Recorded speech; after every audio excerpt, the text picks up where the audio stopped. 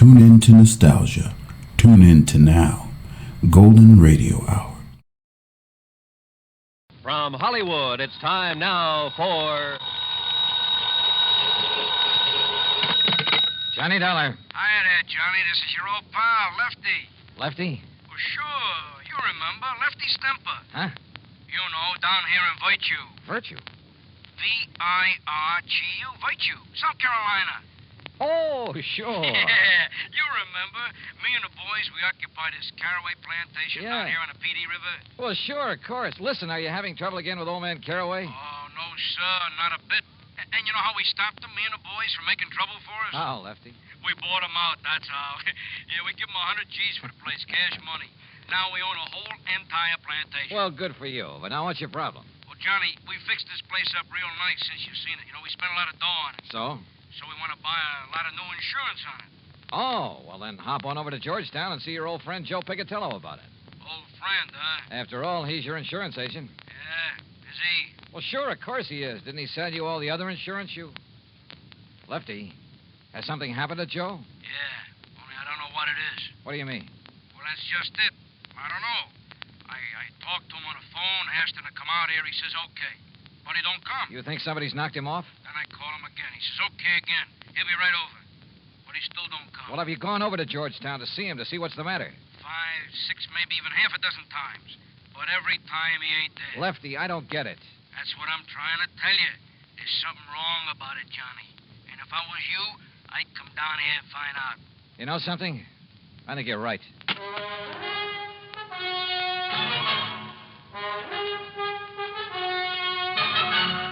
Bob Bailey in the exciting adventures of the man with the action-packed expense account, America's fabulous freelance insurance investigator. Yours truly, Johnny Dollar.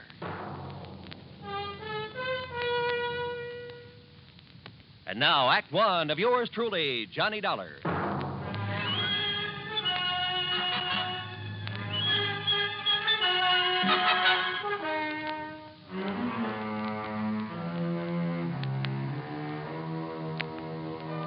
Expense account submitted by Special Investigator Johnny Dollar to the Continental Insurance Company, Home Office, New York, New York. Following is an account of expenses incurred during my investigation of the virtuous mobster matter.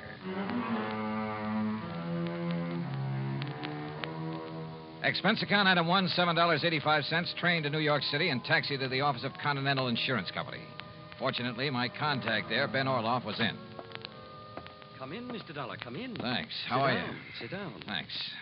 Now, Mr. Orloff... Wait a minute. Don't tell me you never received that check for your services down in South Carolina. Oh, yes, I got that. Why, But I had that mailed out to you nearly 2 months ago. Yes, I said I got it. Oh, good. Incidentally, I thoroughly enjoyed your report on that case, the Village of Virtue matter, you called it? Yes, Though I why know. a group of ex-gangsters should decide to settle in a town called Virtue, I'll never understand. Well, Were they really behaving themselves, as your report indicated, or had they been using that old plantation for a sort of hideout? Their records have been clean down there for over 20 years now. Is that so? Well... maybe the answer to organized crime is to give all those fellows a nice, quiet plantation to live on. Yes. Though I must say that when our agent down there, Joseph Picatello... It's about Joe that I've come to talk I to. must say that I was a bit concerned when I found Joe had sold policies to characters like Lefty Stemper and Bully Magoon and Flippy Lackovich. Mr. Orloff. Why, those were the very sort of men that Thomas E. Dewey chased out of New York when he was DA some years ago. Mr. Orloff. That was before Dewey became governor, you know. So naturally, what were you going to say about Joe Picatello? Have you heard from Joe recently? No, I don't think I have, now that you mention it. Because I Why? just talked over the phone. Wait. You must understand one thing, Mr. Dollar. Oh, what's that? Our office down there in Georgetown is probably the smallest one we have in the whole country. Joe really doesn't handle much business for us, you know. Yes, I understand. I understood that when I talked to him in April. If it weren't for those mobsters over in Virtue... Ex-mobsters, Mr. Orloff. Well, if it wasn't for them and some of the townspeople to whom we've issued policies, I'd... Mr. Dollar, has something happened to Joe Picatello? That's what I want to find out. Because now that I think about it... Excuse me. Miss Bailey? Yes, Mr. Orloff. Did you ever get a reply on the Harmon policy from Mr. Picatello in our Georgetown office? No, sir. I've written Mr. Picatello several times now. Thank you. Dollar, we wrote Joe about that Harmon matter over 4 weeks ago. Well, didn't it occur to you to phone him and find out why he hasn't answered you? But it involves such a small policy that... yes. Perhaps I'd better try to call him. Miss Bailey? Wait. Yes? Nothing. What? I said nothing. Well, Mr. Dollar? Well, Mr. Roloff, if something has happened to Joe Picatello, well, look, instead of spreading the alarm, how about if I quietly run on down there? But have you reason to believe something wrong has happened to him? Only from what his clients down there at the plantation have told me over the phone. You think perhaps some of his old gangland enemies have got to him? After 20 years, I don't know. But if you'll okay my expense account, I'll go down there and see. Well, now, Mr. Dollar... And if you won't, I'll go down there anyway. But there's the danger, too. This might be a very dangerous... Let me hear from you as soon as you can, Mr. Dollar.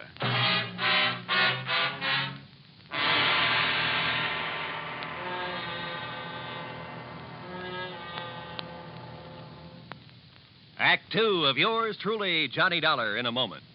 And now for another episode in the life of Sergeant Donald Bellwether, my husband.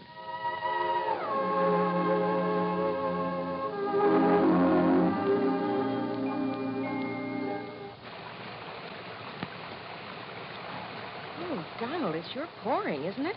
Can you see all right? Oh, yeah, I can see.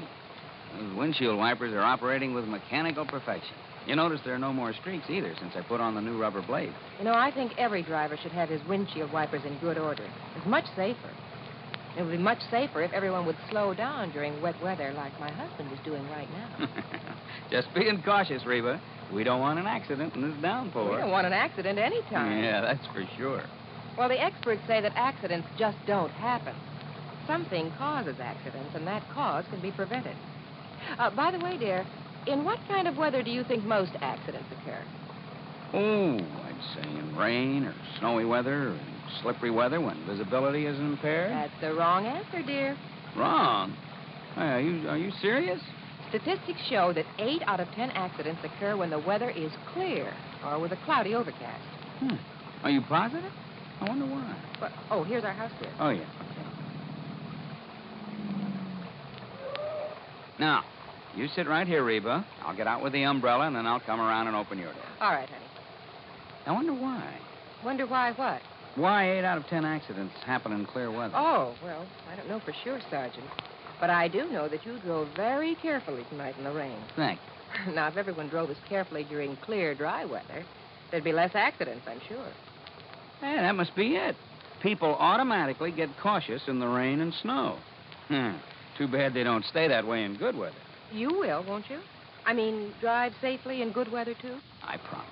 Oh, that's my Donald. That's my doll.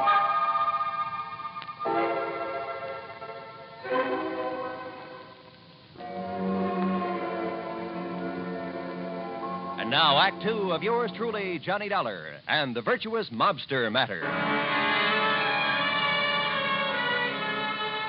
Expense account item 2, $28 even, transportation and incidentals, New York City to Georgetown, South Carolina. It was late when I pulled into the prosperous little southern community, and it was dark, pitch dark. Item 3, $50 deposit on a rental car. Item 4, 70 cents for a sandwich and a Coke at an all-night diner. Then I drove over to Joe Picatello's on a side street near the park. The small frame building that served as both office and living quarters for Joe was dark. But in the hope he might be asleep in his little apartment up above, I knocked. No answer. Until I was about to turn and go back to my car. There was the sound of a door slamming somewhere inside. But still no light showed. I knocked again. Then, faintly, I heard footsteps approaching. But why hadn't Joe turned on a light in there? Yeah? What do you want? Joe! Yeah? Joe, open up. It's Johnny Dollar. Johnny who? Johnny Dollar, insurance investigator, you know. Investigator? That's what you said? Are you kidding? What's the matter with you, pal? Open up. Yeah. Sure.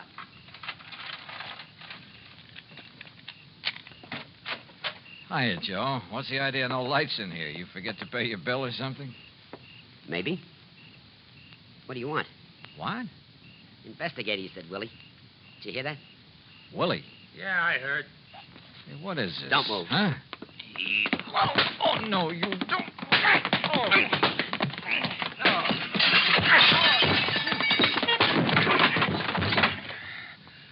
All right, Willie, I got his gun. Now hit him again. Yeah. Again. Once more. Okay. There he is, out like a light. Yeah. What do you want I should do with him now? Huh? You crazy, Willie? You mean you don't know? Okay, but if I blast him here, it's going to make a lot of noise, and if anybody... Listen. Hey, it's a car. Coming down the street. Investigator, he said. So he wouldn't be working alone. Come on, out the back way. But I know who's going Shut to up stay and here. let's get out of here.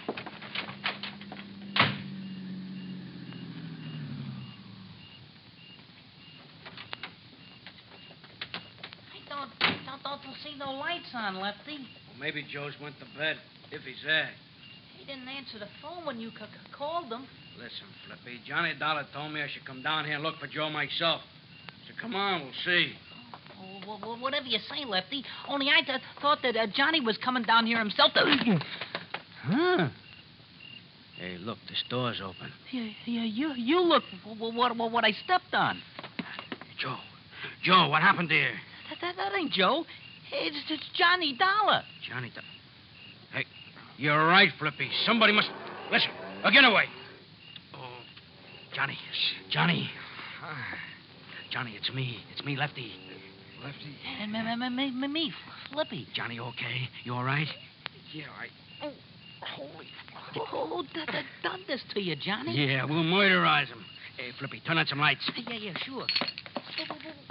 What the hell happened in here? You know who done this to you, Johnny? Yeah. Yeah? It was... Oh. Hey, come here, Flippy. Help me lay him up on the sofa. Sure, Lefty. Easy. Yeah, get it easy. Sure. Here now. Yeah. All right, now, Johnny, listen to me. Who, Johnny? Who? Yeah, Johnny. I can't believe it, but I could see him in the light from the street. Who? Joe. What? Joe Pigatello. Smokey Pigatello done this to you? Another guy with him. Called him Willie. Willie the Lump? Why? Why did he do it? I don't know. Acted very strange when he came to the door. But I don't get it. He was my pal. He was your pal. And, Willie the Lump with him. That's what I don't get. It means he's went back. That's what it means. He's went back to the old racket, dope smuggling. No. Yeah, him and Willie the Lump was partners in the old days. But 20 years. Joe's been straight, Lefty. Like you and me and Bully Magoon. Yeah, for 20 years, you and me and Bully, the only guns we ever used was for hunting, for killing snakes. But not no more. What do you mean, Lefty? Joe Pigatello done this to you, Johnny. It means only one thing. There's only one thing we can do. No. He's right, Johnny. No, Lefty. Yeah, Johnny. First we take you back to the plantation where you get all right again. No, listen to me. Then we Lefty. find Joe Pigatello. Flip and Bully and me. No. And when we do... Huh? Well, now, what are you punks doing here, huh? Hey. Joe. That's right. Who'd you expect? What's the big idea? All right, don't move.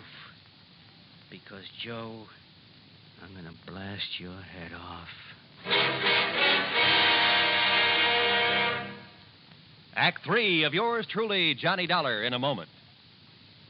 Do you know who said, every individual in society has certain powers, rights, and privileges which no other individual can justly abridge or destroy? Those words were written by Noah Webster, the man who compiled America's first great dictionary. Mr. Webster knew that if the country which he had seen come into being were to succeed, the rights of the individual have to be protected. Each person is entitled to certain basic rights, powers, and privileges which must not be taken away because of the whim of someone with greater power. In the United States, the individual is important regardless of his wealth, power, or position. The importance of the individual is closely linked to the American tradition. Remember the words of Noah Webster. They are part of your American heritage. The rights and privileges of the individual must be preserved. And now, Act 3 of yours truly, Johnny Dollar, and the virtuous mobster matter.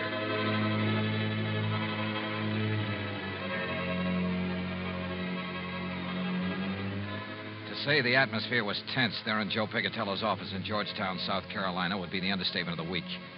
After the beating I'd taken from the ex-gangster and one of his pals, my old friends Lefty and Flippy had come in and had found me there. And they couldn't understand why Joe had done this to me. Unless... It means he's went back. That's what it means. Went back to the rackets. Oh, Willie, the lump was with him. Him and Willie was partners in the old days. Dope, narcotics. So the two of them swore to get Joe. And then suddenly we looked up to see someone standing in the doorway. It's Joe. It was Joe Picatello. That's right. Now, who'd you expect and what's the... All right, don't move. Because, Joe, I'm going to blast your head off. Oh, now put that thing down, Lefty. Don't move. What is it, Slippy? A gag or something? Is it a gag what you done to Johnny Dollar? Huh? Johnny. I said one move and I'll give it to you. Johnny. Turn around, Joe, or I'll shoot you in the back, you dirty... What did they do to you, Johnny? Listen, Joe. Lefty. Flippy, I'll kill you for this. What are you talking about, you dirty Wait, rat? wait, Lefty. Johnny's my pal. Like you used to be before you went back in the rackets. Went back in the racket. Yeah, with that dope hound with Willie the Lump. What do you know about Willie the Lump? Plenty. Now that you're back with him. You're crazy. It's no good, Joe, because Johnny recognized you. You and Willie the Lump when you waked him over. And I tell you that I had 20 years, you and Bully and Flippy and me, we showed we could do it straight. We could be respectable. Me and the boys at the plantation, you down here. But now you spoiled it. You ruined it for all of us. Look, will you listen? So don't move. We made a deal. You and me and the boys. 20 years ago. If anybody slips, anybody breaks up our respectable life, he gotta go. Was that the deal? Yeah, that was the deal. But you don't know what you're talking about when you say I'm going back All right, so you lousy scum, you not only go back, you do this to Johnny Dollar. My friend, the guy who believed in us. Lefty. So for that, you gotta go. Lefty, listen. Now, Joe. Right. Lefty. Give me your gun, Lefty. No, Johnny. That was the deal. You ever use a gun on a man, you'll go up for the rest of your life. Johnny, it's for you. I'm killing him. Hand it over, Lefty. Okay, thanks. You see, it wasn't Joe who worked me over. What? I thought it was. It looked like him. It sounded like him. Then it was him. Look at his hands, his face, his clothes. Is this the man I fought with in here 5 minutes ago? Sure, maybe I did get the worst of it with two of them on top of me. But believe me, I cut them up some, too. He's right, Lefty. Yeah, but then I don't... Look, if it wasn't him... The twin. The twin. You're right, Lefty. It must be the twin. The twin here? All right, boys. Let me in on it, too, will you? Shep Larko, the twin they called him. That's what the law called him. Called him and Joe, the twins. Because they looked like each other. They talked like each other. There was always the alibi for each other. But what's Shep Larko doing here? I can't tell you, Flippy. Not yet. All right, Joe. All right. I believe you about not working over Johnny here. Because of what he says about you and me, it must up. But if you and Shep are back in the racket... I'm not, Lefty. That's straight. No? All right, then tell me. Where you been? I can't tell you. 3-4 weeks now, we don't know where you are. The insurance company don't know where you are. Well? I can't tell you. Now listen. Oh, you listen. You listen. If Shep and Willie have been here, they'll be coming back. Why? Yeah, Joe. Why? I can't tell you. I can't tell you. All right.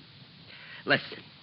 We're listening, Joe. The Secret Service. Huh? Well, after those killings up in Baltimore. During that smuggling job? Yeah, Johnny.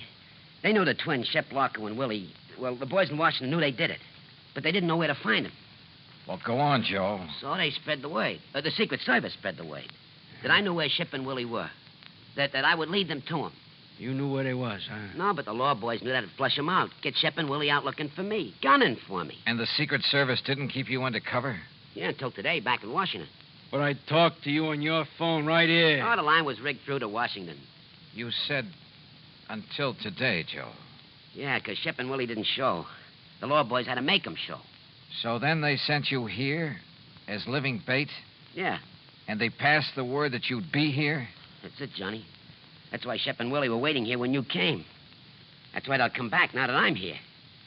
Boy, if you stuck your neck out for the sake of going straight. I couldn't help myself. The Secret Service rigged it on me. Guy named Phillips. But now you're all in it. So, Flippy, turn out the lights. Yeah, let's get out of here. Oh, no. What? Oh, listen, we was crooks, but never killers. But it's killers that's coming to get Joe. What do you mean, Lefty? But they won't. And they won't get you, Johnny. Sorry, Lefty, I can't move. But then we're staying. For you and Joe. Yeah, right. So turn out the lights, Flippy. You're too late, boys. Shep. The twin. That's right. Your old pal, Shep Larko. Keep a rat on him, Willie. Don't worry, Shep. Investigator, huh, Dollar? Only at Secret Service, ain't it? Is it? I knew we should have killed you when we had your dollar. But we thought these boys driving up was reinforcements. Ha! Reinforcements. We should have known the Secret Service wasn't that bright. All right, Willie, frisk him while I keep this gun on him. Sure. Don't none of you try nothing. Not Dollar. We got his gun. Oh, okay. Just what do you intend doing, Shep? They're clean, Shep. What do you think? All right, Joe gets it first. Put your gun up close so it don't make no noise. Go ahead, Willie. Yeah.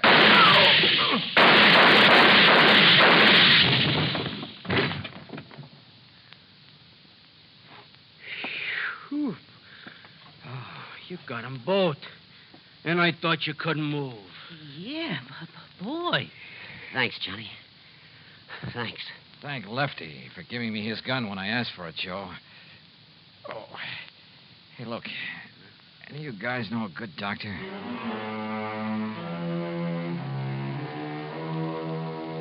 Yeah, I've said it before and I say it again. In this insurance business, you never know what you'll run into.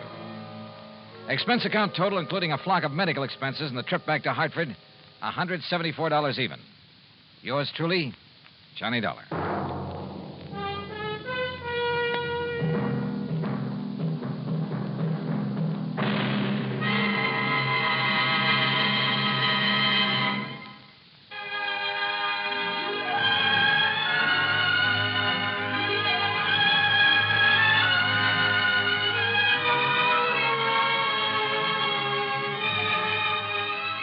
Yours truly, Johnny Dollar, starring Bob Bailey, originates in Hollywood and is produced and directed by Jack Johnstone, who also wrote today's story. Heard in our cast were Gene Tatum, Jack Crucian, Les Tremaine, Billy Hallett, Frank Gerstle, and Gil Stratton, Jr. Be sure to join us next week, same time and station, for another exciting story of yours truly, Johnny Dollar. This is Roy Rowan speaking.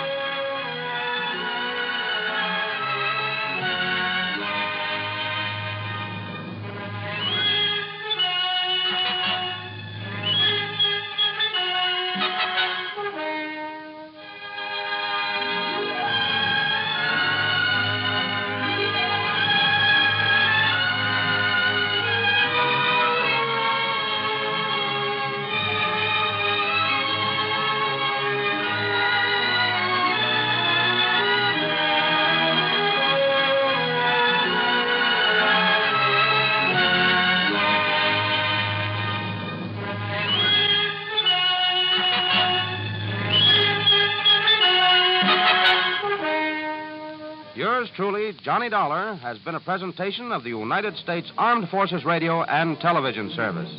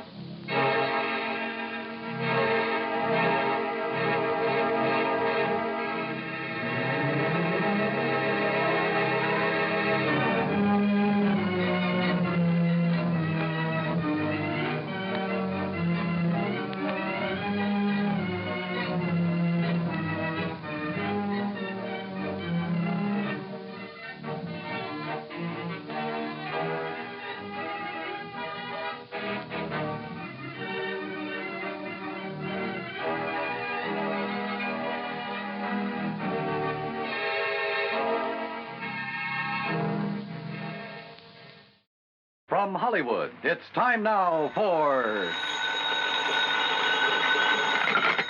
Johnny Dollar. Ralph Single, Johnny. At Mono Guarantee Insurance Company. Oh, hi, Rip. How's Hollywood's most eligible bachelor? Listen, do you know who Hildegard Ransom is? Are you kidding? That gal's coming out party hit the society column of every newspaper in the country. Yeah, I know. So, how'd you like to have a date with her? Hey, wait a minute. Weren't you dating the luscious Hildy Ransom a while back? Yeah, I was, but I threw her over. Oh, Rip, you just don't appreciate the finer things of life. Oh, no? Well, if you had to put up with some of her wild ideas or crazy antics... So what? What difference does it make? All that beauty, all that money? Look, I ask you. You want a date with her? At company expense. Well, why not? Then grab the first plane you can and fly on out here. Okay, I'm on my... what's the catch, Rip? I'll, meet you at the Los Angeles International Airport. Yeah, fine, but suppose you give me some Bye. idea...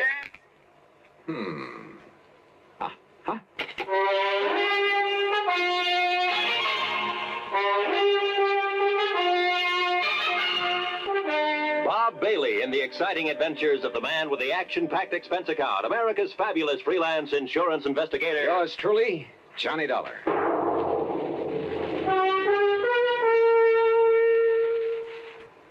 And now, Act One of yours truly, Johnny Dollar.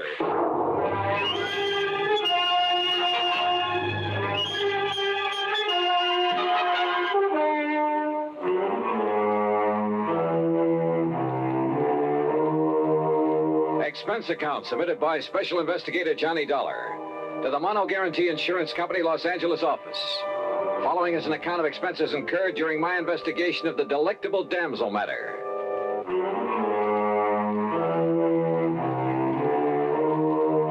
Expense account item 1, $107 even, Hartford to New York, and a DC-7 mainliner to Los Angeles. Single is a good name for Rip. He has a knack for meeting wealthy, important people, particularly women. Yeah, they practically swoon under his spell, and he sells them insurance. I'm not sure I approve his love 'em and leave 'em tactics, but it's no wonder he knew Hildy Ransom, heiress to a couple of $1 million. Hi, Johnny. But he hadn't told me why he wanted me to meet her, and I was sure it wasn't just for a date. Daydreaming, Johnny? Huh? Hey, your baggage is right here on the rack. Come on. I'll help you put in the car and we'll take off. Oh, hi, Rip. Sure, where's the car? Over here in the parking lot. Hey, what were you dreaming about there at the luggage pickup? Oh, Hildegard Ransom, who else? And I take it your little romance with her, the one that hit the headlines a while back, is all over, huh? Oh, sure. But I got her insurance business. All of it. And, Johnny, if I had to, I could live off the premiums of that one account alone. Then it must be pretty big. Because if I remember the way you live, fancy clothes, fancy apartment. Well, you can't take it with you, boy. Besides, it's all good for my business. Here we are. Hey, you like this little old truck? The little old truck was a brand new Eldorado Biarritz. Special paint job, gold fittings instead of chrome. Every accessory you can think of, including a bar in the back seat. Yeah, Playboy, party boy, Rip Single hadn't changed a bit. And if you make contacts, make them right where the money is, and if it's a pretty girl that has the money and you can charm her into your arms, baby, you made a sale. Okay. Now tell me, Rip. Johnny, did you ever hear of the Cape Star? What's that? Well, it's an emerald. As big as a robin's egg in a 14-carat mounting loaded with diamonds and rubies. A brooch. Value? Nearly 300,000 clams. This Hildegard Ransom owns it? Uh-huh. Or did. How'd she lose it? Well, all I know is that she called me and she said it was missing and that she wants me to go out and have a look. Out where? But I don't want that wacky dame to get her hands on me again. Now, you heard of some of her crazy escapades. Like the time she flooded half of the Bel Air estates. The what? Well, she didn't like the looks of a fire plug on her 5 acres up there, so she had the gardener plant some dynamite under it. Oh, brother. Well, I've got to do something for laughs, she said. Oh, the old story of the idle rich with too much time on their hands, huh? Yeah, that's right. Well, that kind of stuff can lead to trouble sometimes. Where is she, Rip? Bel Air, did you say? Well, when she's home, which isn't often. Right now, I think it... What the Sam Hill? Oh, sure. All the comforts of home. Here now. Hello? Are HS 1121? That's right, operator. One moment, please. I have a call for you. Oh, thanks. Oh, brother, when I get rich enough to put a mobile phone in my car. Oh, it doesn't cost much. As a matter of fact... Rip Single, are you coming out here to see me or aren't you? Oh, well, now, Hildy... It's the 5th time I've called. And, Rip, if you don't do something about my loss of the Cape Star, you call the police. Well, sure, of course. I might have known you would. So they'll tell the papers. More publicity for you in that lousy insurance business. But, Hildy, I always notify the police Well, you know what that means. It means reporters, photographers, cops, half the town falling all over themselves when I get in. Look, Hildy, So if you or somebody else, and I don't mean the cops, if you don't get out and try... Darling, You know what, I'll cancel every policy I have with you. My own, the houses, the cars, this old tub, everything. Here, will you take this, Johnny? Yeah, sure. Hello? Hello, didn't you hear what I said? Look, miss, What? Who's that? Johnny Dollar. Johnny. So he got you. Well, now we'll have some action. Because you'll come out here right away, won't you? Well, that depends. But I don't know what to do. The Cape Star Emerald gone, and Rip's so busy he can't leave his office. Johnny, you have to come, please. Well, look... Oh, I knew you would, honey, and I'll be waiting for you. Rip can tell you how to get here. Bye. Yeah. Don't be fooled, Johnny. She really is that charming. When she wants to be. Okay, Rip, take me to her. Not quite. Huh? That old tub she mentioned is her 165-foot diesel yacht. What? And near as I can guess is about 70 miles offshore. Well, do you expect me to walk? Oh, she also has a cruiser. A 58-footer parked down at Balboa. You can go in that. Then you'd better swing around, brother. We're driving north. Oh, there's a private airport up here off Sepulveda Boulevard where I keep my plane. Your own plane? Sure. Holy smoke.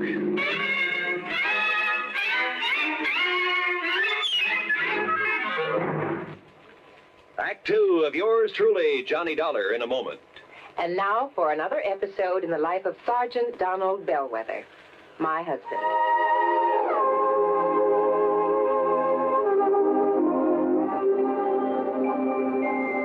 Reba?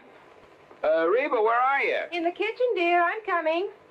Donald, what are you doing home so early? Are you sick? No, I'm not sick. I came home early to get some work done, but you're going to have to help me. Help you with what? Well, you got me into this. You're going to have to help me get out. Donald, you're not making sense. What did I get you into? Well, it all started this morning. I walked into the lieutenant's office and I started bragging about how well my wife delivered her speech on safety at the PTA meeting. Aw, that was sweet of you. Yeah, sweet, but the lieutenant was quite impressed. In fact, he was so impressed he assigned me to give a talk on safety tomorrow at the enlisted men's meeting. Well, good for you, Sergeant. You can do it. Well, gee, I don't know, Reba. What'll I say? Well, just say that, well, wait a minute. Here's some notes on traffic accidents. Just read these aloud. Oh, come on. Come on, just try them for size. Well, okay. Men, what if a disaster wiped out every man, woman, and child in Springfield, Illinois? We'd be shocked, wouldn't we? So would the entire world. Yet, a total of 95,000 accidental deaths occurred 2 years ago in the United States. That's about 10,000 more than the population of Springfield, the capital of Illinois. Attaboy, you're doing fine. Now, go on. And don't think the men in uniform are exempt from accidents. In one branch of the service alone, 600 were killed and 5,000 injured in a 12-month period. On many, many days during the Korean conflict, more servicemen lost their lives on the highway than on the battlefield. Hey, wait a minute, Reba. These aren't notes. This is a full speech, all typed and ready. That's right, dear. I wrote it for you this morning. Well, how did you know? Well, your lieutenant and his wife were at the PTA meeting, dear. Put-up job. I see it all now. I only hope I can do this fine speech justice. Oh, you will, darling. Well, I'll try. Oh, that's my Donald. That's my doll.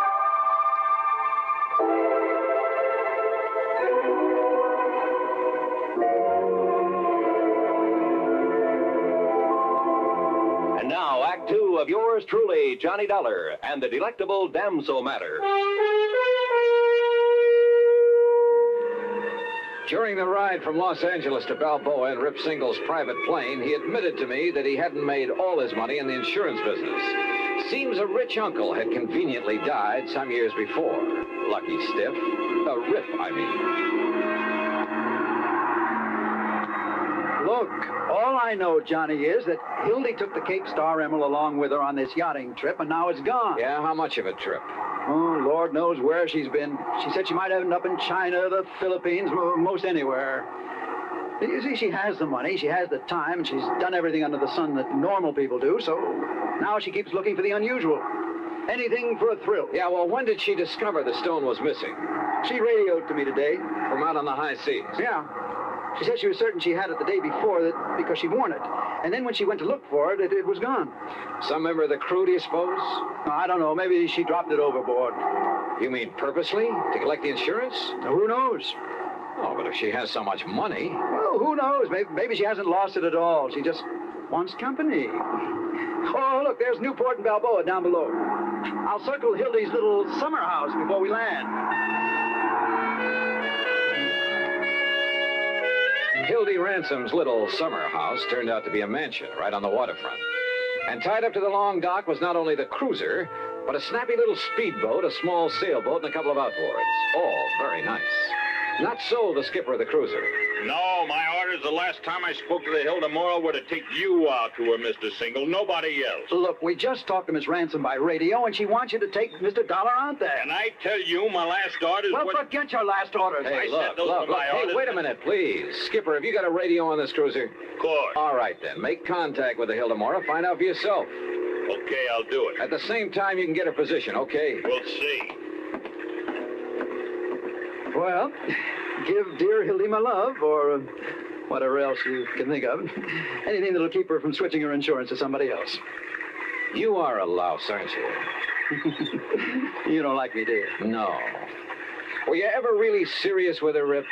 Yeah, sure, but I'm just not the marrying kind. So, Johnny, the field is clear for you. Huh? And if you want to latch onto a few $1 million, she's really mighty sweet, attractive gal.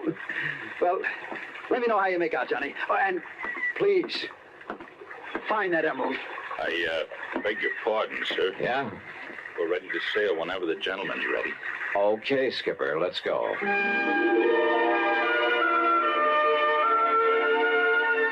The cruiser turned out to be a dilly, luxury from stem to stern. And the trip out to the Hilda Morrow took much longer than I'd expected. In spite of the powerful engines that sent us through the water at over 18 knots, it was well after dawn the next morning when we hove to alongside the Hilda Morrow. And that 165-foot diesel yacht made the cruiser look like a broken-down rowboat. As for Hildy Ransom, 5'6" or 7", she was blonde and she was beautiful, with quick blue eyes that had fun and laughter sparkling in them, and a figure. Well, come on, Johnny. Come aboard. And, Marty, you keep the cruiser around in case Mr. Dollar wants to go ashore again. Hi, sir, Miss Pat.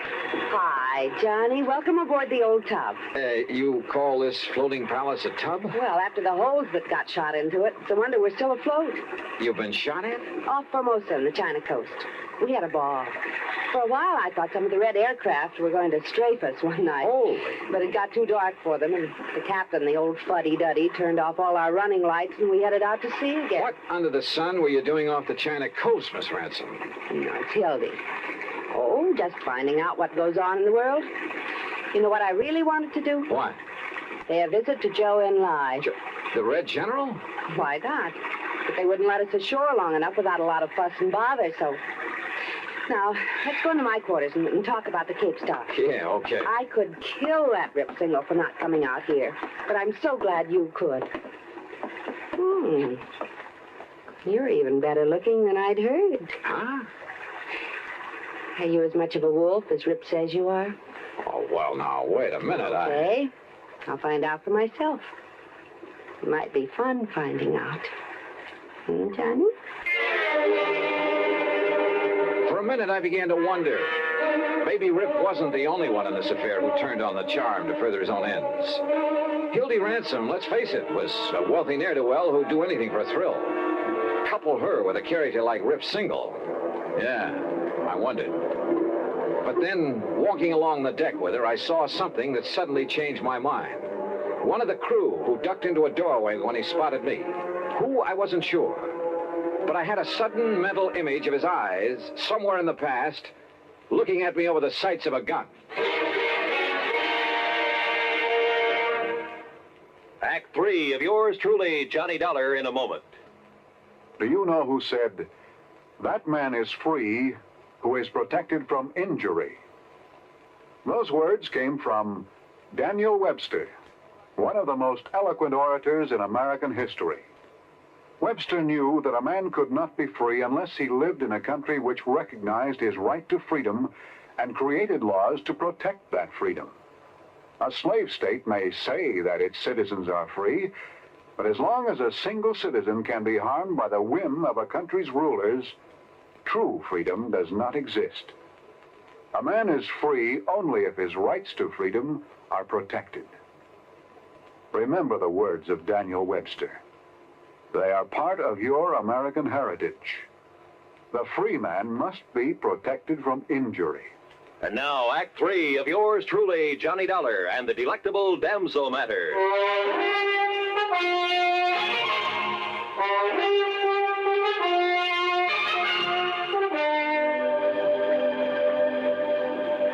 I could have waited till we got in to report the loss of the emerald, but sit down, Johnny, and I'll have some drinks brought in. Okay, thanks. Now listen. Because of where we've been on this trip, we'll have to go through customs, and there'll be the police and the reporters and so on. And whoever took the Cape Star might have a chance to... Oh, what's the matter? That drawer where I kept it. I'm sure I left that closed after I'd hunted for it, and... Excuse me. Johnny. Yeah. Look. Look, it's here. The Cape Star, it's back. You're sure? Yes, of course. Here, look at it. And you're sure it wasn't there before? Of course I am. I turned this cabin upside down. Hildy, this isn't some kind of a gag, is it? What? I mean, you're having me come all the way out here to find something that wasn't lost after all? Johnny! Oh, Johnny, how can you say such a thing? Of course not. But now that you are here, and the star is safe and sound, I think we'll have fun together, Hildy. I've got so tired of the other guests I have on board. That stuffy old Professor Randolph and his boring wife, and Charlie Burton and that girl he's always fawning over. The Cape Star was actually missing? I swear it, Johnny. All right, then. I still have a job to do. I want to meet these guests of yours. Also, I want to talk to the crew. Of course, Johnny. But later, I'll have some drinks brought in, and we can plan ourselves a ball between now and when we put into port. Oh, yes? Miss Ransom. Yes, Captain. One of the men, one of the crew, name's McCarty. Yes? It looked like appendicitis, ma'am, and I took the liberty of sending him ashore in the cruiser. It'll get there long before we can. Well, of course, Captain. You've done exactly right. Wait a minute. I'm not so sure of that. Why, Johnny? McCarty, huh? Short, dark, with a scar on his chin? Yes, sir. They've already left. What? Yes, sir. 10 to 1 that McCarty is the man I want. Johnny. Hildy, we got to stop him. A radio call to the cruiser brought no response, and I had a sneaking suspicion the skipper of it had a gun in his back, a gun held by the supposedly sick McCarty. And the yacht, despite her size and power, could never catch up with that cruiser in 1,000 years. If you're right, Mr. Dollar, we'll radio to the Coast Guard to intercept it. But I couldn't be sure that I was right. And then I noticed the speedboat slung between davits on the yacht's afterdeck. Of course, Johnny. And I'll go after them with you. Oh, no, you won't. Just for kicks, huh? Please. No. Then 6, 8, 10 minutes later, however long it took to get the speedboat overside, the first mate and I were tearing across the ocean in pursuit of the cruiser. That cruiser will do an even 20 knots if he opens her wide, Mr. Dollar. But she's no match for this, baby. And pour it on. Come on, you see him yet? Sure do, dead ahead. Yeah, I see him too. Well, where's the skipper? McCarty's up on the bridge alone. Hey, look out, that puff of smoke. He's shooting at us. Then hang on, I'm going to swerve around. But he'd never hit us at this range anyhow. Stay down low. He might get lucky. You got a gun to answer him? No. Well, there's a very pistol. Use it for shooting up the stress flares. Where is it? This cabinet under the dash. You see it? Yeah, right. It's no match for a .38, but if you can swerve us in close enough, keep swerving. Right. Hey, look. He's having to reload. Then get us in there fast. Here we go. Well, let him have it. Let him have it. Yeah. another load. Here, Dollar, right here. Watch him, huh? He's changing course. Hey, you're right. Look out, he's turning into it.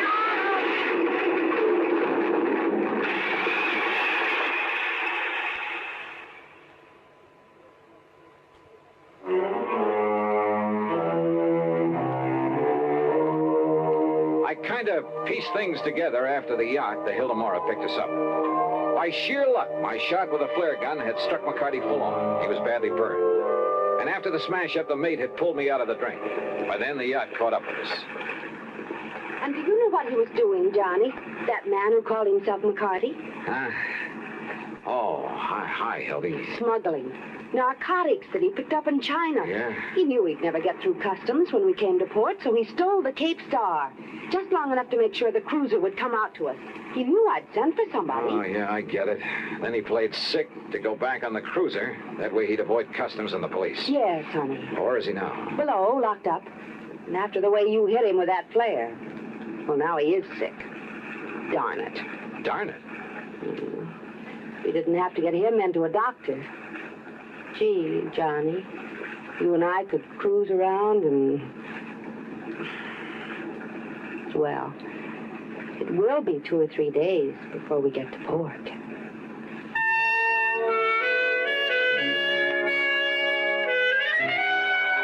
3 days. And what a 3 days. But, oh well. Expense account total, including transportation back to Hartford, $230 even. Remarks? It's funny, isn't it? You never know what you're going to get into when you take on even the most routine kind of case. Yours truly, Johnny Dollar.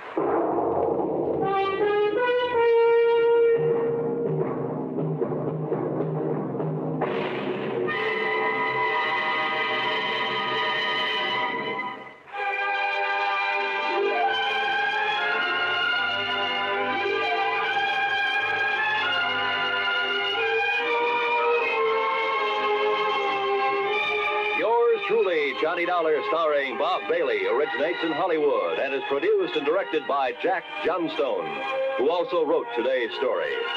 Heard in our cast were Virginia Gregg, Chet Stratton, Barney Phillips, Jack Moyles, and Frank Gerstow. Be sure to join us next week, same time and station, for another exciting story of yours truly, Johnny Dollar.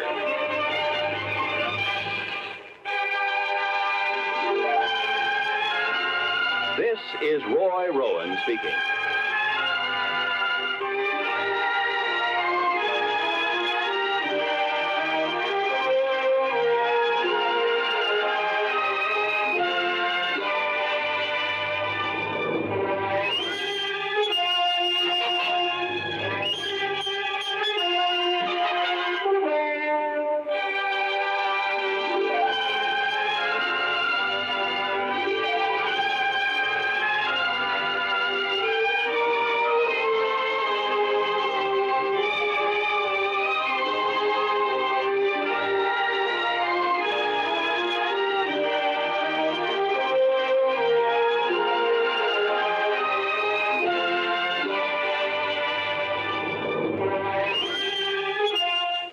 Johnny Dollar has come to you through the worldwide facilities of the United States Armed Forces Radio and Television Service.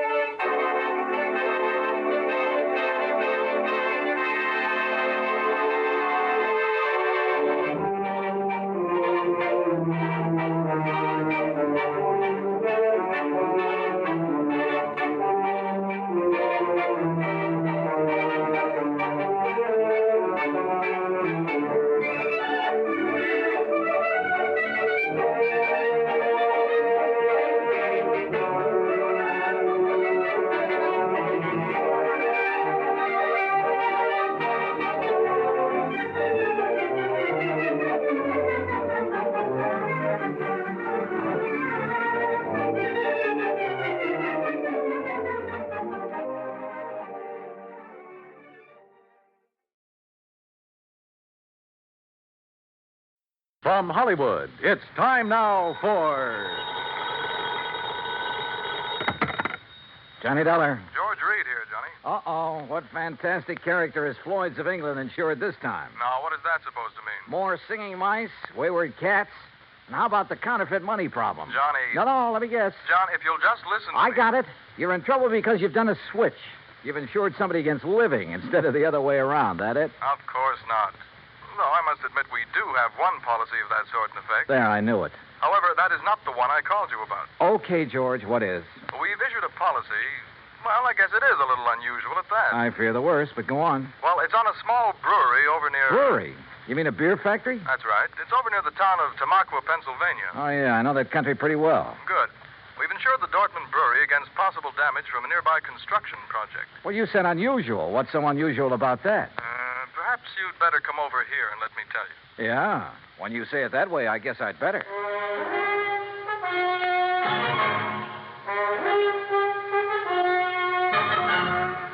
Bob Bailey in the exciting adventures of the man with the action-packed expense account. America's fabulous freelance insurance investigator. Yours truly, Johnny Dollar. And now, Act One of yours truly, Johnny Dollar.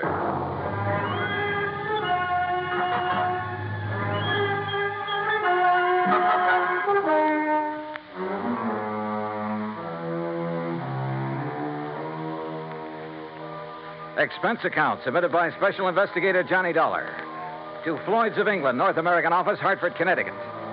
Following is an account of expenses incurred during my investigation of the JPD matter.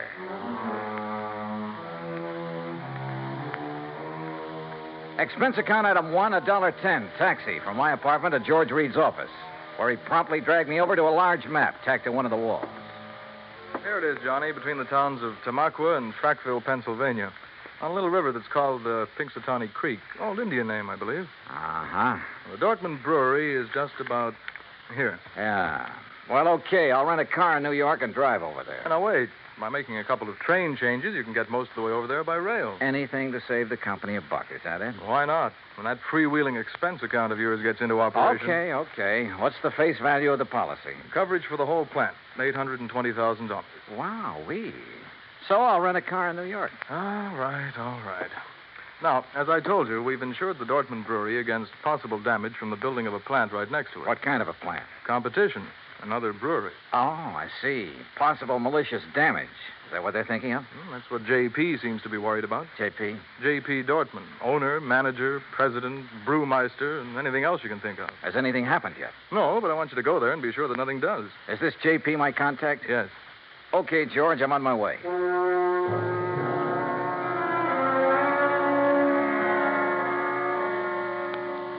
Expense account item 2, $935, fare and incidentals, Hartford to New York. Item 3, $50, deposit on a drive-your-own car. Item 4, 50 cents toll through the Holland Tunnel. I cut straight across the top of Jersey, crossed the Delaware at Phillipsburg, and finally pulled into the little town of Tamaqua shortly after 6 p.m. Items 5, 6, and 7, $12.20. For dinner, a place to rest my weary head, and breakfast the next morning.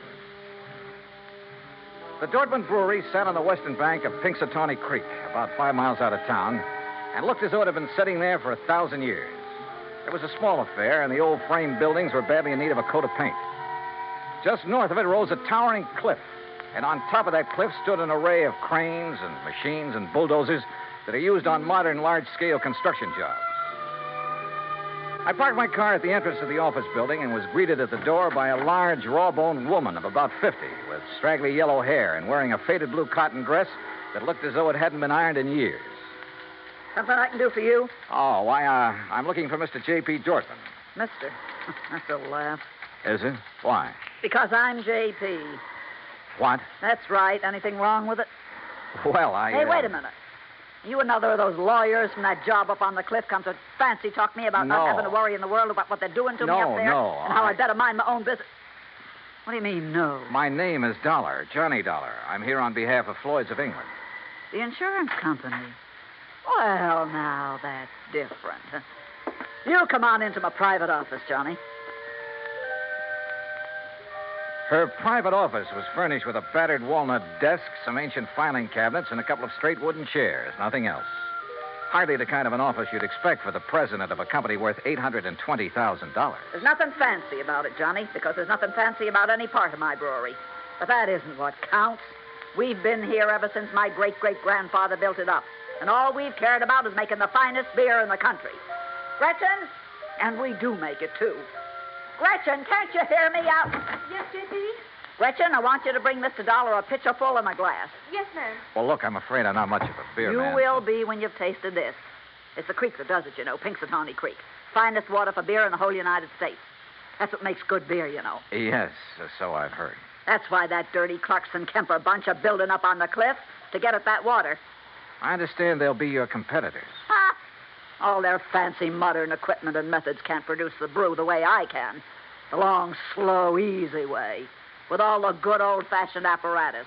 The old country methods. Yes, I see. Why, Now, Johnny, we make our own barley malt. And we grind it by hand. And we come up with a wort that's second to none in the world. The old-type Sparger, too. And the hopjacks. And the finest strain of yeast there is. yes, I'm sure that 3 full months we age before we rack a drop. Sure, we take more time and more trouble, but we come up with a better brew. Better than any modern plant can ever make. Well, then what's your problem? They're getting ready to blast up on that cliff. Blast? A whole big chunk of it away. And when they do, that whole thing will come crashing down here. Thousands of tons of rock. Well, surely there's some state authority or something to prevent that. Oh, they've bamboozled the authorities. And your insurance company, too. They'll say it was an accident, a miscalculation. And when that rock comes crashing down here, it'll wreck this whole plant of mine. Well, you do have insurance, remember? It'll wreck all my fine old equipment that can never again be replaced because there are no such things anymore. Well, when's all this blasting supposed to take place? Who knows? Tonight, tomorrow, next week. Who knows? That soon? Yeah. So, Johnny, if there's anything you can do, you'd better do it now. What's insurance money if I have to lose this for it?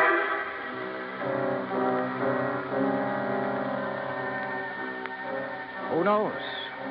Maybe she was right suspecting her rivals might try a stunt like that to put her out of business. But it all seemed a little too far-fetched. And yet, when I think of some of the unscrupulous things that have been done to put down competition, maybe she was justified in suspecting this Carlson Kemper crowd of... Yeah, maybe she was.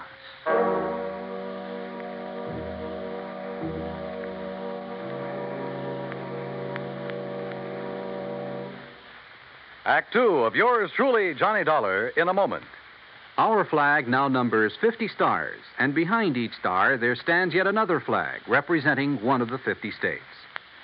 Massachusetts state flag, bearing a green pine tree, is the descendant of the famous Liberty Tree flag that came out of Boston to serve all the original 13 colonies.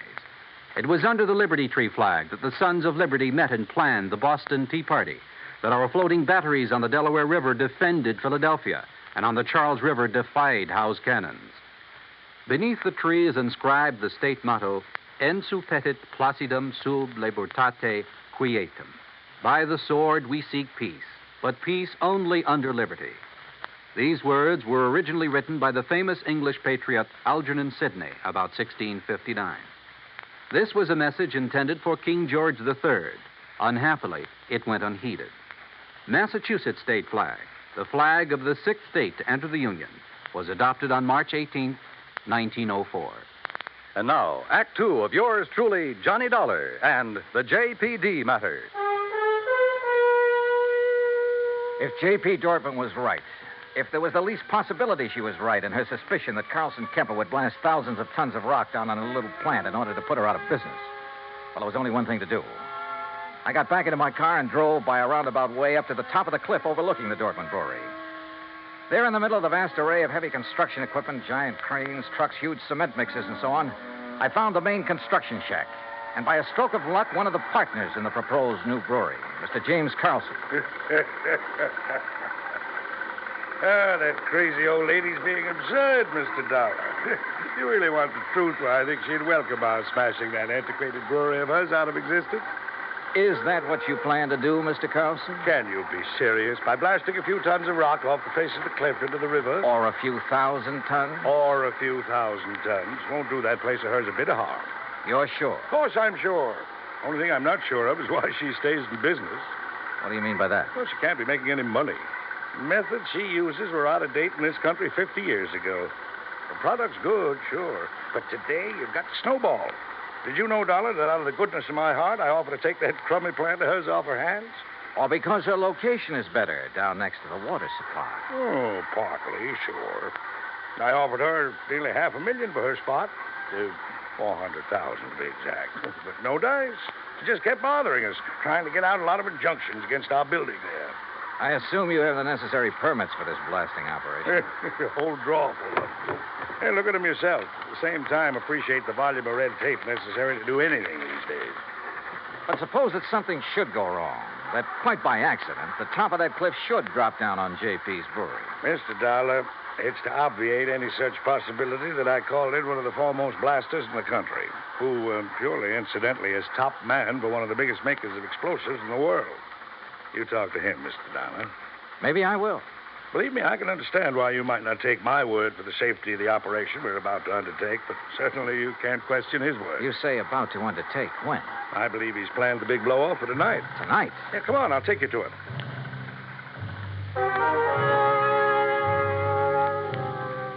We found this expert, Mr. Sidney Crutchfield, in a small, tidy shack set out near the edge of the cliff, working over a series of complicated diagrams with a busy slide rule in his hand.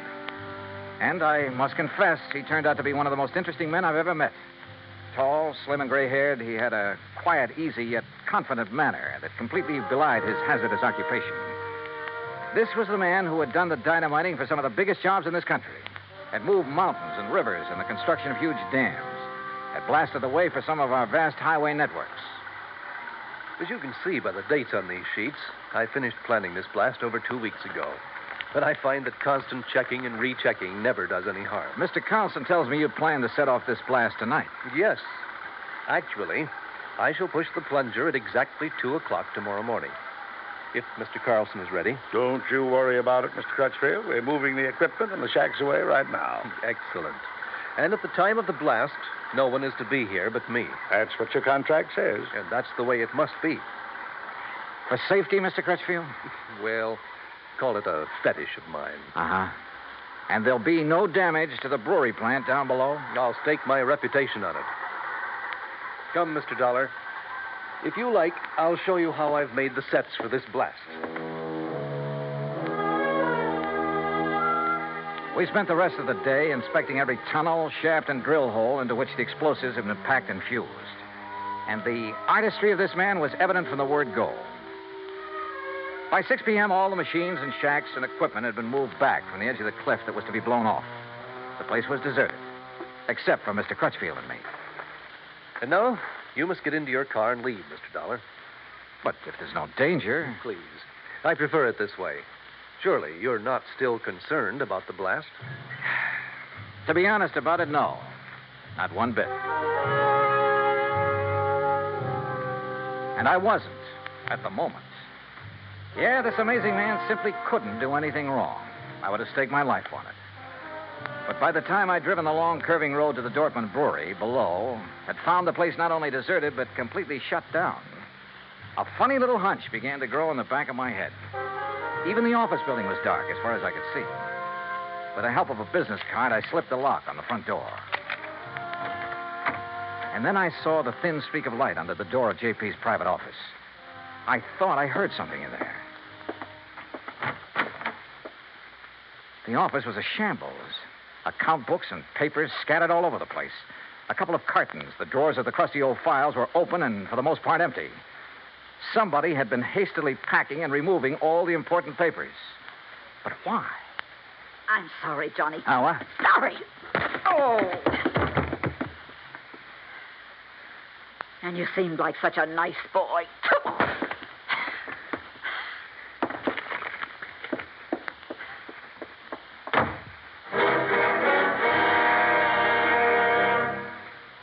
Act 3 of yours truly, Johnny Dollar, in a moment. Anyone who has survived the rigors of basic training is familiar with a great variety of milk that is dished out periodically in the armed forces. Now, there's frozen milk, concentrated milk, frozen concentrate, and good old powdered milk. But sometimes Supplying wholesome, fresh, real milk has been a problem when servicemen have been stationed in out-of-the-way places. The United States Air Force came across that problem some time ago in the island of Terceira in the Azores, those Portuguese islands that dot an eastern portion of the Atlantic Ocean. The air base there was considered powdered milk country for a long time.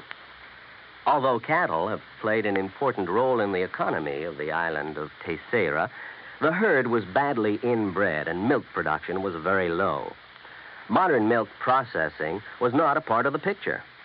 And with the help of Portuguese veterinarians, the men in the United States Air Force unit worked out a free breeding service by using a small herd of milk cows acquired in England and the cattle there at Terceira improved. Then, a complete pasteurizing, homogenizing, sterilizing, bottling, refrigeration plant was flown in from the United States. As soon as this activity got underway, milk production began to climb steadily, and thirsty Air Force men and civilians were soon buying and drinking the new fresh milk. When economy of the island began to rise rapidly, the people were happy and grateful. You might say that a little milk of human kindness increased understanding on an island of freedom, the right of all men everywhere. And now, Act 3 of yours truly, Johnny Dollar, and the JPD matter.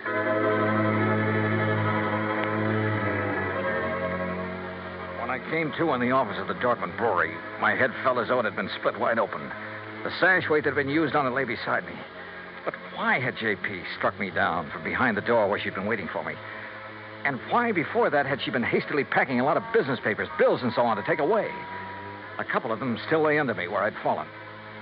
It was several minutes before I found strength enough to roll over and try to push myself to my feet. As I did so, I saw two things. One was a bill she'd overlooked in her haste to get away. A bill from Frankline Powder Company addressed to her personally. A bill for 21 cases of dynamite and some other explosives. The other was my watch. I'd been out for hours, too many hours. For according to my watch, it was 1:52 a.m., exactly 8 minutes before the tremendous dynamite blast on the cliff above was to be set off. And suddenly I knew where, somehow, by her plan, those thousands of tons of rock would land, and not harmlessly in the river below. And I knew why J.P. had left me here. So I'd be crushed by them.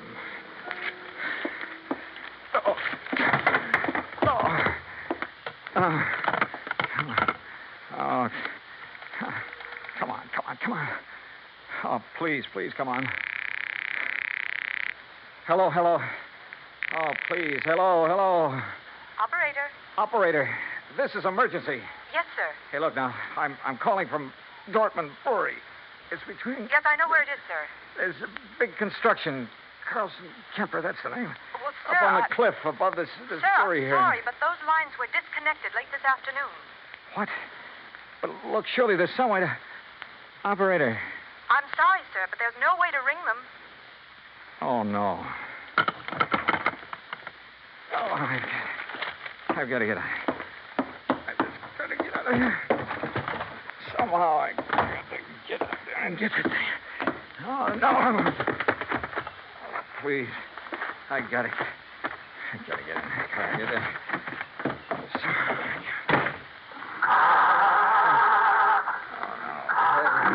I can't.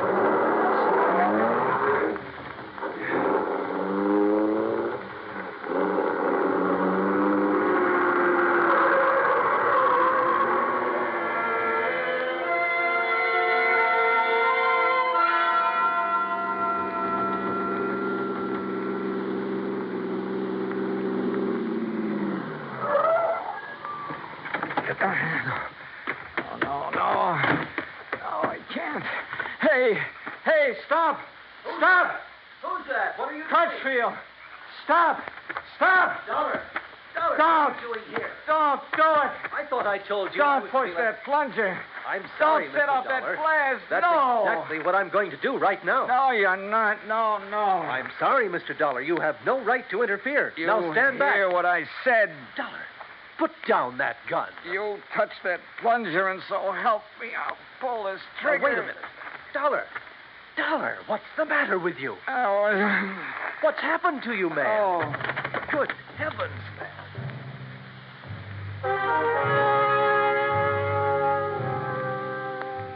I guess it was just luck that I was still hanging on to that bill for the dynamite that I'd found. I guess it was luck that made Crutchfield grab it when he tried to keep me from falling. Made him look at it carefully by the light of his flashlight. But it was his good sense that kept him from going ahead and setting off that charge. When daylight came, he found the spot on the face of the cliff where J.P. had another charge planted. It was set to go off by concussion from the blast that Crutchfield had set.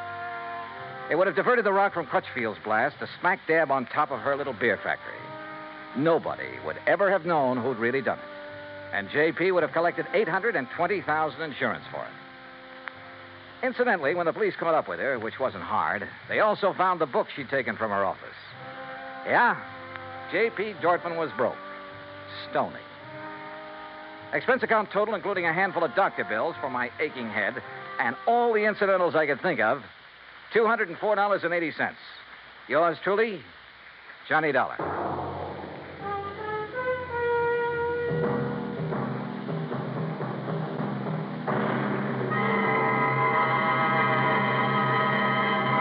Our star will return in just a moment. Our flag now numbers 50 stars, and behind each star there stands yet another flag representing one of the 50 states.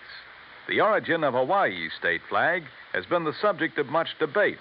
It is now believed that it was the work of foreign advisors to King Kamehameha. Legend also has it that it was designed at the request of King Kamehameha by George Beckley, an English sea captain.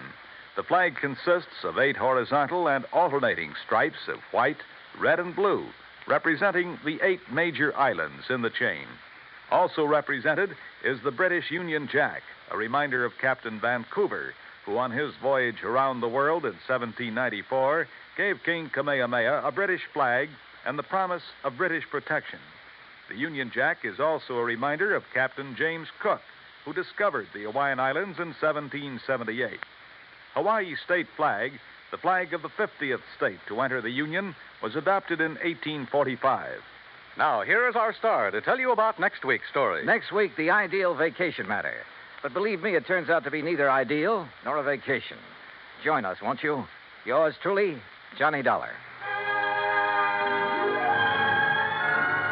Yours truly, Johnny Dollar, starring Bob Bailey, originates in Hollywood. It is produced and directed by Jack Johnstone, who also wrote tonight's story. Heard in our cast were Eleanor Audley, Gene Bates, G. Stanley Jones, Alan Reed, and Austin Green. Be sure to join us next week, same time and station, for another exciting story of yours truly, Johnny Dollar. This is Dan Cumberly speaking.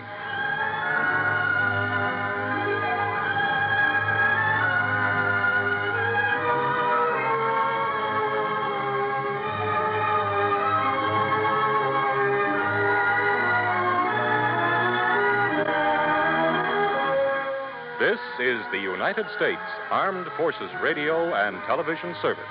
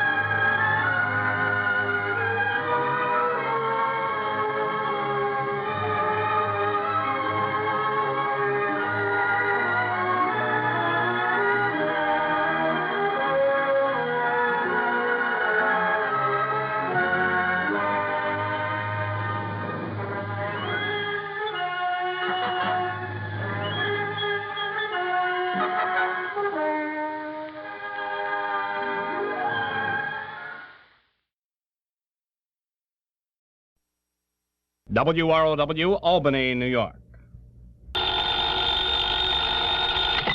Johnny Dollar. This is Frank Harmon, Johnny, at Tri-Western Life here in Hartford. Hi, Frankie. Where have you been, anyway? Oh, I just got back from Lake Tahoe out on the West Coast. Well, then it's no wonder Jack Price couldn't get hold of you. Price in your office down in Corpus Christi? That's right. He called and told me he'd been trying to get you on the phone for several days. Oh, well, I'm sorry. He has a problem, a pretty big one. When he couldn't reach you, he sent it on. He sent her on to us. It? Her? Which is it? Both. So come on over here, will you? There's no time to waste. Oh, what's it all about? Well, all I can tell you is, well, somehow you've got to prevent a murder.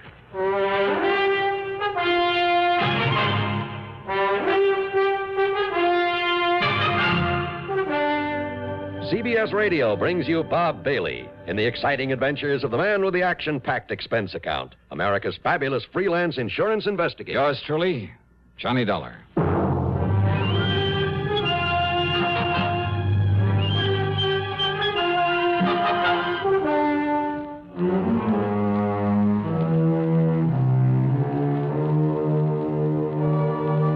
Expense account submitted by Special Investigator Johnny Dollar to the New England Office of Tri-Western Life Insurance Company. Following is an account of expenses incurred during my investigation of the unworthy kin matter.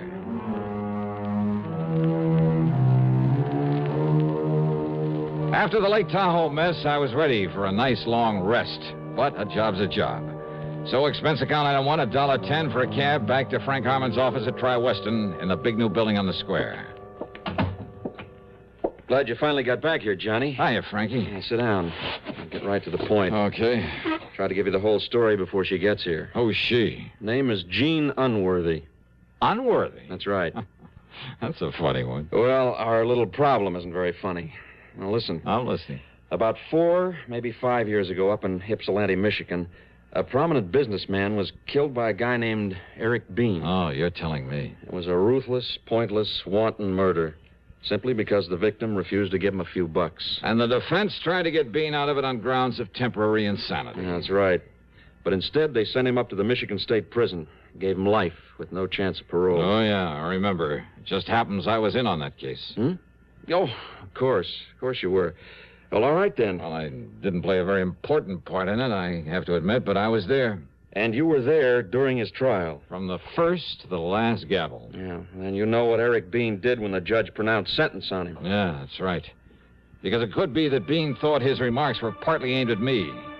I mean, this talk about getting even with everybody. All right, sure.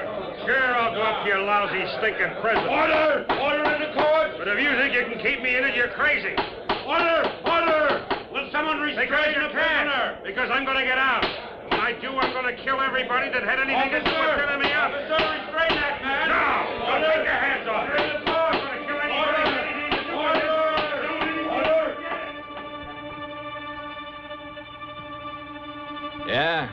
Yeah, Frankie, it was the typical threat of a tough criminal to get out someday and get even with everybody. By killing them. That's what he said. Including you? Well, I told you I really didn't have too much to do with the case. So there's no real reason for Bean to hold a grudge against me. Was there any real reason for the murder? Well, no. But listen, you know how little those courtroom threats usually mean. Yeah, well, then you're not at all worried over the fact that Eric Bean escaped 7 or 8 days ago. Oh? Well? No, not particularly. Well, you should be, Johnny. Along with the rest of the people who were involved in that affair. Oh, Frankie, I told Johnny, you. In the past 5 days, Bean has killed 4 of the people he promised to kill. No kidding. And the police have no idea where he is or when he'll strike again. And another one of his intended victims is Mr. Albert K. Unworthy, who's now living down in Corpus Christi, Texas. And he's insured by our company for over $500,000. Well? Yeah.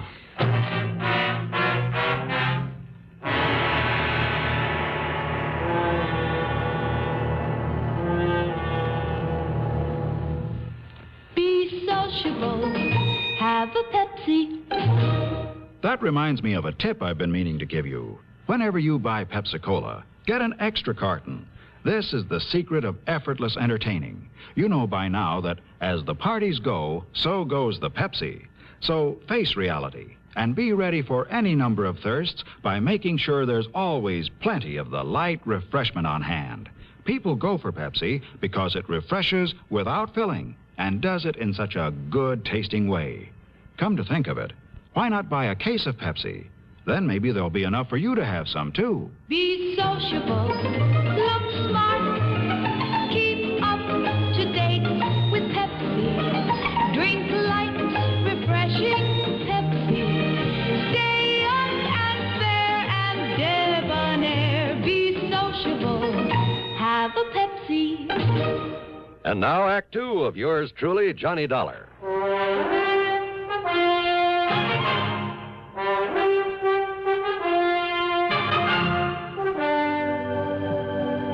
All right now, Johnny, when Jack Price wasn't able to reach you, he dumped the whole thing in my lap, including the old man's daughter, Jean. She arrived here in Hartford early this morning, came in here and demanded that you be appointed a bodyguard for her father. Oh, now listen, Frank. I phoned her at her hotel right after I got in touch with you. She's probably on her way over here to see you right now. Hey, look, Frank, I'm an investigator, not a body... Listen, buddy. Are you forgetting Eric Bean may have you high on his list, too? So what? If I keep my eyes open, my manners and my... Oh, I see. What? Yeah, put two of Eric Bean's intended victims together. Give him a wide-open chance to kill two birds with one stone, so to speak, and he's almost bound to show. Yeah, so the cops who've been standing by pick him up along with our two bodies. And the company has done a great public service. Hooray. No, that wasn't what I was thinking of at all. Frank, I couldn't go down there to Corpus Christi right away anyway. Why not? First thing tomorrow morning, I have an appointment in New York with an attorney for a deposition in that Lake Tahoe case I just wound up. Oh, so you lose a few hours. And what's more, I hate those bodyguard assignments, and you know it. But when such an important client's involved, Johnny... Well, there's nothing but a lot of trouble with an A-1 chance of getting shot in the back. Yeah, but don't you see... No, Frank, I'm sorry. If Unworthy wants protection, let him call in the police. They have a very good force there in Corpus Christi. Johnny. And when this dame, this daughter gets here, well, simply tell her I don't want the case. And I mean it, Frank. That's final. That is unequivocally and irrevocably and absolute. Mr. Harmon? Oh, Miss Unworthy. Oh, please come in. Huh? Thank you. Yes. Come in and meet Mr. Johnny Dollar. Hi, Johnny. Suddenly, I changed my mind. Even as that whole office suddenly seemed to change and take on a strange and wonderful glow. She was, so help me, one of the most beautiful girls I've ever seen. Tall, but not too tall, with honey-colored hair and a complexion that, and a figure that, and a twinkle in those baby blue eyes that... Oh, what's the use? The right words simply aren't. Not to describe this one. Wow. Well, sit down, please, Miss Unworthy. Oh, thank you, Frank, but I told you this morning to please call me Jean. Oh, yes, of course. I forgot. And that goes for you, too, Johnny Dollar. Oh, sure, Jean, sure. Can you leave with me right away, Johnny? I mean, for Corpus Christi? I hope you told him how urgent this is, Frankie. Well, yes, I did. Then you will come and watch over Daddy until they catch this murderer, won't you, Johnny? Well, now, Jean... Yes? Well, Yes? Johnny? Well, I have to be in New York first thing in the morning to see an attorney. Oh, well, that's just fine, then. Because I have an early morning date in New York with Madame Olga Marino before I go on back home. Oh? You know who she is? Oh, well, sure, I've heard of her, but I never thought anybody in the world actually had enough money to buy those clothes, those gowns that she designs. Oh, now you're kidding me, aren't you? Well, But I just love having her things. Oodles and oodles of them. Uh-huh. So we'll go down to New York tonight. I'll be staying at the Pierre, so you stay at the Pierre. And we'll have a ball. We'll really do the town. Oh, I just love New York. Well, now, Then tomorrow morning, while I'm getting some dresses and things, you can see your lawyer, and then we'll take off for Corpus Christi together. Jean... But come on, hon. We'll have to hurry if we want to make the 4 o'clock plane to New York. Well, And Frank, dear, thanks so much for finding Johnny. I feel better. I feel that Daddy's safer already. Expense account item 2, $21.50 for a cab and plane tickets to New York for the two of us. With this charmer in tow, well, believe me, it wasn't easy, but I realized that with an important assignment on my hands, I better play it safe and behave myself. So, down to New York, item 3 is $9.50 for a taxi to the Pierre, where I dropped her off, then to the Gotham, where I got myself a room. That evening, the tab for cocktails and dinner at the Pavillon, no less, came to $58. And I was pretty impressed by the maitre d's immediate recognition of her and his disappointment at the smallness of the bill she'd run up. Oh, and tips, by the way, came to $14 more. Then the evening really got underway via the nightclub route, and I mean only the most expensive nightclubs, where again she was recognized by all the maitre d's. And the total bill, by the time I dropped her off at the Pierre shortly after 4 a.m., only $130, including tips and taxis, of course. I hope my deposition the next morning in the attorney's office made some sense because I was bushed. But then, after leaving him on the way back to my hotel, I picked up a newspaper, and I nearly blew my top. Item 5, 6, whatever it is, 85 cents for a call to Frank Harmon back in Hartford. Now, Johnny. And it was you who gave that story to the wire services about my going down to Corpus Christi to save the life of dear old Albert Unworthy. But, Johnny, you yourself suggested it might help to flush out this killer. Oh, yeah, sure. Make it easy for him. Get 2 of us in one trip. Thank you very much. Item 7, $287.50 plane fare, tips and incidentals for the flight to Corpus Christi. And by the time we got there, well, I don't know. I don't know how to say it. But, well, that Jeannie is not only the most beautiful, the most charming. Well, put it this way. By the time that flight was over, if Jean had said, "Come on, Johnny, let's get married," I think I might have taken the leap without one single thought about the consequences. And after we landed and she stepped into a phone booth to call and make sure her father was still all right, well, I was almost annoyed at the sudden appearance of an old pal of mine, Doug Johnstone, kid brother of Jack, who dramatizes these radio cases of mine. How'd I know you were coming down here? With Johnny, it's all over the papers. Yeah, I was afraid of that. Oh? Yeah, but how are you anyway, Doug? Oh, I couldn't be better. Hey, boy, you certainly pick 'em, don't you? What do you mean? Your, traveling companion, Jean Unworthy. What do you know about her father, Doug? Well, I kind of thought you might want a little help while you're down here. That's why I came to meet you. Oh? Yeah, now, here's what we ought to do. You, put her in a taxi. Her home isn't far from here. Then you and I'll run on down to my office and talk a while, and I'll drive you out to their place later. Well, now, wait, Doug. I think that's a very good idea. Oh, Jeannie, yeah. This is an old friend of mine, Doug Johnstone. Hi, Doug. Jean, I've always looked forward to meeting you. Well, how nice. And I'm meeting more good-looking men these days. Johnny, Doug's right. See, it'll give me a chance to kind of freshen up and prepare the royal welcome for you here in Corpus Christi, all right? Well, I kind of So hate you to go have ahead you... with Doug, and I'll see you at the house later. Taxi! Taxi! Huh? Okay, Doug, let's go.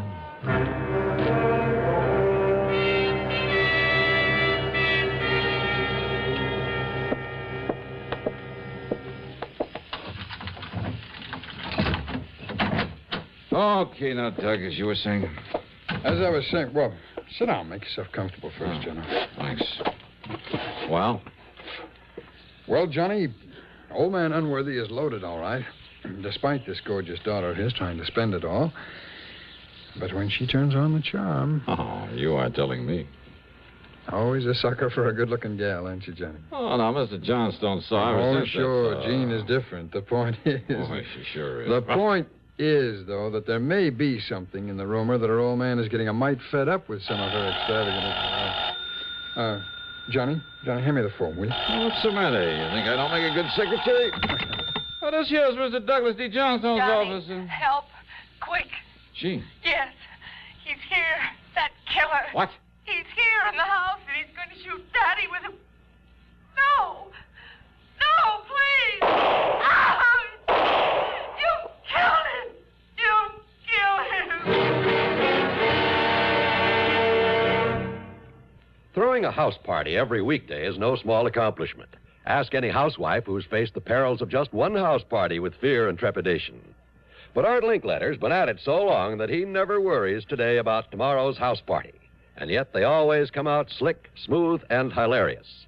Art's enthusiasm is part of the reason why. The way he lets his guests take the bit in their teeth is another. So you never know where the fun's going to lead once it starts. Listen Monday through Friday on CBS Radio.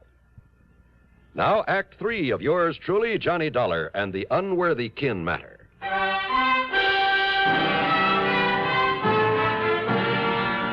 Doug Johnstone and I tore out to the house, and yeah, Mr. Albert K. Unworthy was dead, all right.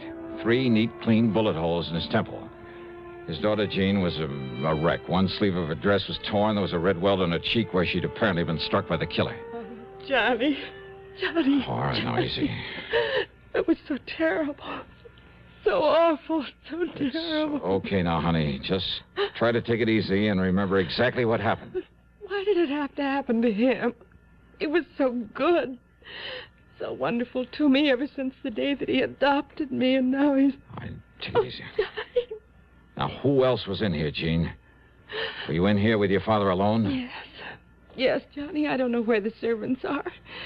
Daddy must have let them take the day off. But this man... And this horrible-looking man came in. Can you tell me what he looked like? Oh, I don't know. I saw him only a few seconds. He was short, and he was heavy set, and that thick black curly hair that came down to a point on his forehead. Yeah. Go on, Jean. That strange pale, that pallor. His face was almost gray. After 7 years in the And one of his ears, it was kind of mashed, like a piece of cauliflower. There was a dirty scar, too, on his hand when he held that pistol on poor Daddy. Oh, Johnny. And his height, his weight. Have you any idea? Oh, I don't know. He was maybe 5'7" or 8. And he was heavy. Maybe 180 pounds or something. He was stocky. You ask me, that fits the newspaper description of Eric Bean almost to a T, John. Had you ever seen Eric Bean before, Jean? No, Johnny. And there was that wild animal look in his eyes. And he came rushing in here with that gun, and I tried to call you, but he knocked me down, and then he... I guess I passed out. Right, easy. Oh, Johnny, please help me. Yeah, sure. You want to call the police, Doug? Sure. Doug not only called the police, but the family doctor. And after Jean had given the police all the information she could, the doctor gave her a mild sedative and sent her up to bed. By that time, Jean's personal maid had come in, so after assuring her we'd do everything we could. Johnny, dear, don't you see? Now, you may be in danger from... Oh, dear. I guess whatever the doctor gave me, I can't stay awake. We'd come back, dear. Come back.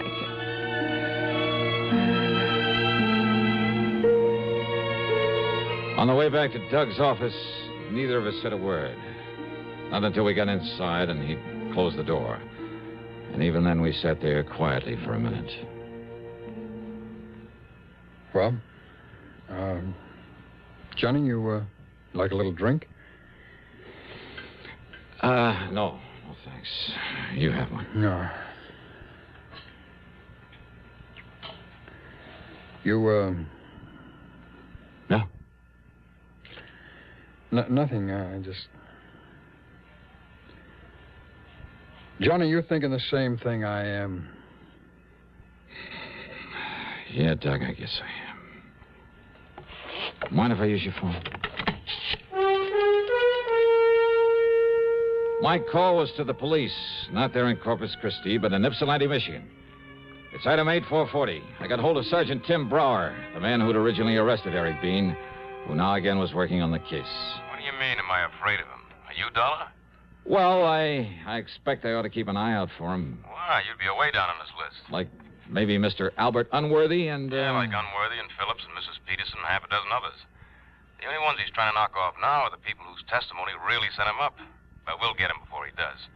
Because he's just crazy enough to have set himself a very obvious little pattern in these 4 new murders. Yeah, what kind of a pattern, Sergeant? Well, the people around here. And in the order of their importance in the case. Oh? First was the judge, Judge Henry Packham, who actually set the sentence. Okay, Sergeant. Then the chief prosecutor, Mr. Frederick Wallman. Okay, Sergeant, that's all I need to know. Then there was... Huh? Well, Johnny?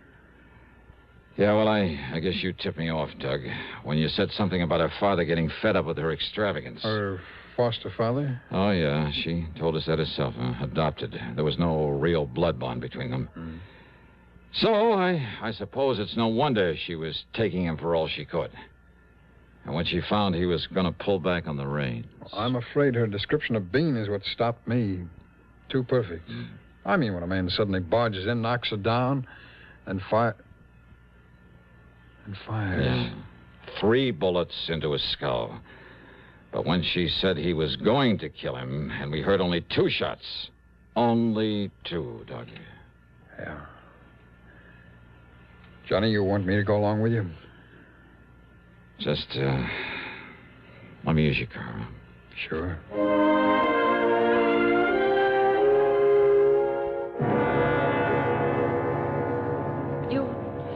You mean you found the murderer, Johnny?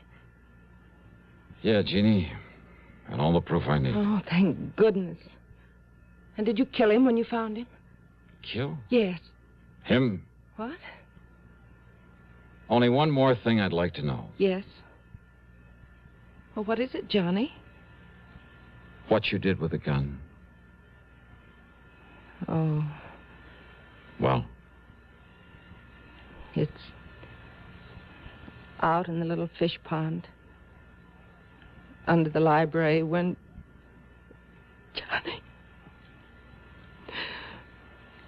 Johnny, not a chance for me? Not a chance.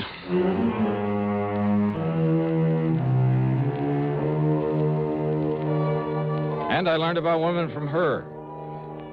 Following Eric Bean's pattern, the police in Michigan were able to pick him up in less than 2 weeks before he could kill again. The expense account, the total, call it $500 even. Yours truly, Johnny Dollar.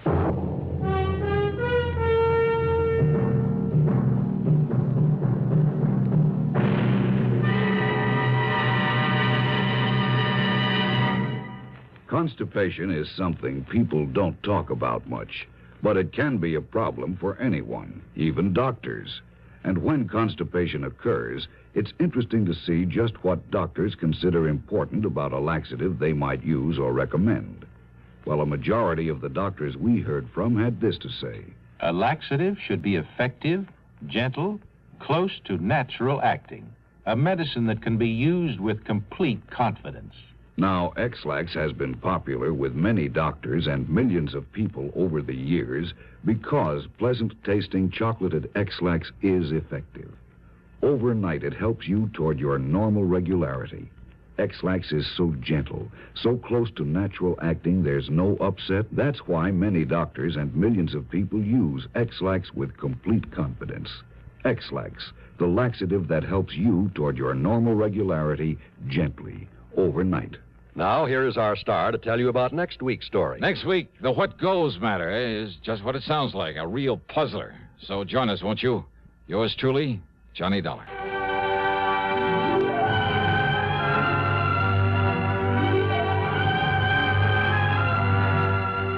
Yours truly, Johnny Dollar, starring Bob Bailey, originates in Hollywood and is written, produced, and directed by Jack Johnstone. Heard in our cast were Virginia Gregg, Dick Crenna, Frank Gerstle, Russell Thorson, Stacy Harris, James McCallion, Bill James, and Gus Bays. This is John Wall speaking. Next, a study in terror entitled Nightman on Suspense on the CBS Radio Network. 590 WROW, Albany, New York.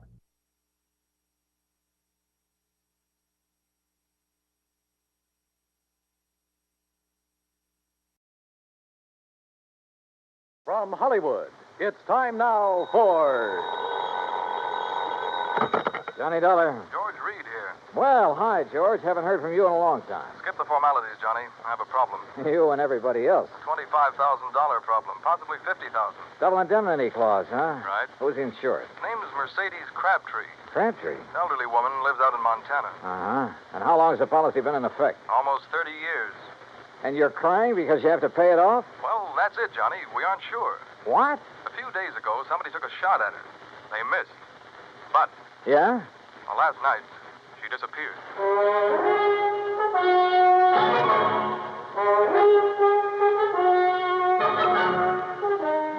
daily in the exciting adventures of the man with the action-packed expense account, America's fabulous freelance insurance investigator. Yours truly, Johnny Dollar. And now, Act One of yours truly, Johnny Dollar.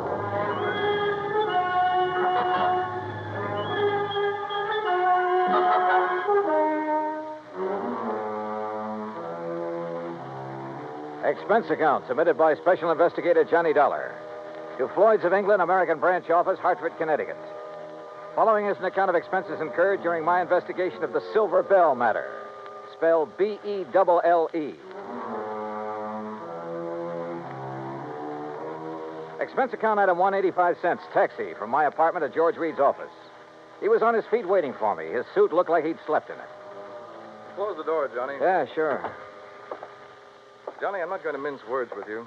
This one's important, not only to me, but to Floyd. Oh, how come? Because Mrs. Crabtree was one of our first American clients, and because Murdoch Morton sold her that policy. Murdoch Morton? Who dat? My goodness, Johnny. Mr. Morton's the president of our company. You should know that by now. Oh, yeah, I suppose I should. Yes. Well, at the time Mr. Morton sold her the policy, he and Mrs. Crabtree became very close friends. And where was Mr. Crabtree while all this was going on? He'd been killed in an accident in his mine 6 months before. Johnny, you have a very suspicious... I know, George. Prettier people than you have told me. Yes. Well, anyway, since that time, Mr. Morton and Mrs. Crabtree have corresponded regularly. And when Mr. Morton heard that someone had taken a shot at her... Now, wait a minute, George. Mr. Morton's in London, right? Yes. Well, just how did he happen to hear about the shooting? Through Mrs. Crabtree? No, Mrs. Henrietta Scott wrote to him. Oh. And just who is Mrs. Henrietta Scott? According to her letter to Mr. Morton, she claims to be Mrs. Crabtree's only friend in Silver Gulch. Silver Gulch? Montana. It's where Mrs. Crabtree's lived for over half a century, and it's where Mr. Morton wants you to go immediately. Oh. When did Mrs. Crabtree disappear? Well, you received a telegram from Mrs. Scott early this morning. She was supposed to have dinner with Mrs. Crabtree last night and got up to her house, but it was empty. Well, she waited until midnight, checked again this morning, then wired us. Who's the beneficiary on that life policy, George? Doesn't mean a thing. No? Why not? Well, only a couple of people know the policy exists. Also, the beneficiary happens to be Mrs. Crabtree's favorite charity. Good luck, Johnny. Oh, thanks, pal. I'm going to need it. Expense account item 2, $178, air transportation to Butte, Montana. Item 3, $14.90, bus fare, Butte to Silver Gulch. Like George had said, it wasn't much of a town. I checked into the Silver Queen Hotel, rented a battered Model T, and drove out to the home of Mrs. Henrietta Scott.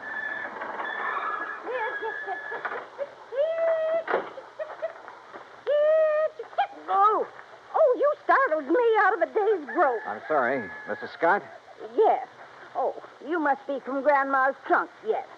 Beg your pardon? Grandma's trunk. They sent you, didn't they? Well, come along with me. It's in the house. Mrs. Scott, wait a minute. I'm afraid you've made a mistake. You mean you're not from Grandma's trunk? I don't even know Grandma. It's an antique shop in Butte. They said they'd send a man out to offer me a price for my hand-carved rosewood headboard. You're not him, huh? No.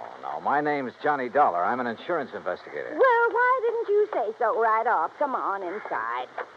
I suppose you're here about poor Mercedes Crabtree. God rest her soul. Yes, that's right. Is she still missing? Rest her soul. Sit down anywhere. Oh. No, not there. Room settee. That's it. You comfortable now? Fine, thanks. The sheriff and a couple of men who work for Charlie Greenpaw were out looking for her most of yesterday. They're at it again today, but they won't find her. Leastwise, alive. Well, can you think of anyone who might have reason to kill her? Well, now that's hard to say. Most people in this town right now, they ain't got no use for her. They say she's stopping progress. Now, just what do you mean by stopping progress? Well, Charlie Greenpaw's busy getting some of the old buildings fixed up so they're livable again. He's planning on turning the whole town into a tourist attraction. Uh-huh. Well, Mercedes, she won't hold still for it. She won't let him set foot on any of her land. Won't sell none of it, neither. Does she own very much of the property around here? Little more than half of Main Street. And the thing that Charlie wants most, the Silver Bell. The Silver Bell? Richest silver mine in Nevada. Leastways, it was once. George Crabtree discovered it. Yes. When the vein ran out, he's killed trying to find it again. After that, the mine was closed. Mrs. Scott. Of course, the town closed down when the mine did. Mrs. Scott, were you with Mrs. Crabtree the day someone tried to shoot her? No. She was walking up toward her mine, alone. Thought it was just a stray bullet. Just where is this mine? Oh, you can see it from the window right behind you. It's about halfway up the hill yonder. Here, you come over here and take... Well, I'll be first cousin to a stink bug. Why? What is it? Up there on that hill going toward the mine. It's Charlie Greenpaw and Slim Richards, the sheriff's deputy. Now, I wonder if they think she's down inside that mine. A few minutes later, I caught up with Greenpaw and Richards. They'd stopped near a large, newly painted no trespassing sign about 20 yards from the mine's entrance. I introduced myself. Mr. Dollar, you see that sign says no trespassing? Yeah? Well, folks around here take the signs Mrs. Crabtree had put up mighty seriously. That right, Slim? Sure is. You mean you're not going in there, Greenpaw? Well, now, we didn't say we weren't going in. We just thought we'd better consider it before we did anything hasty. But she could be dying in there. Providing she's in there. Right, Mr. Greenbaugh? Yeah, that's right, Slim. Now, Dollar, you want to go on in? Why, there's nothing to stop you. No, sir. Not a thing.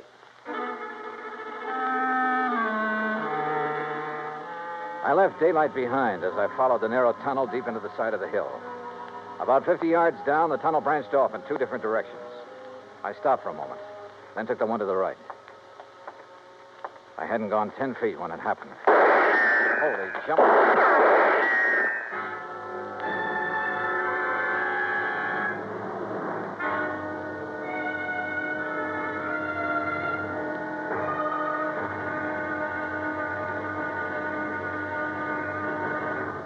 Act two of yours truly, Johnny Dollar, in a moment.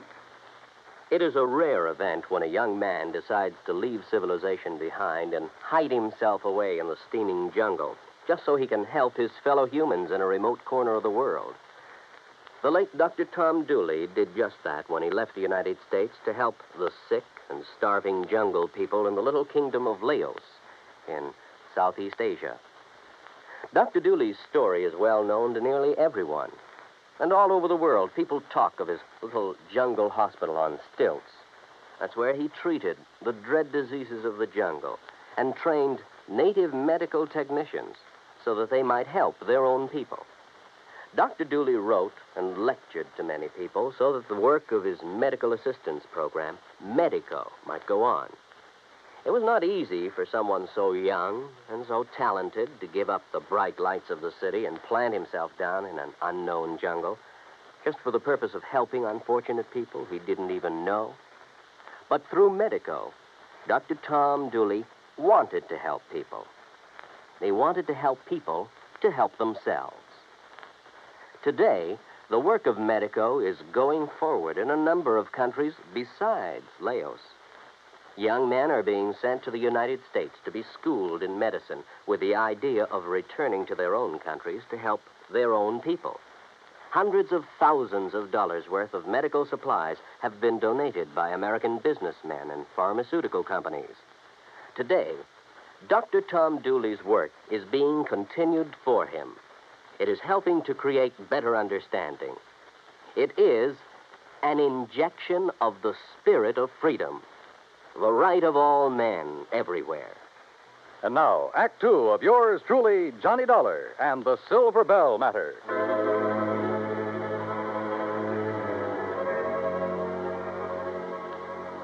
I wasn't alone in the mine, that was for sure. But whoever was in there with me wanted to be alone and resented the intrusion. I wondered if they could hear, so I picked up a rock and tossed it on down the side of the tunnel. Oh. You hurt bad, stranger? Well, I'll be him. Mrs. Crabtree, is that you? You're trying to trick me. No, wait a minute. My name's Johnny Dollar, insurance investigator. I got a feed on you now, mister. So don't you move till you can prove what you're saying. Oh, no, I don't intend to. What are you doing in my mind? Looking for you. Your friend, Mr. Morton, is worried about you. Oh. Walk up this way, Mr. Dollar. But you be mighty careful about it. Yes, ma'am, I sure will.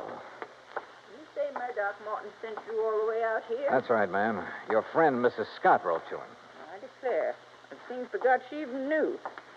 You know Murdoch? No, ma'am, I've never had the pleasure. Oh, he's such a fine gentleman. I remember years ago when I first met him. Oh, He was so kind and understanding. Hey, what's the matter? Oh, crazy fool thing I did coming in here and falling. Hurt myself bad, too. Mr. Dollar, you're just going to have to carry me out. It'll be a pleasure.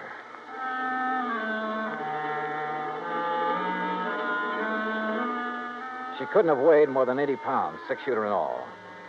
I carried her out of the mine and down the hill to her cabin. I had just finished making her as comfortable as I could when Mrs. Scott arrived. Oh, dear. Oh, you poor old dear thing. You ever hear such sick garbage, Mr. Dollar? Woman, stop looking like you buried me yesterday and run and get the doctor to take care of my ankle. Your ankle? Well, what's the matter with it? Well, it's busted. Ooh. Now, why do you think Mr. Dollar had to carry me? Oh, dear. Is there a doctor in Silver Gulch? Doc Weaver, he's pretty old, Oh, but he doctored me for almost 40 years. Go get him, Henrietta, before I get mad at you for tattling to Miss Morton. Yes, dear, yes. Yes, I'll do it. I'll do it right now. Now then, Mr. Dollar, you come over and sit by me. Keep company till the doc gets here. Yeah, sure. Hey, you know, you really ought to rest. Why don't you start asking me questions, Mr. Dollar? Came all the way out here to do that, now, didn't you? Well, there are a few things I'm curious about. Like what? Now, for one thing, why you took those shots at me in the mine. Thought you might be one of Charlie Greenpaw's friends. Well, he's the man who's trying to buy your mine, isn't he? But I ain't going to sell it. No, sir. No matter how much he offers. You believe the mine could be worked again someday? Might be. Somebody could find the vein again. But that ain't why I won't sell. It's because my husband, he's buried in there, Mr. Dollar. Him and the others that were caught in that cave-in. Oh, I see. I've told them all. If they step one foot on my property, I'm going to shoot first and ask questions later. Aren't you afraid someone might shoot back one of these days? Oh, haven't so far. That's not what Mrs. Scott told us. I know what she told you, and she's mistaken. Why, that bullet missed me by a good 2 feet. You don't think it could have been a warning? No, I don't. People in these parts, if they wanted to frighten me, there are better ways of doing it than that. Well, if that's so, I sure hope they don't try any of them.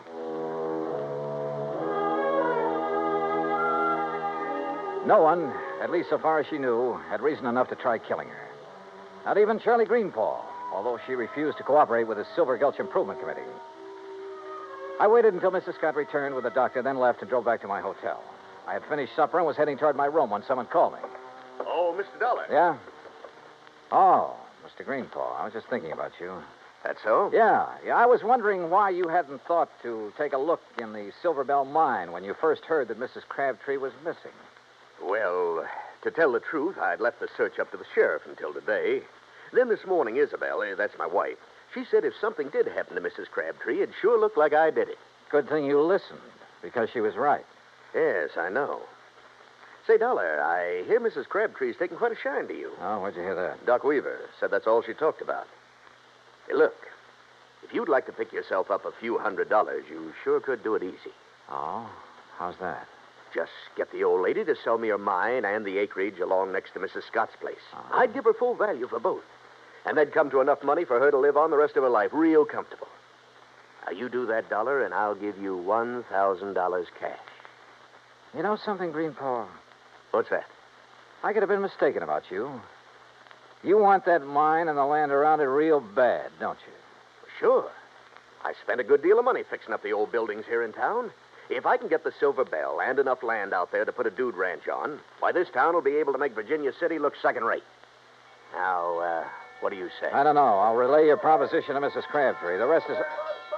What's all the excitement out there? Oh, it sounds like... Miss Greenpaw! What is it, Slim? What's going on? Fire! Miss Crabtree's cabin. It's blazing like fury.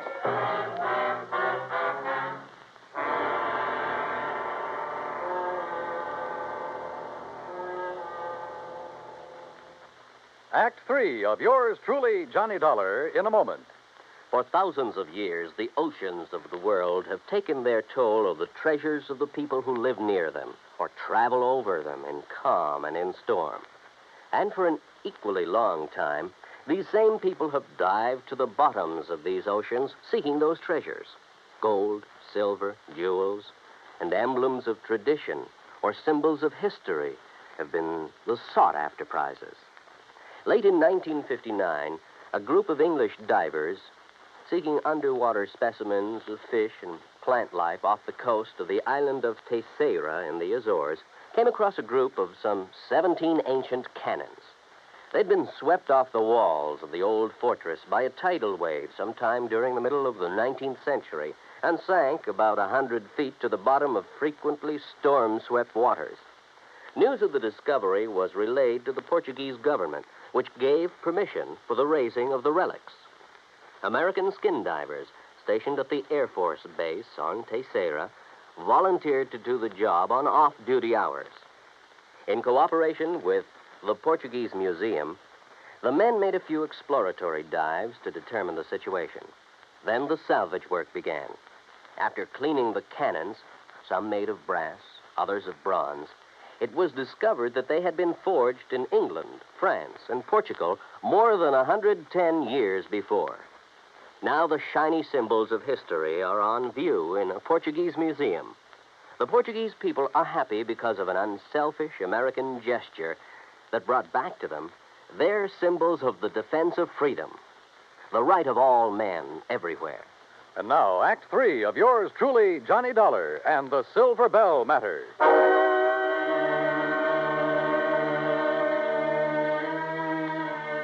By the time we reached the cabin, it was all over. For a moment, I was afraid Mrs. Crabtree hadn't managed to escape.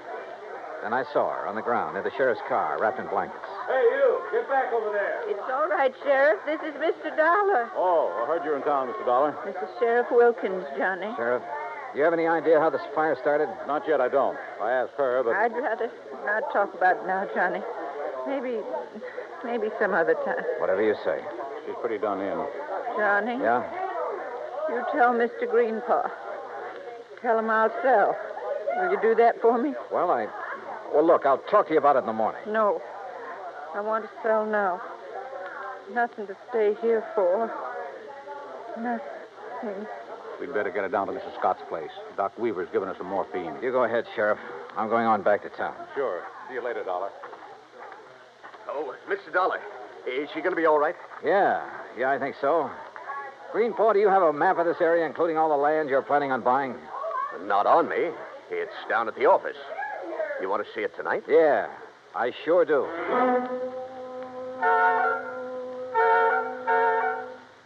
I took a look at the map. Got a little sick at my stomach. Then drove back to Henrietta Scott's. There was a light on in the front room, so I got out of the car and walked up to the door.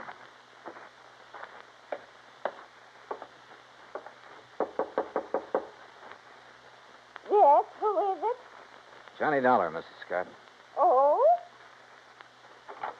Well, isn't it a little late to come calling, Mr. Dollar? I mean, after all, Mrs. Crabtree is sleeping sound, and I'm all ready for bed. I want to see Mrs. Crabtree. I want you to wake her up. Well, I just couldn't do that. The doctor told me she should have as much sleep as she can get. Yeah, you took his orders a little too literally, Mrs. Scott. Why, whatever do you mean?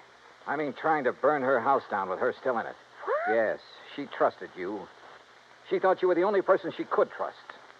Then when she found out different, she decided to sell her land and get away from here. Why, that's a pack of the biggest lies I ever did hear. Now, what reason would I have for wanting to hurt the poor old dear? Money.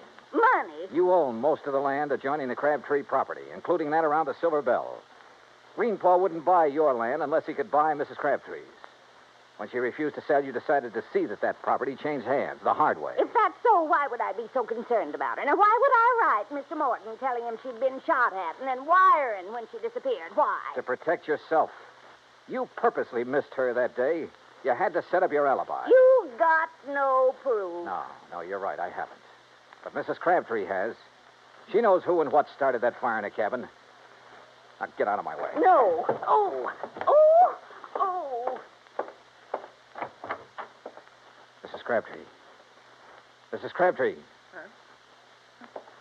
What is it? All right, Mr. Dollar. You move away from her. Not until I find Move out. away now, or I'll shoot. Oh, well, when you put it that way, Mrs. Scott, I'll have to. You were right about me missing her on purpose.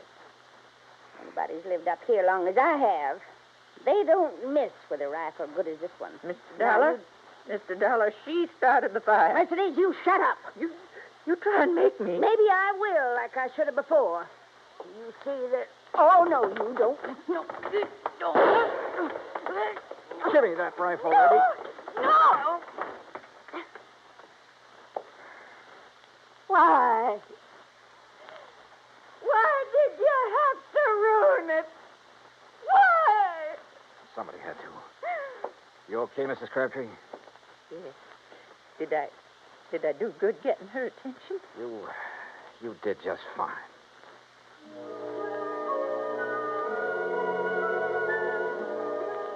I was ready to leave Silver Gulch the next day, but I stayed over for another week, waiting for a little English gentleman by the name of Murdoch Morton to arrive and claim his bride.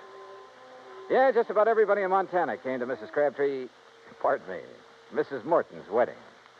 Everybody, that is, but her old friend, Mrs. Henrietta Scott. Expense account total, $317.10. Yours truly, Johnny Dollar.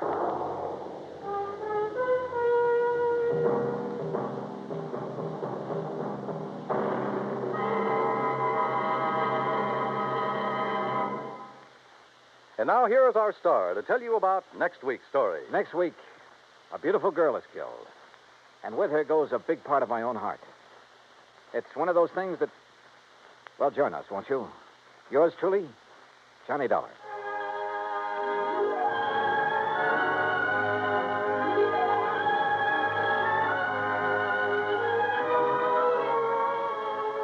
Yours truly, Johnny Dollar, starring Bob Bailey, originates in Hollywood. Written by Charles B. Smith, it is produced and directed by Jack Johnstone. Heard in our cast were Virginia Gregg, D.J. Thompson, G. Stanley Jones, Frank Nelson, Sam Edwards, and Will Wright. Be sure to join us next week, same time and station, for another exciting story of yours truly, Johnny Dollar. This is Dan Coverly speaking.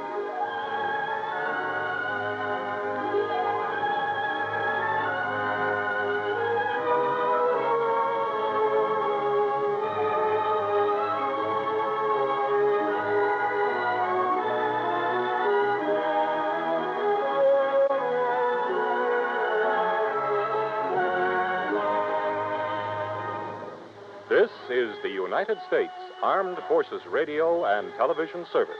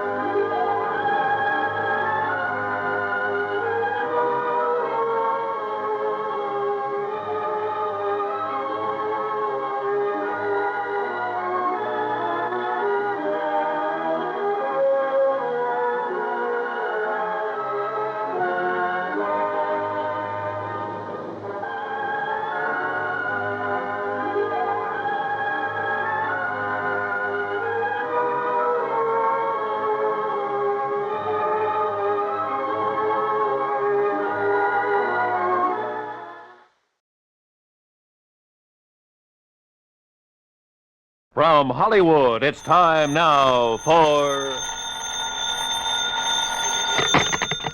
Johnny Dollar. Pat McCracken, Johnny, Universal Adjustment Bureau. Oh, hi, Pat. What's on your mind? At the moment, you. Huh? Johnny, you've been working too hard. Oh, this I've been convinced of for years, Pat, but I've never been able to convince anybody else, especially you. Okay, I'm convinced. What you need is a nice vacation, all expenses paid. Whoa. Southern California's very nice this time of I year. just came back from there. The beaches, the swimming, sun, golf, nightlife. Look, Pat, thanks a lot, but no thanks. Well, now, Johnny. The last time you invited me to take one of your vacations, I got hit over the head, almost run down by a truck, and kicked around by a guy 7 feet tall. Yeah, but this one's different, Johnny. It's a real simple job. Oh, they all are, according to you. All I want you to do is pick up something out on the coast and bring it back here. That's all. Yeah, what? $100,000.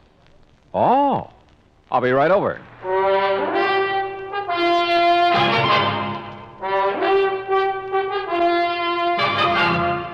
Bob Bailey in the exciting adventures of the man with the action-packed expense account, America's fabulous freelance insurance investigator. Yours truly, Johnny Dollar.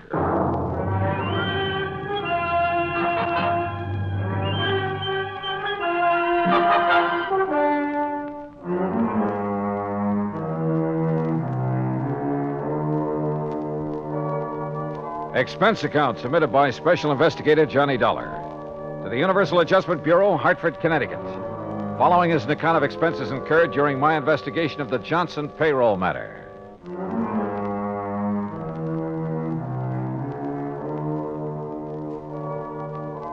Expense account item 1, $1.25 cab fare from my apartment to the office of Universal Adjustment Bureau in Pat McCracken. Well, $100,000 made you prick up your ears, Johnny. Sit down. Okay, Pat.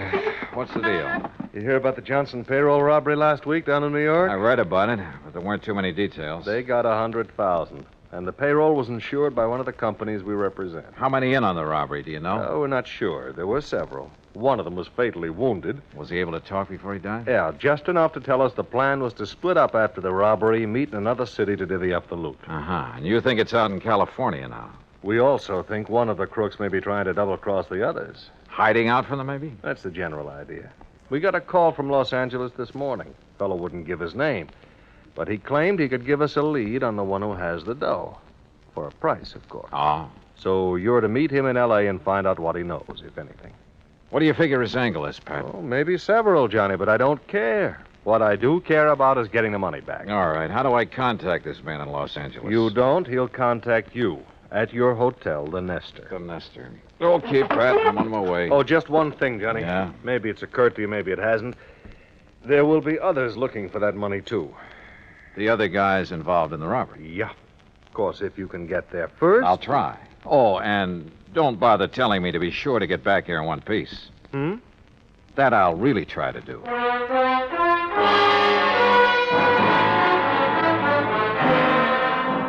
Expense account item 2, $187 even, air transportation and incidentals to Los Angeles. I've been told to stay at the Hotel Nestor, so I took a cab. That's item 3, $5.50 from the airport.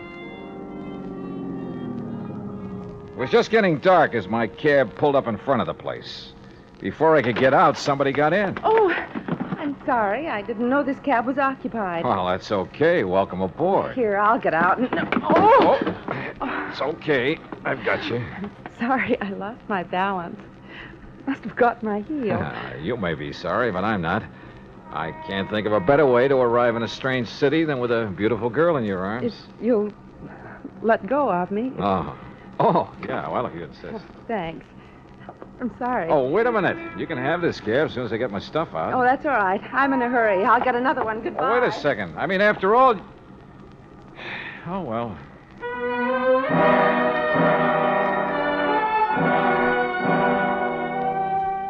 Yeah, that's the story of my life. The best ones always seem to get away. I went into the hotel lobby to register, but found a message waiting for me from the informant who'd phoned to Pat. I was to drive to the little town of Corrado Beach down the coast and meet a man there first thing in the morning. There was a map showing me the way to a small pier where the meeting was to take place. Looked like Los Angeles had suddenly got too hot for him. Expense account item 4, $50 to rent a car. I left word where I'd be, drove to Corrado Beach, and checked in at a motel. Then early next morning, I went out to the little pier. It was a ramshackle affair with a couple of beat-up boats tied to it and an old character fumbling with the door of a little bait shack. I went over to him. Hi. Morning. Having trouble? Yeah, some kid's been monkeying with this lock. You want some bait? No. This is one trip I didn't come to fish. How is it, by the way? Fishing? Yeah. Fine. Oh, just my luck. No, I'm supposed to meet somebody here. Oh, it must be that fellow out there. He was already there when I got here. Oh, where? Well, you see that boat, bottom side up on the pier near the end? You mean the man sitting beside it? Yeah. Got himself a fishing rod, looks like. Could be he wants some bait. I'll walk out with you and see if you don't mind. Oh, not at all. So the fishing's been good, huh? What have they been catching? Oh, quite a few bass last couple of days. Off the pier? Yeah. There's some kelp beds in close. Brings them in around here.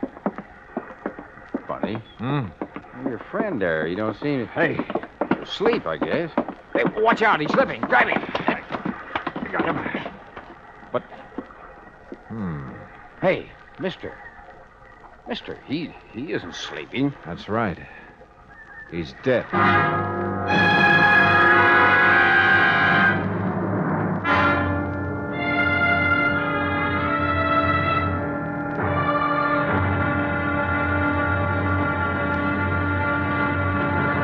Act two of yours truly, Johnny Dollar, in a moment.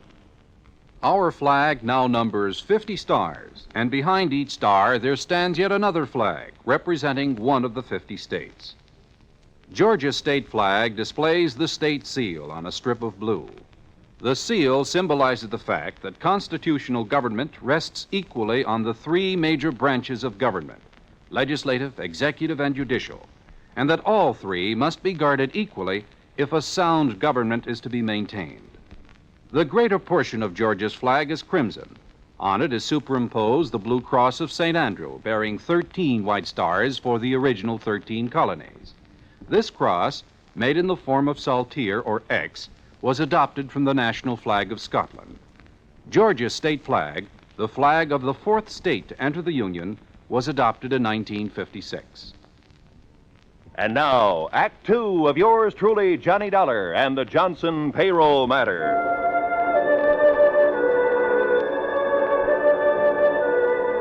I'd flown 3,000 miles to meet a man, only to find him dead at the end of a rickety little pier at Corrado Beach, a knife between his ribs. I searched him while the old fellow at the bait shack went to call the police, but I didn't find a thing on him to help me. No identification, even. Later, talking to the police, well, they didn't have any line on him either. My only lead on the payroll robbery was dead. I waited around the motel most of the day, hoping the police could turn up something on the dead man, but it was no soap. Item 5, $2 for drinks in the town's only bar while I tried to figure out my next move. And my next move was to the phone booth in the corner to call Pat McCracken back in Hartford. Collect. Oh, tough luck, Johnny. But are you sure the dead man is our informant? There was no identification on him, but he was right where he told me he'd be in the message he left for me in L.A. Probably not much doubt about it, then. Oh, incidentally, I sent some mug shots out to you. Some men who Yeah. might have been involved in the Johnson payroll job. Sent them airmail special. Yeah, I got him about an hour ago. We're not sure if any of them are the ones or not, and we don't have any line at all on the leader of the gang. Well, what's your next move, Johnny? Search me. Right now, I'm right in the middle of nowhere. I guess I... Hey, wait a minute. What's the matter? Maybe I'm not out of leads after all. What do you mean? Pat, I'll call you later. What pulled me off that phone in a hurry was a glimpse of somebody over near one end of the bar. I slid out of the booth and went over. Well, hi. What? Imagine meeting you here. I'm afraid I don't know what you're talking about. You're the girl who got into my cab in Los Angeles. I'm afraid you're confusing me with somebody else. I'm sorry. I have to go. No, just a minute. I'm beginning to think it wasn't just coincidence you got into my cab. Maybe we'd better have a little talk. Please, go of my arm.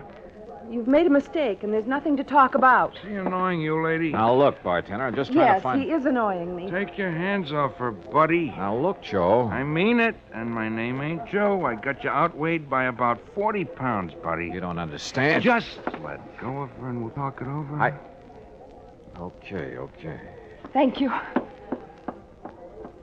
Now, just what is it I don't understand, buddy? Skip it, buddy.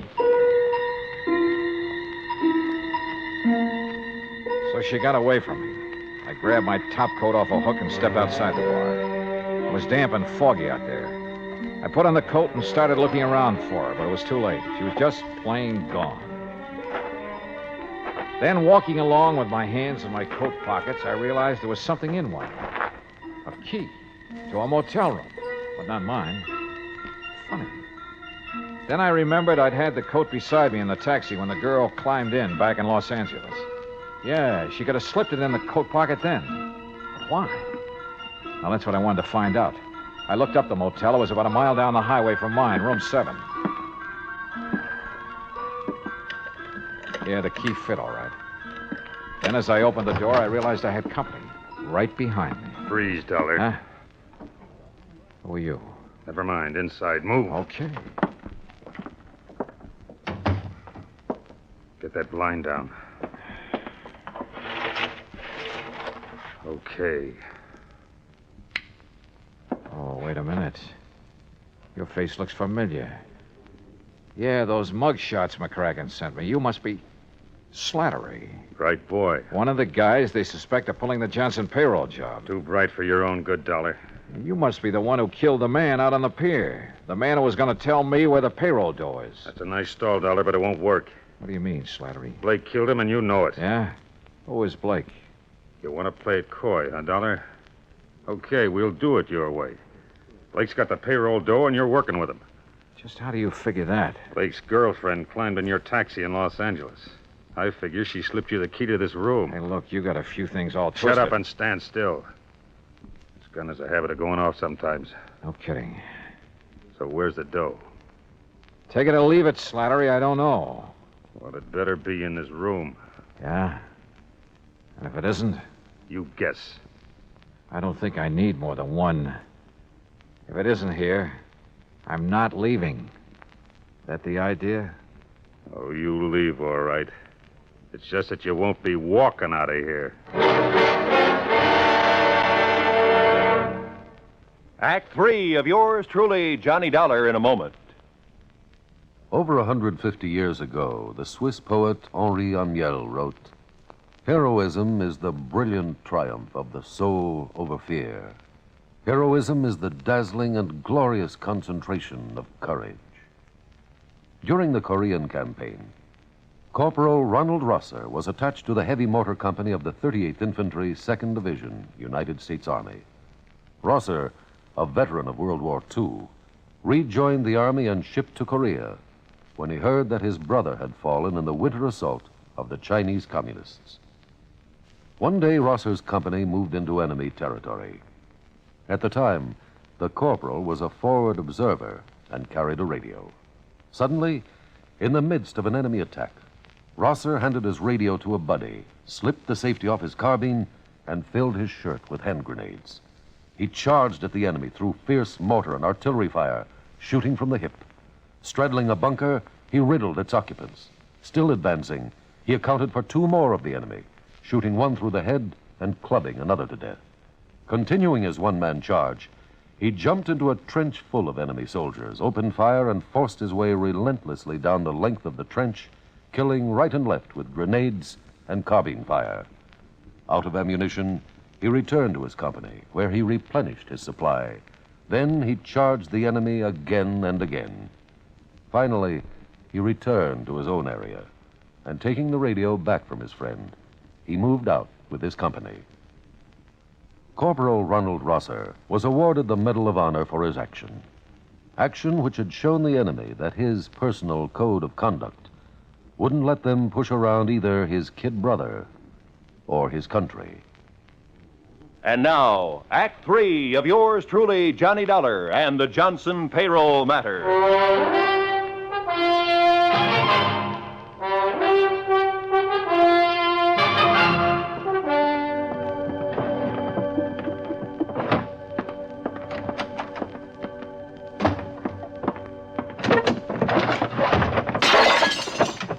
Look, Slattery, you've torn this motel room completely apart. Obviously, that payroll money isn't here. That's right, Dollar. So now you're going to tell me where it is. Oh, brother, you take a lot of convincing. I told you I don't know. So why don't you put that gun away and listen? You're the one takes the convincing, Dollar, so I start convincing. Oh, that's not going to do you any good. No? Well, for sure it's not going to do you any good, so... Now, wait a minute. Look, I'll give you the whole story. And I'm supposed to believe it, huh? Staring down that gun barrel, I'm not about to lie. Let's have it. All right. A guy called us from Los Angeles, said he could give us a lead on who had the dough from the Johnson payroll job. It was Hollis. He was hoping you'd lead him to it. Hollis? Yeah, the guy you found out in the pier dead. And you said a man named Blake killed him. You know Blake killed him. You know Blake engineered the holdup and then ran out on Hollis and me. Do I? Sure, because you're in with him. I seen his girl get in your cab in Los Angeles. Okay, so she got in my cab, but I didn't know her. I'd never seen her before. She slipped you the key to this motel room, didn't she? Yeah, now I think I know why. She was trying to sidetrack us. Lead us to think the dough was here so it would take the pressure off Blake and her. That part of your story I don't buy, Dollar. I think you know where that dough is, and I want it. Now, look. Talk! if you think I'm going to take any more of this. This gun says that's exactly what you're going to do until you decide to talk. I roll with this next one, then let my eyes droop and my knees sag. He reached out to steady me, and I gave him a left in the stomach that flattened him. By the time he got to his feet, I was out the door. I dove behind some bushes down the road, and I waited. He pounded right on past me, gun in hand. I waited until he was out of sight, then doubled back to my car. Apparently, Slattery didn't know Blake's girl was around here somewhere. One thing was sure. I had to find her, but fast. There were only 3 motels in town. The one I was staying at, the one where Slattery had been playing patty cake on my jaw, and a third off the highway near the beach. I drove to that one and checked the register. It showed a Myra Grant in number 8.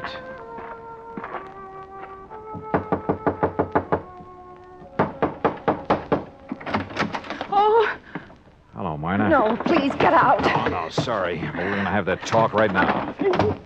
I tell you, you've made a mistake about me. Oh, come on. Drop the act, Myra. I know you're Blake's girlfriend, that you slipped that motel key in my coat pocket in L.A. to get me off the trail of the Johnson payroll money.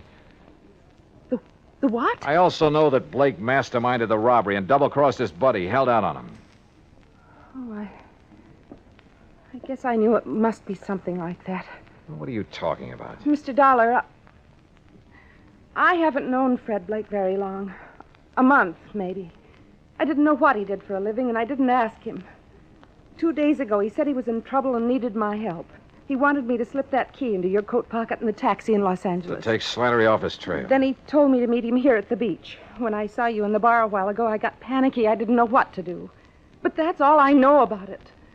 Mr. Dollar, I didn't know Blake was a criminal. Honestly, I didn't. Yeah? Then will you help me find him? Yes. I will, Mr. Dollar. If I can. The trouble is, right now, I don't know where he is any more than you do.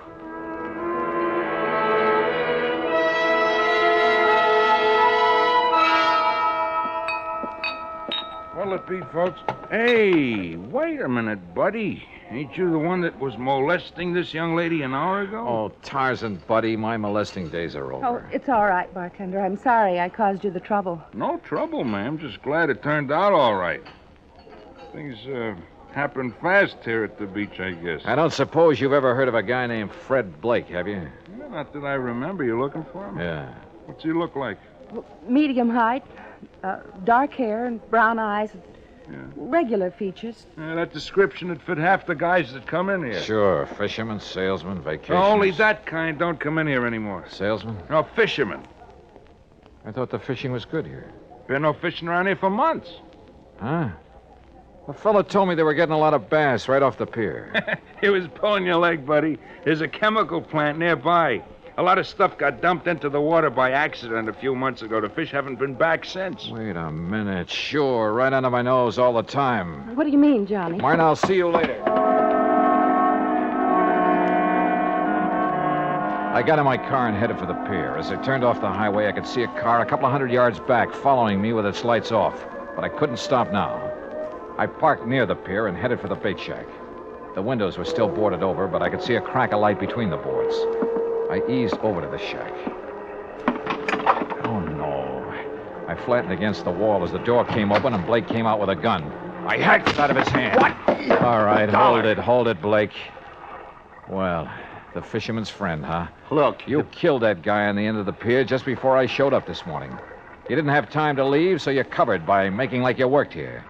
Then it occurred to you this was a pretty good hideout until Slattery got off your trail. Look, maybe we can make a deal, Dollar. Oh, we're going to. You turn the stolen money over to me, and I turn you over to the police. Drop your gun, Dollar. Huh? Drop it. Okay, Slattery. Hello, Blake.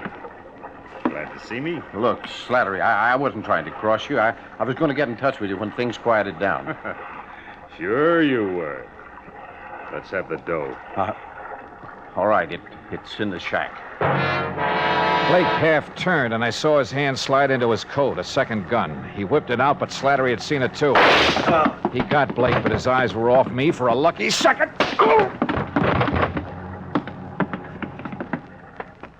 I checked Blake. He was still alive.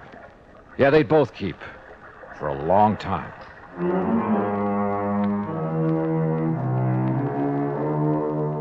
Item 6, $174 even, air transportation and incidentals back home. Expense account total, $526.50. Remarks? The payroll money is back where it belongs, and Slattery and Blake are back where they belong, with Blake facing a murder rap to boot. Funny, I probably wouldn't have nailed him if he hadn't told me that phony story about the fish biting near the pier. Teaches me a lesson, Pat. I'm not going to tell any more fish stories.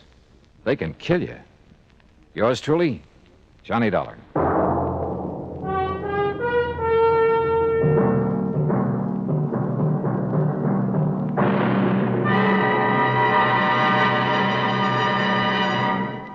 Our star will return in just a moment. Our flag now numbers 50 stars, and behind each star there stands yet another flag representing one of the 50 states. Ohio's state flag is the only pennant-shaped flag, or burgee, as it is correctly called. The Buckeye banner is the creation of an engineer who created a blue triangle for the hills and valleys, red and white stripes for the roads and waterways of the state. There are 13 stars for the original 13 colonies, and 4 extra stars to indicate that Ohio was the 17th state admitted to the Union. A white circle with a red center represents the initial letter of Ohio and suggests its nickname, the Buckeye State. Ohio's state flag, the flag of the 17th state to enter the Union, was adopted on May 9th, 1902. Now, here's our star to tell you about next week's story. Next week, a pair of common, ordinary glasses solve a case for us. The gruesome spectacle matter. Join us, won't you? Yours truly, Johnny Dollar.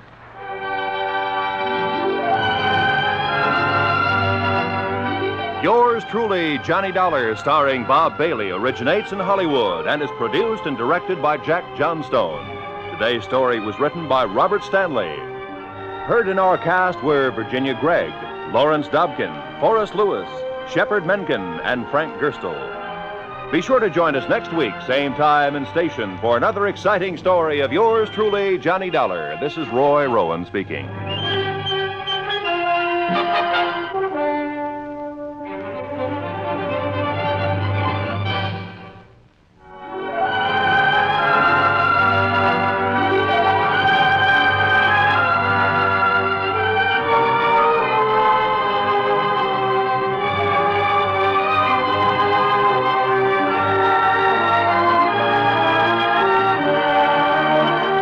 This is the United States Armed Forces Radio and Television Service.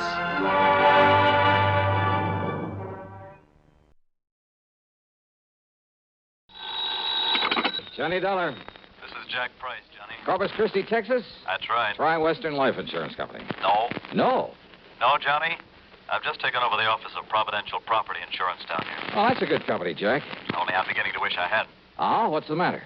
Less than a week heading up this operation, and I get presented with a claim for $465,000. Wowee. But maybe, I hope, you could keep us from having to pay it. Well, I don't know about So, that. Johnny, if you'd like to earn yourself a nice big commission in addition to your expense account, of course. Now, let me see. My commission on $465,000.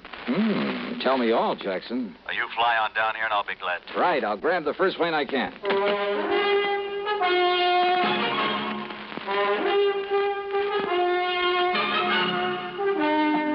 CBS Radio brings you Bob Bailey in the exciting adventures of the man with the action-packed expense account, America's fabulous freelance insurance investigator. Yours truly, Johnny Dollar.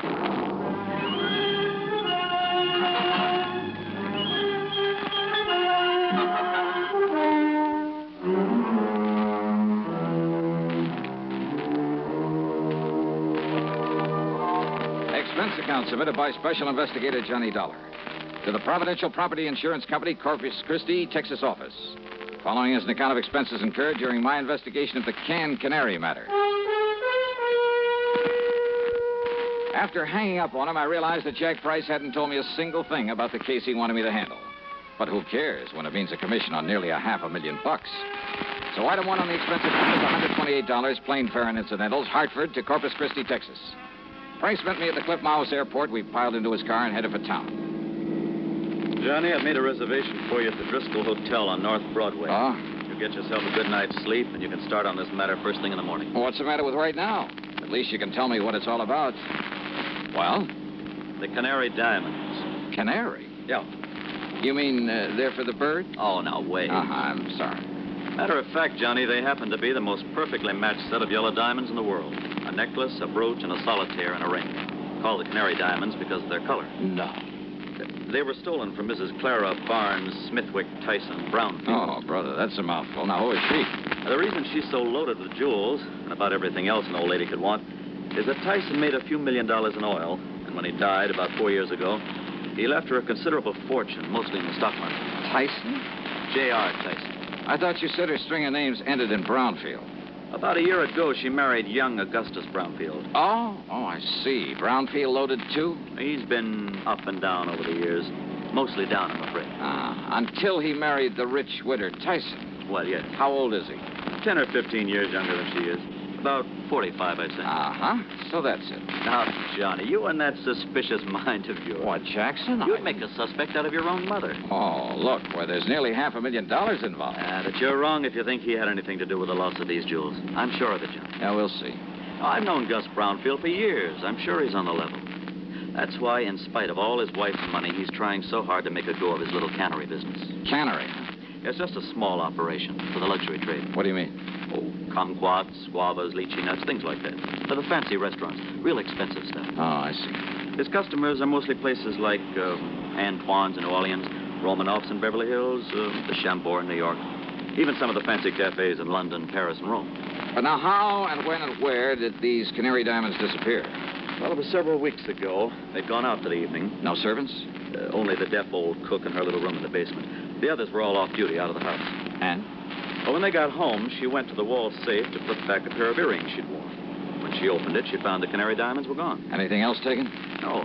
In spite of the fact there were other valuable things in the safe. They called in the police, I hope. Oh, of course. Well, what did they find?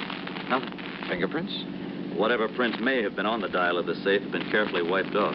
The only thing the police are sure of is that it was a professional job. Hey, Jack, who knows the combination of that wall safe? Only the two of them, Mr. and Mrs. Brownfield. You're sure of that? That's what she told me when she reported the loss. Oh, she reported it? Yes. And he was the only other person who knew that combination? Johnny, they were out together that evening. Where did they live? Let's go over and see him. At this hour? Sure, why not? Well, besides, I told them I'd bring you over in the morning. So what? And if they don't expect us, well, who knows? Maybe we'll learn more than when they do. Johnny, if this is because you suspect Gus Brownfield... Now, did I say that? It's what you mean, isn't it? Come on, Jackson, let's go see him. Well? All right, Johnny. Whatever you say. The Brownfield home was a mansion, a beautiful place, worth plenty of money. Mrs. Clara Barnes Smithwick Tyson Brownfield was about 60, I'd say.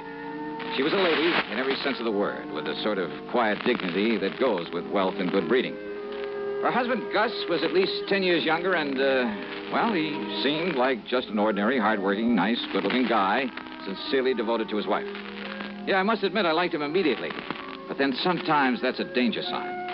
Anyhow, he pretty much repeated what Jack Price had told me, including the fact the police had gotten nowhere. So, if there's any way I can possibly be of help to you, Mr. Dollar? Not so much the money, Mr. Dollar. Though heaven knows the diamonds do have monetary value. That is the understatement of the week.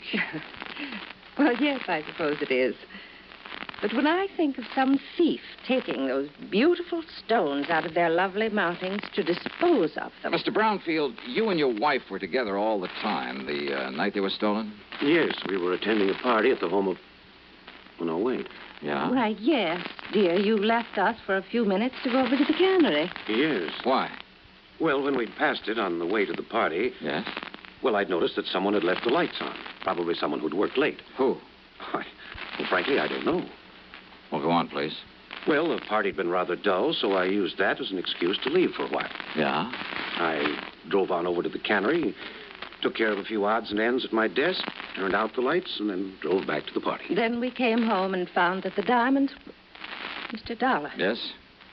If you're thinking what I think you are... That your husband had plenty of time to come here during his absence from the party? Well, now, look here, Plus the fact that he knows the combination to the safe? Young man. No. What? No, Mrs. Brownfield, I was thinking of something you said a minute ago. About the thief disposing of those jewels. But, Dollar, if you think for 1 minute Just that hold your horses, please, Mr. Brownfield. Young man, this is outrageous. I refuse to listen to anything more from you. Yeah? Yes. Well, I think you'd better, Mrs. Brownfield. If you want the Canary diamonds back.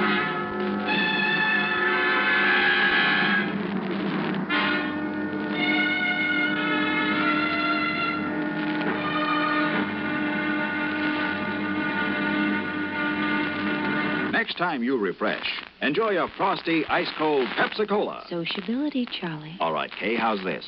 Pepsi is light, refreshes without filling. You like to refresh? Have a Pepsi right now. Well, offer it to everybody, Charlie. I will. Enjoy Pepsi at the fountain. It's delicious at home, too. Have one at lunch or with a snack. Charlie. At the beach or at dinner. Wherever you go, wherever you're thirsty, Pepsi is there. It's here, too, in our Be Sociable song. Be sociable, look smart, keep up to date with Pepsi. Drink light, refreshing Pepsi. Stay young and fair and debonair. Be sociable, have a Pepsi.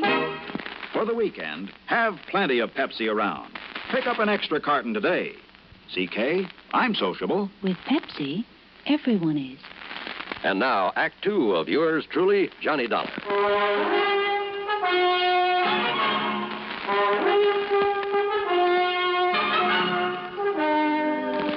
Dollar, this is ridiculous. Is it, Mr. Brownfield? And I suppose the fact that my cannery business is not particularly profitable. Oh, I didn't know about that. I suppose you've decided that that's a motive for the theft of the diamonds. Well, I suppose it could be, couldn't it? Now, listen, Johnny, this is ridiculous. Take it easy, Jack. This is not only ridiculous, it's insulting.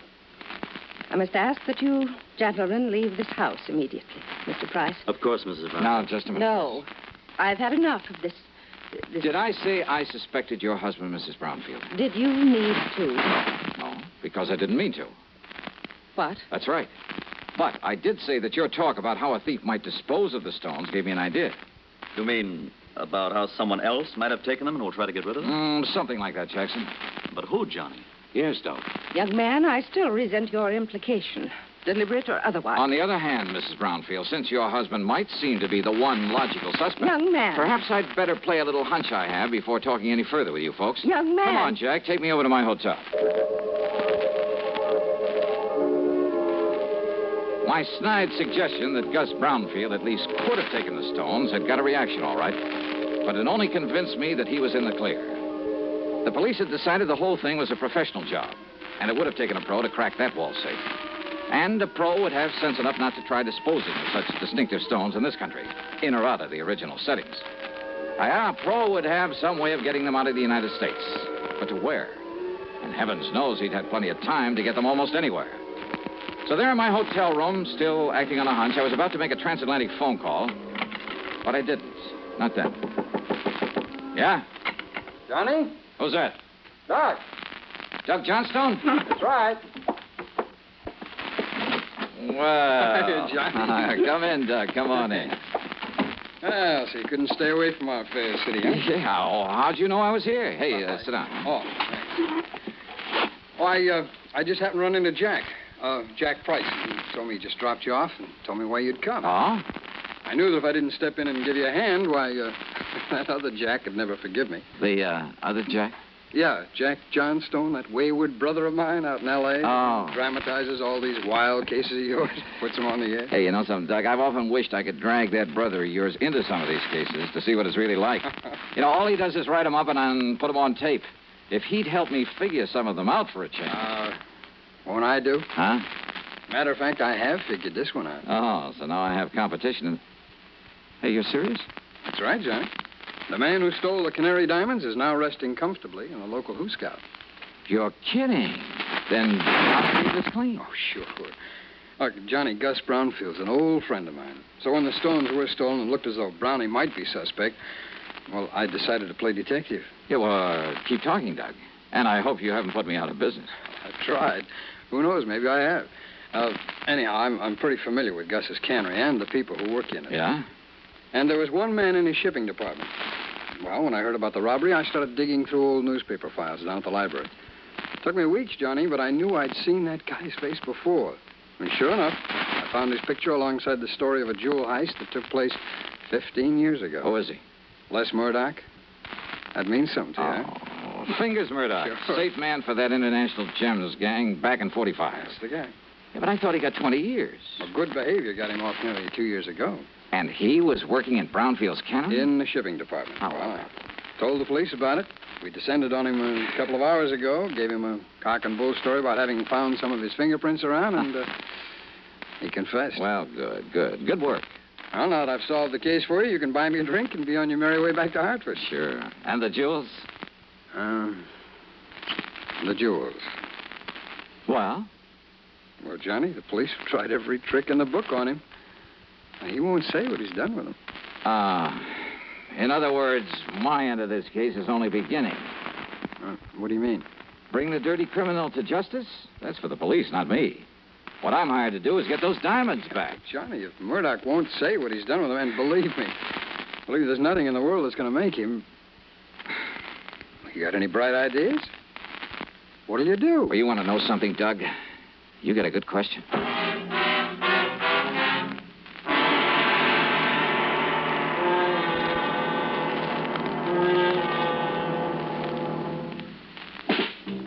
Smoking more now, but enjoying it less.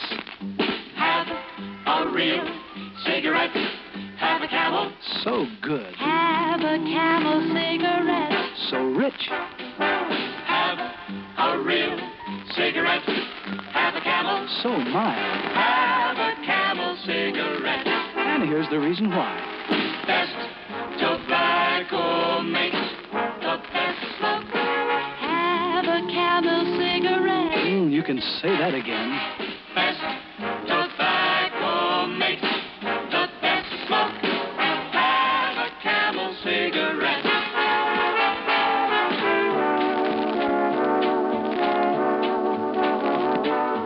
If you're smoking more these days, but enjoying it less, then change to Camels, the best-tasting cigarette of all. Start to really enjoy smoking again. Now back to yours truly, Johnny Dollar, and the canned canary matter.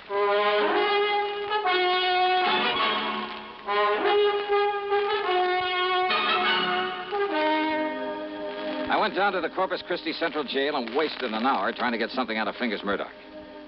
Go on, Dollar. Get out of here and let me sleep. Murdoch. And don't give me this bull again about going easy with me if I tell you where the rocks are, because I know better. Look, listen to me, will you? Instead, I'll just serve another stretch, and then when I get out... If you live that long. Then I'll pick up the dough for him and live on Easy Street. Then you passed them on to a fence, huh? Did I say that, Dollar? Now, go on. Get out of here. You bother me. Then I remembered about some of Murdoch's earlier activities, about his international connections, about the impossibility of successfully disposing of the Canary diamonds anywhere in the United States. Item 2, 10 cents for a phone call to Mr. Brownfield. Yes, there had been a shipment of canned goods the day after the robbery to an outfit in Paris called Imperial Import Company. The shipment was supposed to arrive there late today. Item 3, $12 for a transatlantic phone call to Paris to a wormy little character named Louis Dumassac, who had another name for himself. Oui, monsieur. This is your oldest, your dearest, your most devoted friend, Le Jacques the Great Cat. Yeah, devoted friend, huh? You mean as long as I keep forking over good American dollars for information? But of course, monsieur. Sure. Somebody else came along with a bigger bankroll, you'd sell me out in a second. Oh, no, mon ami. You touch me to the quick. Sure. I mean, to have you put it so bluntly. All right, now tell me just one thing. What do you know about canaries? Canaries? That's right. Uh-huh. Well? They are for the birds. Wait. Well, monsieur, that's not a very funny thing I've just said. Oh, very funny. So what about the Canary diamonds? Well, alas, I've never heard of them. But I'm sure that for a slight consideration, if I can find out all about them for you, say for $500. Now listen, your old pal, Francois Dubuisson, the fence. Yeah, Dubuisson. What? Oh, that miserable, that no good, that double-crossing. I love him dearly. Now, what's that mean? Millions he's made smuggling jewelry and paintings into this country from your United States. Now, with your help at times. But of course, monsieur. But now what has he done? What has he done? Closed up the antique shop that he used as a front for his operations. You mean he skipped the country? Oh, No. He's still here at first. Doing what? Is it not unthinkable that so clever a crook should turn to a legitimate business under another name? What kind of business? Produce. Produce? Oui. Caviar from Russia, cheese from Holland, fine sausages from Germany. And canned tropical fruit from here in the States. Oui. Yeah, but how did you know? And he calls it the Imperial Import Company. That is so. Then tell me where I can find him, and I'll cable you $100. But of course.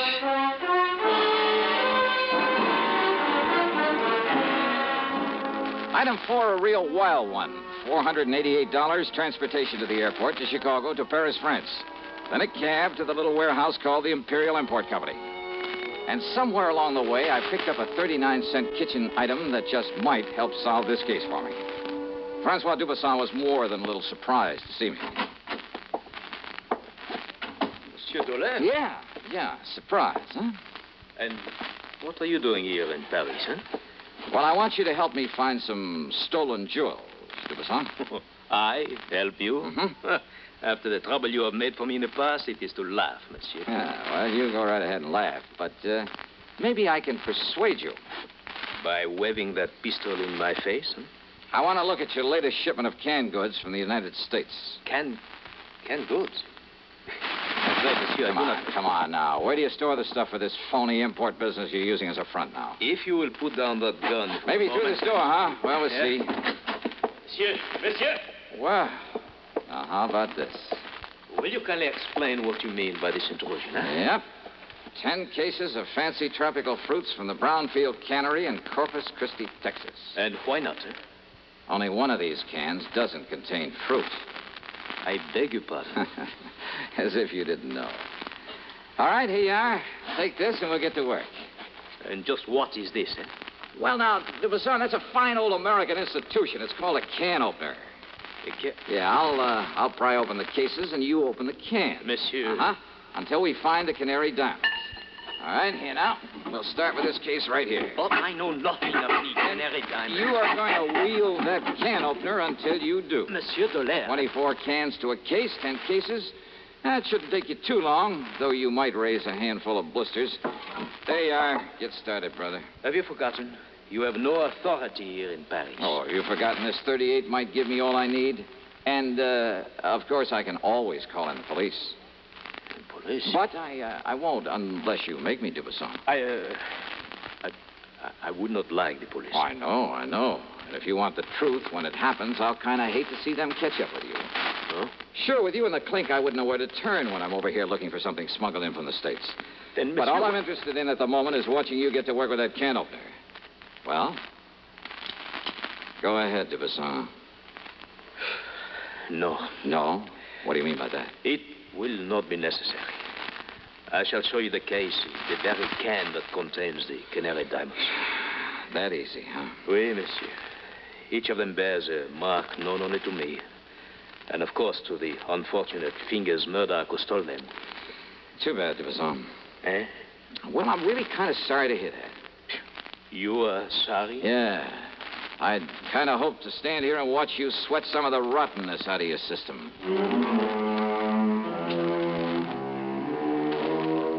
Thanks to its Paris representative, the company was able to arrange for getting the stones back to the U.S. As for Dubuisson, well, I suspect he was long gone when the police arrived at his place. Expense account total, including the trip home, $1,121 even. And, don't forget my commission on this one. Yours truly, Johnny Dollar.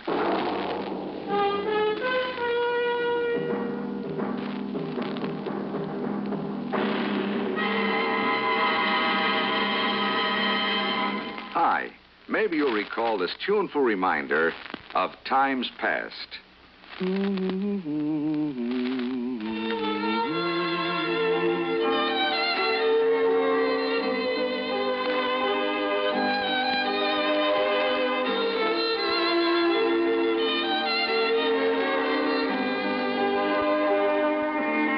This is Dennis James with something else worth remembering.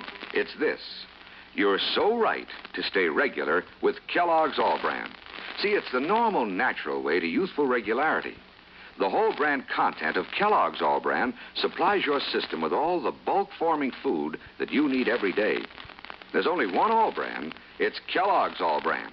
So relieve irregularity from lack of bulk, as millions do, with a bowl full of Kellogg's All Bran each morning. ALL-BRAN. It's Kellogg's All Bran. Now, here's our star to tell us about next week's story. Next week, a wild flight across the country after a beautiful girl, and possibly a murder. Join us, won't you? Yours truly, Johnny Dollar.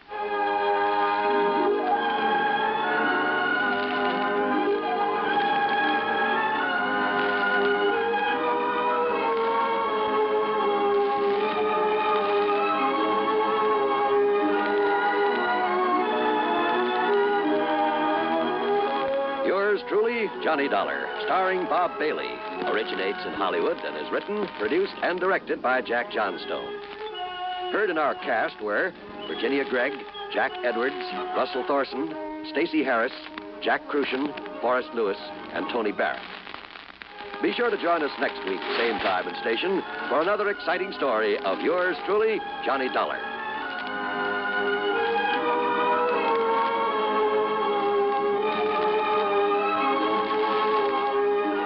This is John Wall speaking. Greed for gold promises doom from suspense on the CBS radio network. You know, Dooley, I've been reading up on hypnosis. Come here and let me try it on you. I'm an officer of the law and don't approve of making a man divulge his secrets. However, I'll stand by in case there's criminology involved. I just want to clear up some of his problems, Officer Suggs. But I haven't got any problems. I'm the soul of contentment. Maybe that's your trouble. You're too contented. Lie down, Dooley. You're going to sleep. I feel so good. He's under my influence. Now, little tyke, get up. Go straight to the beer of your choice. Astounding. He's heading for Utica Club. 'Cause Utica Club will still take the trouble to age beer the natural way. Utica Club, you see. He's got no problem. He's a happy, well-adjusted beer mug. Brewed by the West End Brewing Company of Utica, New York. You're tuned to 590 WROW in Albany. 5:30. From Hollywood, it's time now for Johnny Dollar. Earl Foreman, Johnny. Earl, I just left you down in Florida. Where are you? Right where you left me, right here in Sarasota. Oh, well, if you're worried about my expense account for that case we cleaned up together, I was just about to mail it to you. Why don't you bring it down here instead? Huh? A couple of hours after you hopped aboard your plane back to Hartford, I got a phone call from Bill Hall. Remember him? Fellow who runs that men's shop on the Tamiami Trail? That's right, Webb. Bill owns the place. Sure. I bought a sport jacket and a couple of pair of slacks there at Webb's. Well, somebody cleaned him out of about $10,000 worth of merchandise last night. Oh? And you'd insured it for him? Yes, I'd also issued a $10,000 policy on the man he had there as a night watchman. Earl. Yeah, Johnny. The police think he was murdered. Okay. I'll grab the first plane I can.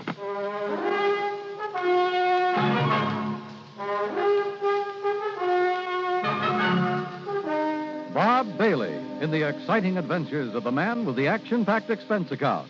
America's fabulous freelance insurance investigator. Yours truly, Johnny Dollar.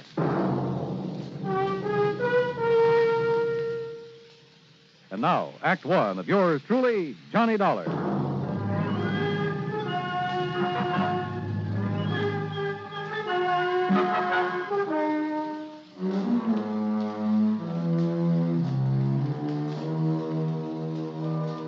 Expense account submitted by Special Investigator Johnny Dollar to the Tri-State Life and Casualty Company, Sarasota office.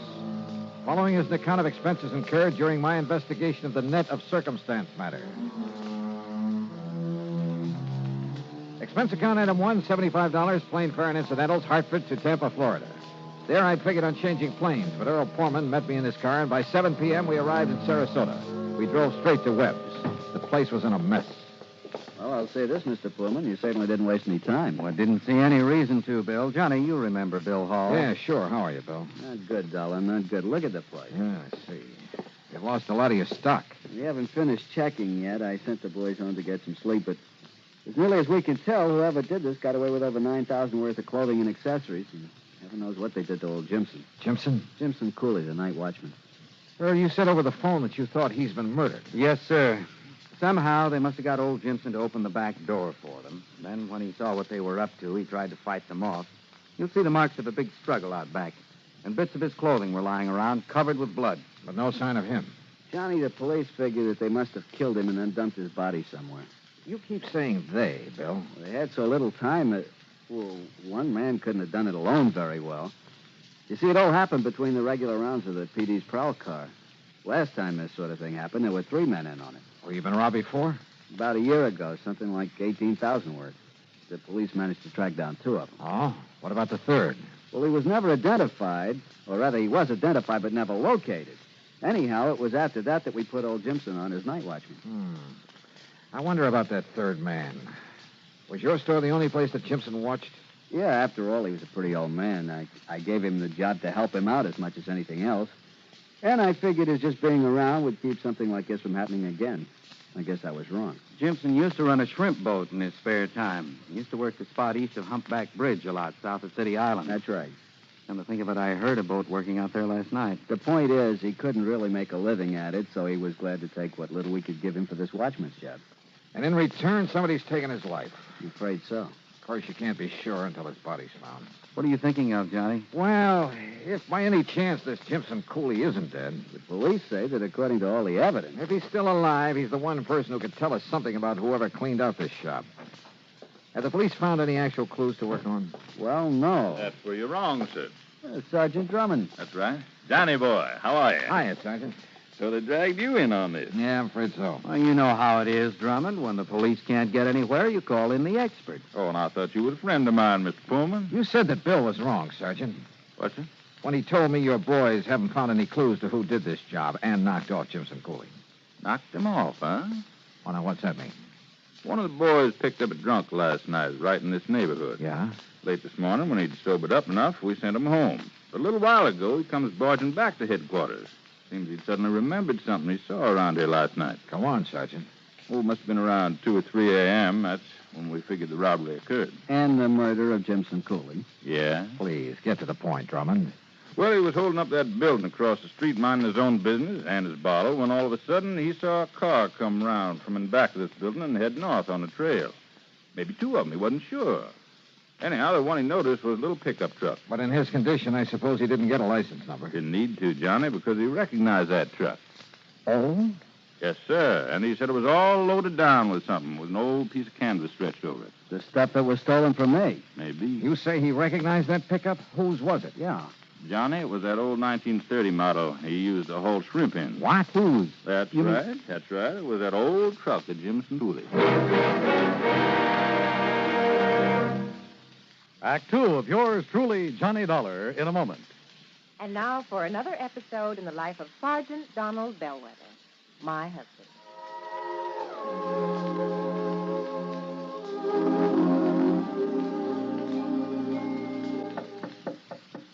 Good morning, Mrs. Bellwether. Would my lady prefer to have her breakfast in bed this morning? Oh, what a perfect husband. Thank you, darling. Here's the tray with the coffee, the toast, and the orange. Oh, fine. I forgot the orange juice. Hold the tray, honey. I'll be right back. Oh, darling, what happened? Oh, I stubbed my toe in the corner of the dresser. The National Safety Council was right. The what? Last night I read something in a National Safety Council pamphlet. Oh, Reba, how can you sit there talking about a pamphlet when I'm dying a slow, tortuous death? Oh, come over here, darling. I'm sorry. All right. Now, what's this about the National Safety Council? Did they predict I would stub my toe this morning? No, silly. It's just a coincidence. Only last night I read the statistics that prove that more home accidents occur in the bedroom of all places. Yeah? Not the bathroom or the kitchen or the home workshop. The bedroom. Yeah. Okay, from now on, when I walk around the bedroom, I'm going to wear my combat boots instead of these open-toed huaraches. Well, that might help, dear. But what everyone should be most careful of is taking medicine in the dark. Okay, my living safety encyclopedia. I will now fetch your orange. Oh, you're sweet. And it's just too bad that you nice men are so prone to accidents in the home. And the reason is because you brave men usually tackle the hazardous jobs around the house. Hey, I'll remember those kind words as I slowly limp back to the kitchen. One thing in your favor, though, Sarge. married men stand a better chance of avoiding fatal accidents in the home. Now, is that a fact? Mm-hmm. You know, in one state, 75% of the men involved in home mishaps were unmarried. Well, I'm sure glad I'm married. Because the accident odds are better? You know, because I like my wife. Even when she first wakes up in the morning. That's my Donald. That's my doll.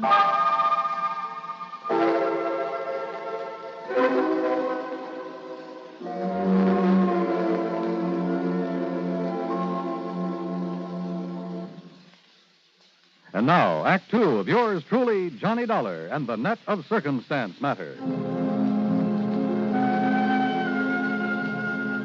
Yeah, everything indicated that whoever burglarized Webb's haberdashery there in Sarasota had murdered the night watchman, old Jimson Cooley. That is, until somebody reported having seen a loaded pickup truck at the time of the robbery pull away from the back of the store. And whose truck was it? Yes, sir. He swears it was that old 1930 pickup of Jimson Cooley's. And he says it went north on the Tamiami Trail. Yes, sir. Well, what have you done about it, Sergeant? Alerted every police department from here to the Georgia state line. Be on the lookout for him. Didn't you know that truck was missing from wherever Jimson lived? Well, we hadn't actually got around to checking on his place yet. You thought he was murdered, and you didn't even bother to check his home? Well, we called his wife, Johnny, and when she said he hadn't come home with all the evidence of a big fight out back of this store... Oh, fine. You can't blame him, Johnny. All the blood back there, bits of Jimson's clothing that were torn off on... Look, maybe it's just a wild hunch, but... Earl. Yes, Johnny? You suppose Doc Crutcher's at home? Probably. Lives just up the street from my house. Oh, we got a doctor connected with headquarters, you know, Johnny. Well, how do we get out the back way? Why, right out here, Johnny. What's this hunch you've got? Tell you, Earl, and it'd probably turn out to be wrong. Here you are. Now, you can see for yourself, Dollar, why we figured him a dead one. Old Jimson, I mean. Yeah. This busted railing, blood spattered around, and look there, where somebody hit the dirt. A pool of blood there, too. He must have lost plenty. And also, we picked up a short length of lead pipe with blood on it. Is this a piece of cloth on the shirt he was wearing? Yeah, Johnny, it's from a shirt I gave him. Torn off in the fight. Oh, well, I guess we must have overlooked that little piece. Yeah. And maybe that isn't all. Mind if I keep it? Oh, sure. Go ahead. Well, what do you mean? Come on, Earl. If you feel like driving me around a bit, there are a couple of people I'd like to see. Sure. No, wait a minute. We'll see you later. Yeah, it was a hunch. Nothing else. But I learned a long time ago that sometimes it pays to play a hunch for all it's worth. Particularly when you haven't anything real solid to work on. Ignoring Earl's questions, I had him drive me to Doc Crutcher's home out on St. Armand's Key. Fortunately, he was at home. Even better, we found him in his study, poring over a microscope. Oh, sure, Johnny. I'd be glad to, just as soon as I finish making this hemoglobin count. Well, there's no hurry, Doc. I'll drop by and check with you later. Jimson Cooley, huh? We'll see. Look, Johnny, do you mind telling me what this is all about? Not until I'm sure myself, Earl. Listen, do you think you can find out where old Jimson's wife lives? Well, sure, I guess I Don't could. you mean widow, Johnny? Maybe. Well, last I heard. Everything I've heard, well, it doesn't all tie up. But, Johnny, if Jimson's still alive... That's what I'm banking on. Come on, Earl.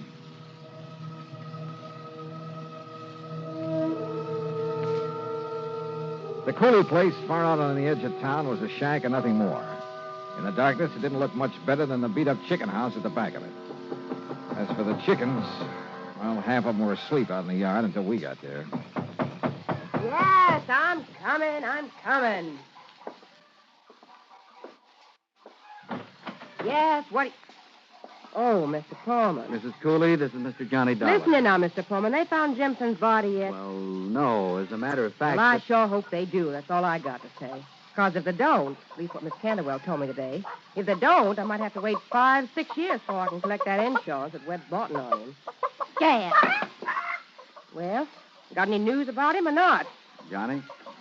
You don't seem to care much whether your husband's alive or not, Mrs. Cooley. Now, why should I? You lazy bum. If it wasn't for me raising these heavy... I said scat! And he was shrimping and selling them for bait to them Yankees that come down to fish around the other winter. He done pretty good. We had meat on the table now and then, besides chicken. But ever since they gotten that soft job sitting around that store every night. Did you notify the police when he failed to come home this morning? I did not. Besides, when I seen that one of them nets was missing. You see where he keeps them hung over the limb of that tree out there? Mrs. Cooley... Well, what I figured is maybe he'd gone out to do some more shrimping. Or else he'd taken it out and sold it so as he could buy some more of that rot gut he's been drinking lately. So I got this broom handy by the door. What do you mean? To keep him out so he wouldn't try to come in and beat me. Beat you? Sure, like he always does when he's been drinking. And then when he didn't come home at all, Mrs. and Cooley. when Miss Canterwell stopped by and told me he'd been killed. Well, you know who I think done it? Who? One of that gang that tried to rob Webb's last year. Now, why do you think that? Because Jimson told me one of them was around town. That's why. Jimson knew who he was and didn't report it to the police? Well, how should I know? I wonder why not. Now, look, if you all didn't come around to pay me my insurance, what is it you want? Well, what I really stopped by for, Mrs. Cooley, was to see if you'd sell me one of your chickens. What? Yeah. Why, sure. Only it'll cost you money. Maybe 75 cents? All right. Here. Here's $1, and we'll call it even. Well, thank you. Here, you look out for them fancy clothes of yours, and I'll wring its neck. There you are. Only I suppose you want it plucked, too. No, thanks. Suppose you just give me the head. Eh? Yeah, you can have the rest of it for dinner tomorrow. What? And come on, Earl. Let's get back to St. Armand's Key. I'm sorry, Johnny, but I really ought to have some of the materials down at my office for putting that specimen you gave me under the microscope. Of course, if you could wait until morning. Oh, sure. Why not? Once more, I could use a little shut-eye. But here. Yeah. Take along a sample of the blood from this, too, will you? You've been out raiding somebody's chicken coop? Well, you may want it for comparison, if you know what I mean. Yes, Johnny, I think I do. Well, I don't. Earl, why don't you and I go home and get some sleep?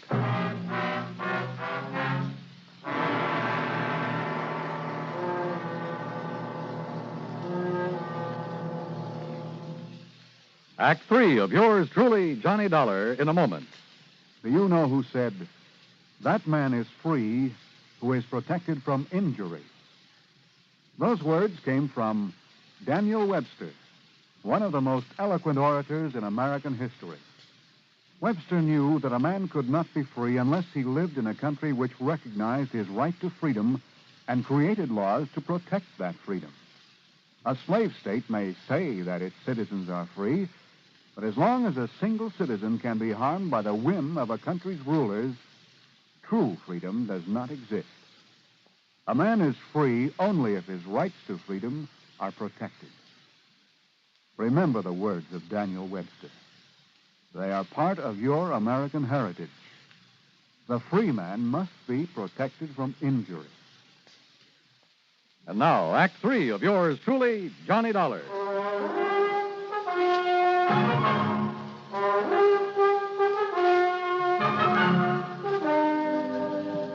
Early the next morning, I got a phone call from Sergeant Drummond down at headquarters. Yes, sir, Johnny. Some of the boys found him laying in his car on a little wagon trail just off Bee Ridge Road. Jimson Cooley? Jimson Cooley. Must have been laying there unconscious ever since the burglar slugged him and took him out there. But he's a rugged old cuss, so he's in pretty good shape now. What did he say about that burglary, Sergeant? Same as we figured. Man made him open the back door, beat him up, cleaned out the place, and probably thought he'd killed him. So he drove him out to that side road and left him there. What about the stuff that was stolen? Must have transferred it to his own car when he left Jimson there. Was Jimson able to identify him? Said he claimed to be the man we never did get for robbing that store the first time. You want to talk to Jimson? Yes, Sergeant. I'll be right over.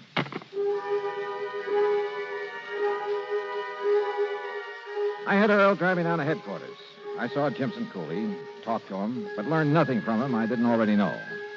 He was a disagreeable old coot, the sort who would get drunk and beat his wife. He still wore his badly torn clothes, and yes, he had a couple of cuts and bad bruises. But were they enough to account for all the blood we'd found in back of the store? I asked Earl to drive me over to Doc Crutch's office. Well, just finished, Johnny. And? I'm sorry, but the blood that was spilled out in back of that store was not chicken blood. But... Well, now I see what you were driving at, Johnny. You figured maybe Jimson had done the robbery himself. Wait, Earl. Then he'd covered the place with chicken blood to back up that story of a fight with some burglar. Oh, I think he was in a fight, all right. Huh? But I don't think he lost. Doc? As I started to say, I wanted to check the blood on that piece of his shirt you brought me here in the office where I have a record of Jimson's blood type. I got it when I made his insurance examination. Or was it his? On the shirt? It was human blood, all right. but not Jimson coolies. All right, then. I guess his story of having been forced to open the store, then beat up and knocked out and left out there in his car by the burglar is true. Wrong, Earl. Well, what do you mean? Why not? Didn't you say you heard a shrimp boat out on the bay last night? Sure, but what's that got Cooley's wife said one of those heavy-weighted shrimp nets was missing, didn't she? Well, yes, I And remember this. Bill Hall said that one man wouldn't have had time to take all that stuff out of his store alone. So maybe there were 2 burglars, and I still don't Jimson said there was only one, so I think he was helping him. And, Earl, do you think for a minute that Jimson lost all the blood we saw out in back of that store? You saw him there at headquarters. Well, he didn't exactly look as though he Of course could. he didn't. But then, Johnny... First, we wanted to find Jimson's body, but then he turned up alive. Now we'd better find the body of this other man, whoever he is. You're right, Johnny. Then you'll really have a case. Sure. So, Earl, let's go fishing. Fishing? Well, you know how it is. When I'm really stuck in a case, everything all muddled up, well, it's time to relax and kind of let your head clear. Come on, let's go. Sure, Earl thought I was crazy, but we unhitched the boat from his private dock and headed up the bayou. Then passed under Humpback Bridge and into the outer end of Sarasota Bay, out toward City Island, where WSPB has its radio tower. I tied on a heavy trolling rig and tossed the line overboard. Johnny, you're crazy to use that heavy rig out here. The water's real shallow. All it'll do is drag the bottom. A little slower, Earl. Here in the bay, we use live shrimp to get sea trout. You know, about a number 2 hook and no sinker, we bottom fish. Slower, will you? Okay, whatever you say. And so we trolled back and forth over the place where Jimson ran his shrimp line. Johnny, it's no good fishing here with that heavy tackle. If this is where he got his shrimp, there ought to be fish or something. Maybe I'm after that something. I think you've gone nuts. 10, 15, maybe 20 times I had to reel in the line and take off a clump of seaweed that had gotten tangled in it. Bill began to get impatient. If we were really going to fish, why didn't we do it right? Then suddenly the old fluger started to sing. Hold it, Earl. Kill the engine. Yeah, what is it? Just hold your horses. What under the sun have you tied into, Johnny? If this line will hold, we may have what I've been looking for. I can't imagine what kind of a fish would be that big here in the bay. Oh, fine. Fine. All you've done is get snagged up in some old hunk of rotten fish net. Yeah. Or a shrimp net. If you'll just help me get it aboard. Sure. Just a little more, Johnny, and I'll be able to reach the part where you've hooked into it. A little more. Yeah, I got it. Now give me a hand. Right. Here now. Oh, they put a lot of lead on these nets. But I never thought they could be this. John, look what's in it. Yeah. Good Lord. When Jimson was faced with the man's body wrapped in the net he'd sunk out there in the bay, he broke down and told us what had really happened. Even told us where the stolen stuff was hidden. Yeah, the dead man was one of the gang who'd robbed the store a year ago. He'd persuaded Jimson to help him do it again, offered him $100. But then when he had the stuff, he tried to run out without paying off. So Jimson had killed him. Now the courts will have to take over. Incidentally, I understand that Webb's is installing a foolproof burglar alarm system. Expense account total $151.50. Yours truly, Johnny Dollar.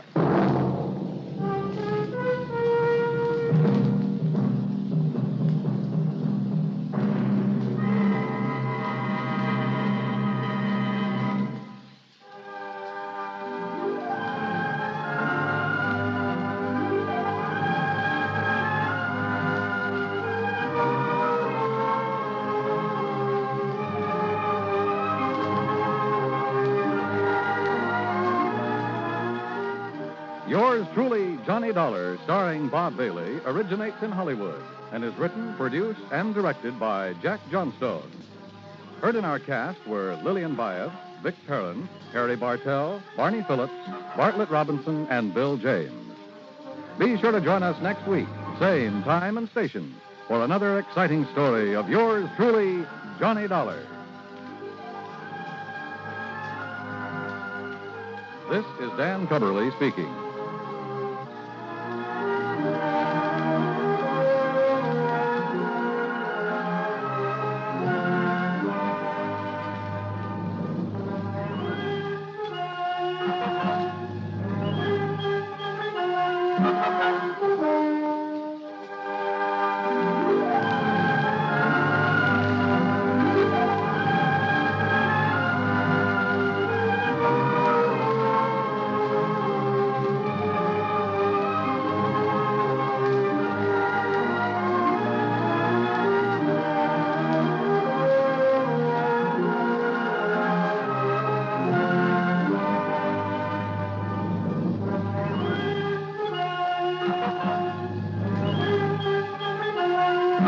Johnny Dollar has come to you through the worldwide facilities of the United States Armed Forces Radio and Television Service.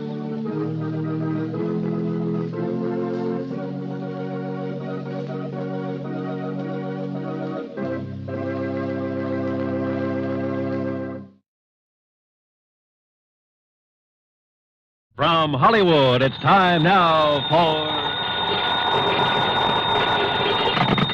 Johnny Dollar.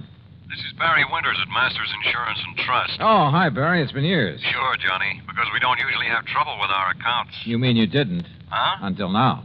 Well, yeah, I'm afraid that's about the size of it. And this time it's bad trouble. Tell me all. Simplex Tackle Company, Johnny, over in Danbury. Fishing tackle? That's right. Well, how come I never heard of them?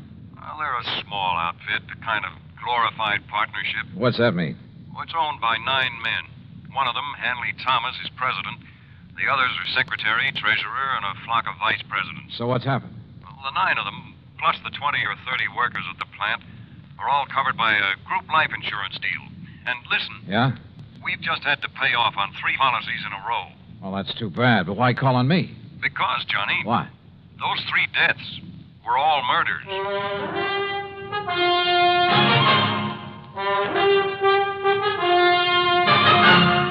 Bob Bailey in the exciting adventures of the man with the action-packed expense account, America's fabulous freelance insurance investigator. Yours truly, Johnny Dollar.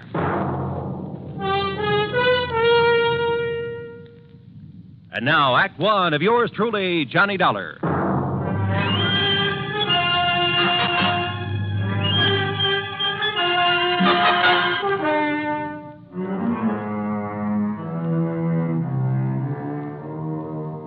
Expense account submitted by Special Investigator Johnny Dollar to the Masters Insurance and Trust Company, Home Office, Hartford, Connecticut.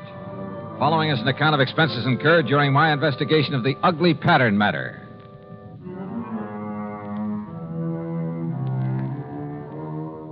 Expense account item 1, $1 even taxi to Barry Winters' office at Masters, where I hoped he could give me something more to work on than he had over the phone. And you know something? As it turned out, he gave me a lot more than he thought he did. Police? Sure, they've been working on these murders, Johnny, but they haven't come up with anything, except a theory that one man is behind them all. Why, Barry? Because the victims have all been members of the Simplex Tackle Company. Well, but I don't... Because they've all occurred within a month. Because each of them occurred on a Wednesday. Pattern, huh? That's right. And also, Johnny, because there's been no apparent reason for any of them. Uh-huh. Have the police found anything? Nothing. Same kind of weapon used in each case? No. The first was a VP named Adams, run over by a car. Sure it wasn't accidental? The police say no. The second, John Bowers, was strangled, and Frank Dalvers was shot in his own home. No pattern there. I mean, in the way they occurred. Apparently not. But Hanley Thomas and the police don't agree. Thomas is president of Simplex, you said. And a real financial wizard. Used to be a promoter. Not much ethics, but a sharp businessman. As a friend or partner, I imagine he's a fine man. Here. I'll give you a complete list of the officers of the company, their rank and their salary. Well, I don't know exactly what good that'll do. Here you are. And this is a list of the employees. Have those employees all been checked out? Sergeant Dennis over there at Homicide made quite a point of it. So did Mr. Thomas. Well, look, why don't I run over there and talk with him? And to the Danbury police. Yeah, I think you'd better. And, Johnny, the sooner the better. Why do you say that? The pattern. There are still 6 officers left in that company. That is, 6 who are still alive. Item 2, another $1 for a cab back to my apartment. There I picked up my own car, and from here on in, the charge will be for mileage. Except for item 3, $4 1/4 for a tank of mobile gas. It was almost noon by the time I'd covered the 60-odd miles to the Simplex factory on the far edge of Danbury. To my surprise, it was quite a plant, new and modern in every way. A receptionist took my card, and a few minutes later, I was ushered into the office of Hanley Thomas, president. Oh, this is a terrible thing. Adams, Bowers, Frank Dalvers, all within a few weeks. Barry Winters back in Hartford seems to think these murders have all been the work of one man. Police and I concur in that theory. There's been a sort of pattern followed by the crazy killer. But not an actual method, Mr. Thomas. No, I'll grant you that's true. Car accident, strangling, pistol shot. But they were done by someone who must have been very familiar with his victims. How do you mean? Well, someone who knew, for instance, that Ben Adams took a long walk alone each night. He knew the route that he took. Same thing applied to the second victim? John Bowers always drove to work through a little woods. It was there he was stopped and strangled. Frank Dalvers always stayed at home alone on Wednesday nights while his wife was out playing bridge. Someone broke in on him, huh? Have the police checked that? Well, it was someone he must have let in. In other words, someone he knew. That's a possibility, I suppose. I understand you've checked on all your employees. Yes, right off the bat, as much as the police could. Any particular reason to suspect one of them? Well, only because they were all in position to know these men pretty well, know their habits. We're a small company, Mr. Dollar. Our employees, including the girls in the office, only number 21. That was your only reason to think one of them may have done it? Oh, of course, we've had our share of labor troubles, a few dissidents in the ranks, so to speak. I suppose some of them resent the rather top-heavy management here. You mean the fact there are 9 executives to only 21 employees, huh? Yes, and I must confess the profits have been pretty good lately. Barry Winters gave me a list of, here it is. Now, according to this, all of these... What is it, Mr. Dollar? Well, I got thinking on the way over here. Yes? Part of the pattern you mentioned. The 3 men were killed in alphabetical order. What? Well, yes. Adams, Bowers, Dalvers. But now that I look at this list again... Of course. The pattern again. No, I think that was just coincidence. The pattern, if there is one, is based on their order of rank. That is, if these salary figures mean anything. I'm not sure I understand you. Well, look, first was Adams at the lowest salary among you officers. Well, yes, Adams received $12,000 a year. Yeah, look. Bowers came in next at $13,500. You're right. And Frank Dalvers earned $15,000. So, if this pattern should continue... You mean to say you think there might be more of these murders? If this pattern continues, the next to go would be... Good heavens. Would be James Williams or Charles Hart, both earning $16,500. Then a couple of more. Then you, Mr. Thomas. Mr. Dolly. Where'll I find James Williams? Why, Williams is on vacation, a little place not far from here, Parvin's Pond. When did he leave? Last week, on Monday. Have you heard from him? No, I haven't, but... Of course, if the alphabetical pattern is the right theory... Oh, excuse me. Yes? Sergeant Dennis, Mr. Thomas. Oh, it's the sergeant at homicide, Mr. Dollar. So I hear. I'll hold the phone so you can hear what he's Thomas. saying. Yes, Sergeant. I'm afraid I have some bad news for you. Oh? Another one of your partners. Williams. Mr. John Williams. Yes? Discovered his body over at Parvin's Pond this morning. He's been murdered. Good Lord.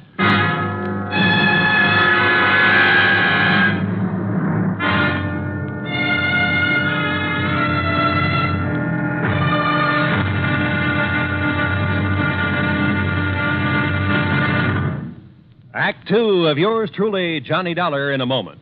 And now, Act 2 of yours truly, Johnny Dollar, and the ugly pattern matter.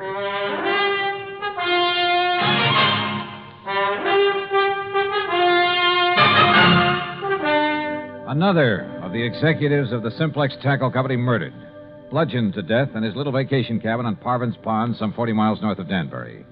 And again, it was according to pattern. How those carefree kids can fish and water ski out there when there's been a murder right under their noses. Yeah, Sergeant, I know what you mean.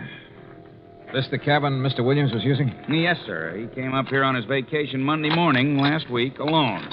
There we are. Who knew he was coming to this particular spot, Sergeant? Why, everybody down at the plant, I guess. Now, the way the doc and I figured it out, Mr. Williams had just come in from fishing. Now, you see there, he just tossed his rod and stringer on the bed. Everything's just the way it was, huh? Yeah, except for his body. That's in Danbury at the coroner's. You said he was bludgeoned to death. Yeah, with that oar from his rowboat. You see it laying there on the floor? Yeah, I see. Who found his body? Little old lady from the cabin next door. She'd stopped by this morning to bring him some cookies. Knocked on the door swung open, and there he was. And the doc says the body was lying there ever since. Have you checked that oar for prints? The killer must have used gloves. What about footprints? Well, if there were any, the vacation crowd tramped them out long before we got here. Now, the way we figure is that he came in here Wednesday night off the lake. Wednesday? Yes, Mr. Dollar, just like the other ones. It happened on Wednesday, a week ago tomorrow. The pattern again. Yes, sir. And if you ask me, it's the pattern of a madman. And this being a Tuesday again. But what possible motive could there be for it? When you ask me, it's one of the employees there at the plant. After all, for such a small company, 9 big money-making officers, at least there was 9. Yeah, I know what you mean. Are those 21 employees paid pretty well? Nope. spite of the company making a lot of money. What with this recession we're Oh, in. read the signs, man. Most of this so-called recession's a lot of bunk. Yeah, I agree with you. Everybody get out and dig instead of sitting around hoarding their money. Well, what I was going to say is that those executives took advantage and held down wages in spite of all the money they're making. So just let one crazy hothead find out how good they're doing. How well have you checked those employees? The best we could. I talked with every one of them myself. How about the officers of the company? There's not one of them would do a thing like that. They're all fine men. Ask Mr. Thomas. Sure, they're hard-headed businessmen, everyone looking out for himself, but they're all fine men, and they're all making plenty of money. Oh, which reminds me. What's that, Mr. Dollar? A list of the officers and their salaries. And according to this, if there's to be another victim... Another? Oh, no. I worked out another step in the pattern of these murders, based on the earnings of these men. Then, Mr. Dollar, who will it be? It won't be anybody if I can help it. But, Sergeant, I may have to ask you to put a 24-hour watch over an officer of that company named Mr. Charles Hart.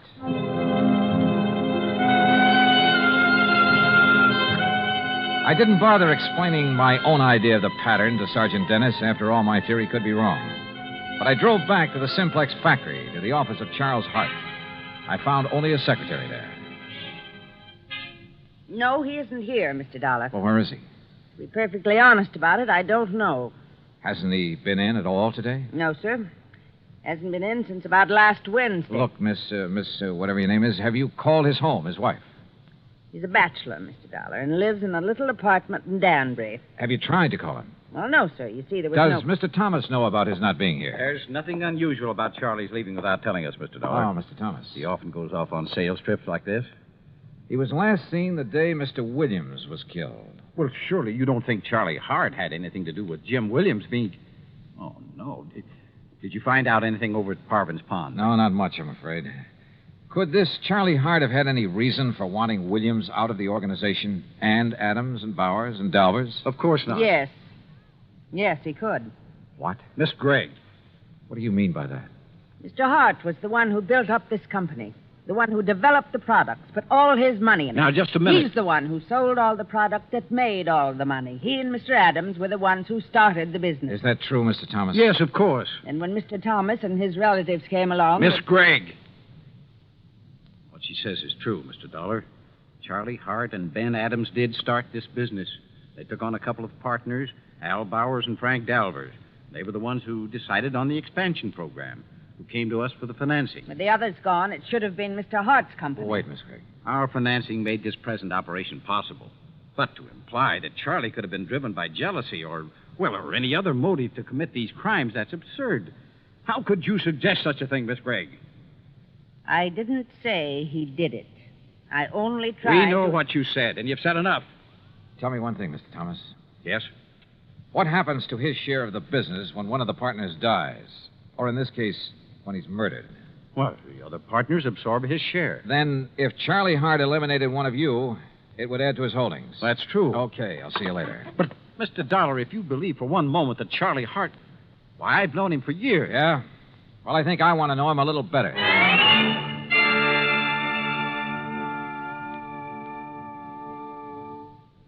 Act 3 of yours truly, Johnny Dollar, in a moment.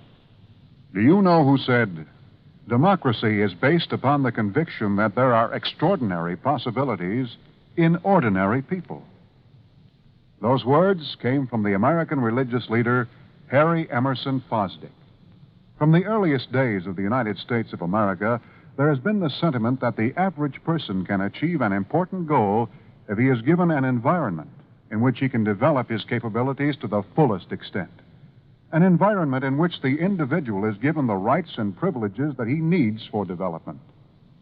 It is the duty of every American to protect and stimulate this environment.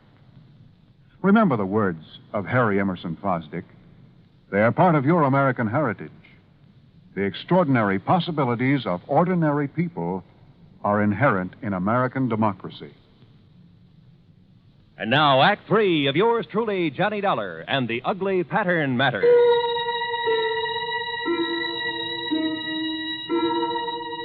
It was pretty plain that Charlie Hart, supposedly next on the list of victims, had plenty of motive for eliminating some of his partners in the Simplex Tackle Company.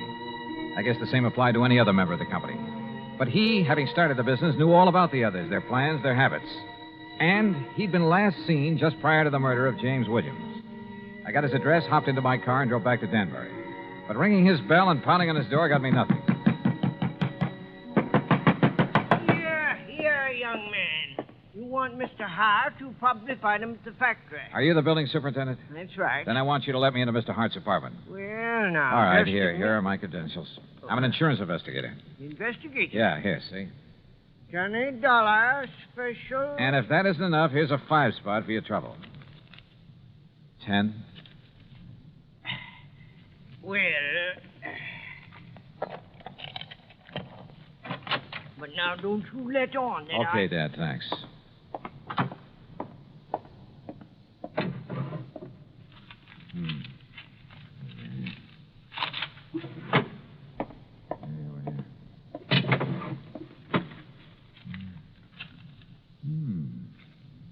The same list that I got. The office. Huh? The offices of our company. Mr. Hart. That's right, Charlie Hart. Should have looked behind the door when you barged in here. Yeah, well, look. Would you like to point that thing the other way, please? I'm sorry, Mr. Dollar, of course. Well, you know who I am. Yes, I heard you through the door. All right, is that the gun that killed one of your partners? That killed one of my... No. But listen. Tomorrow's another Wednesday. Wednesday, Mr. Dollar. I know. And look at that list you're holding. I finally realized the progression in which these murders are happening. Oh? On the basis of our salaries at the company. Adams, Bowers, Dolvers, and Williams or me. Yes, you've circled Williams' name. Yes, because he got it last week. That's why I'm staying in here, locked in. Because tomorrow, if the killer strikes again, that crazy maniac killer... Maybe. Or maybe that's what he'd like everyone to think. Charlie, a couple of questions. Anything if I can help you stop this. That company was once yours. Yes, that's right. You were the boss, the head man, until Hanley Thomas came along. Yes, Hanley and his brothers and his brother-in-law. And they took over as first in rank. Well, they were entitled to, Dollar. What? It was their money made the company what it is.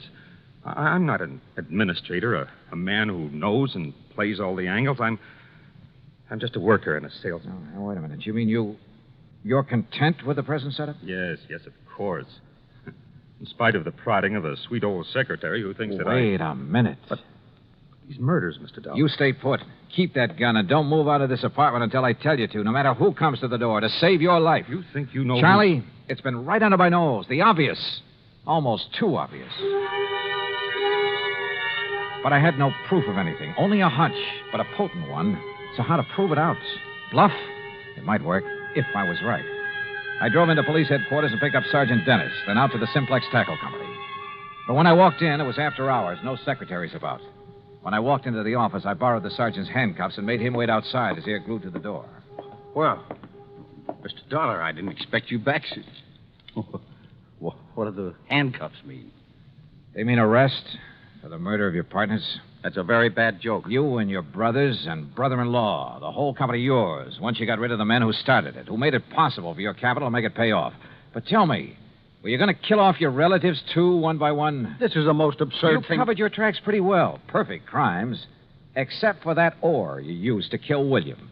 Fingerprints as big as life all over it. Impossible. I figured the gloves you wore must have had holes in them, or have been worn very thin. What? That you just didn't notice in the excitement of the moment. And when I finally found those gloves... You've been out to my home, ransacking my home. And when your wife confessed that you weren't at home at the time of any of the murders... That's a lie. She helped me plan the whole thing. Oh. Then you admit the murders. After my bluff about the fingerprints. I see. But now that you know, you haven't had time to tell anyone, there's no one around to hear the shot, Mr. Dollar.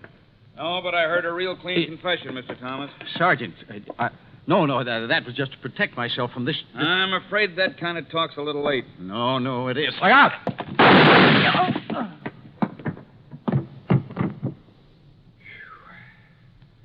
Sergeant, I haven't seen that fast a draw except on TV. That's where I learned it.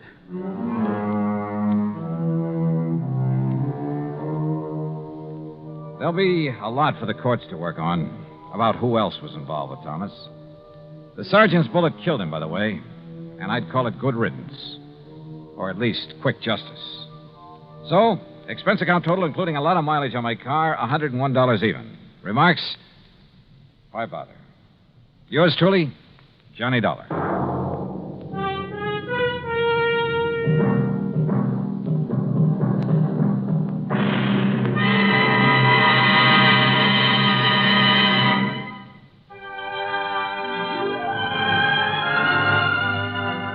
Yours truly, Johnny Dollar, starring Bob Bailey, originates in Hollywood and is produced and directed by Jack Johnstone, who also wrote today's story. Heard in our cast were Virginia Gregg, Les Tremaine, Forrest Lewis, Herb Vigran, Junius Matthews, and Frank Gerstle. Be sure to join us next week for another exciting story of yours truly, Johnny Dollar. This is Roy Rowan speaking.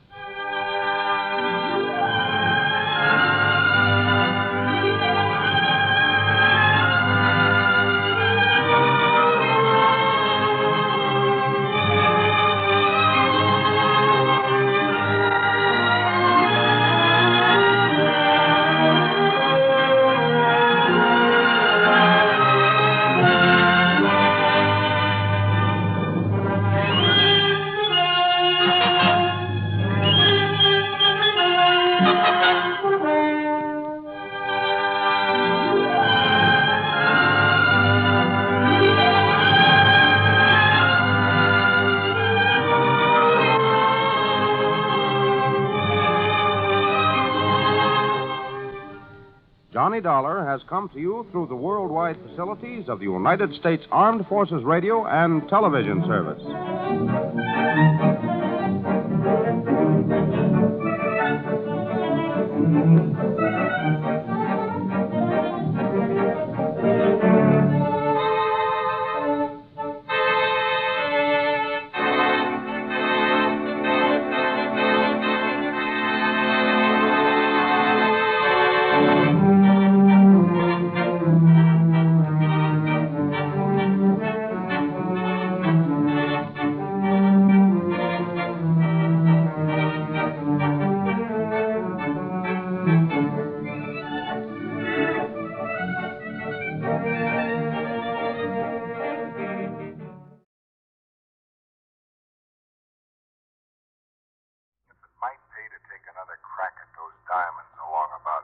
Hey, Ted, you mean you got some kind of a lead on him? No, I'm afraid not.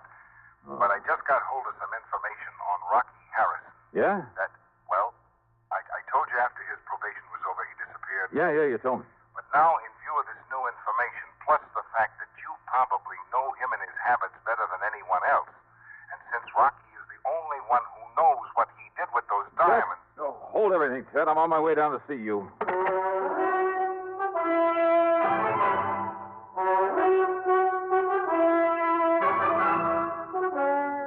CBS Radio brings you Bob Bailey in the exciting adventures of the man with the action-packed expense account, America's fabulous freelance insurance investigator. Yours truly, Johnny Dollar.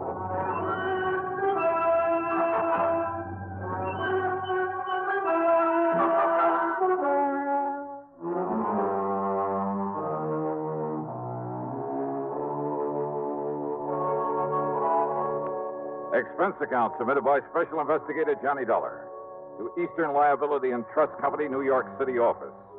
Following is an account of expenses incurred during my investigation of the man who waits matter. Sure, I and I alone could take the credit for Rocky Harrison's trip to Sing Sing over 7 years ago. But the fact I'd not been able to recover the Olney diamonds really stuck in my craw.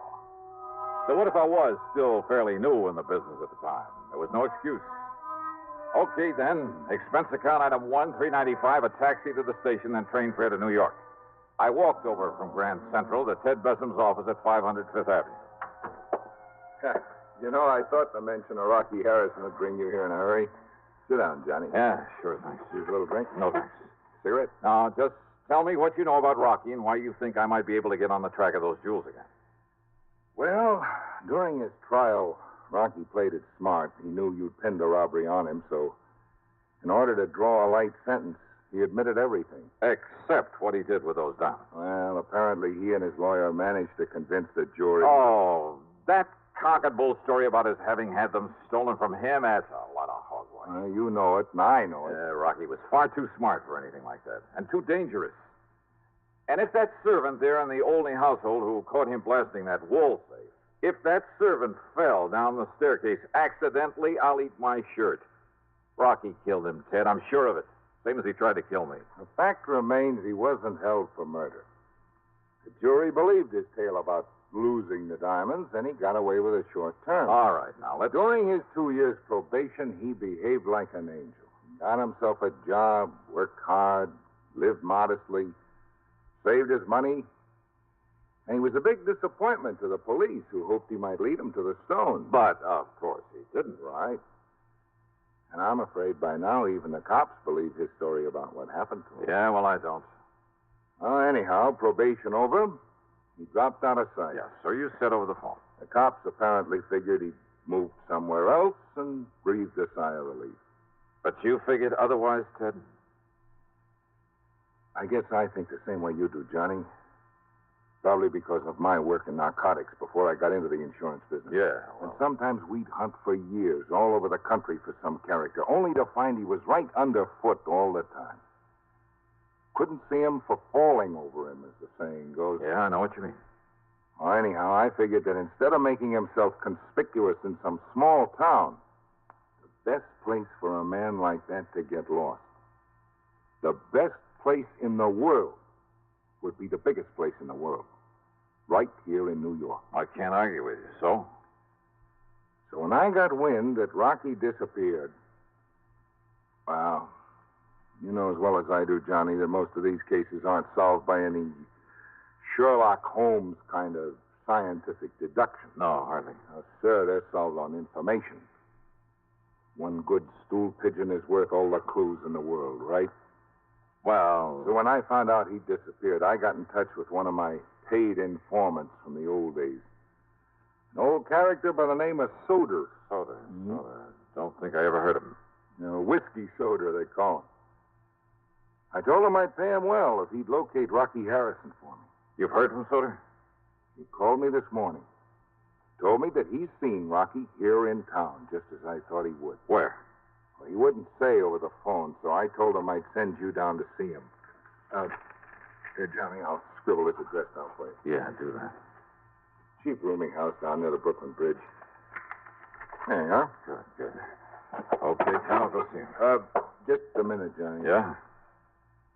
Soder made one thing clear. I don't know just how or why. I guess the why is obvious enough. Yeah? But apparently, Rocky has somehow changed his appearance so much that even his own mother wouldn't know him. But Soder recognized him. Yeah. And one other thing, Johnny. Yeah, what's that? I'm sure you know Rocky well enough to be careful. Sure. Yeah. Watch your step. All right, so what if there was a little risk involved? Here was my chance to make up for having done only half a job some 7 years ago. Also, I figured I knew enough about Rocky to be well prepared for almost anything he might try. The main thing was to find out what he'd done with the Olney diamonds, and, of course, get my hands on them. Expense account item 2, $1.70 for a cab to Whiskey Soda's address. It was the kind of place I'm sure the City Planning Commission will be glad to tear down.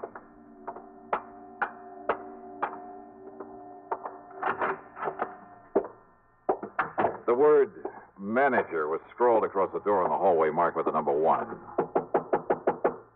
And as for the manager... Yeah, what do you want? My rooms are all filled up. Well, now, what's a gent like you doing around here? I'm looking for a man named Soder. Ha! That whiskey smelling old. You'll find him down the hall in number... Say, he's getting real popular today. Well, now, what do you mean by that? You're the second gent's been here to see him. Oh? Who was the first? Well, I didn't get a good look at him, but I heard him go on back towards Which his is Soder's room? What's the number? Number 7 down the hall. Okay, thanks. Didn't see the man leave, though. Maybe he's still in there with... Now, who left that window open there at the end of the hall? All right, number 7. Maybe I better close it. Hey, you sure that Soder didn't leave? Sure, I'm sure. Well, then come on. Let me have your key. Come on. Key to his room. Now, just a minute. Okay, mister. don't bother. Well, just a minute, you. Who do you think you are, busting down this butt? Oh, Yeah. he's dead. Yeah. Somebody shot him. Right through the side of the head.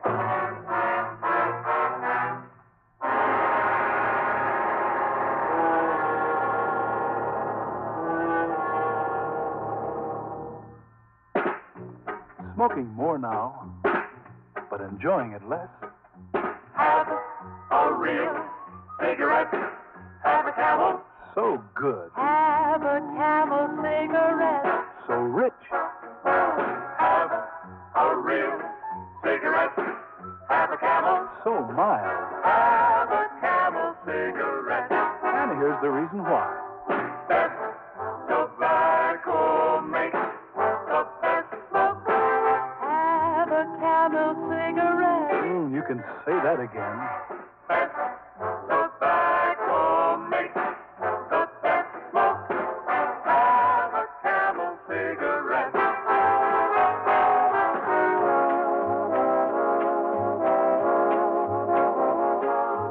If you're smoking more these days, but enjoying it less, then change to Camels, the best tasting cigarette of all. Have a Camel. Start to really enjoy smoking again. Now, Act Two of yours truly, Johnny Dollar, on The Man Who Waits Matter.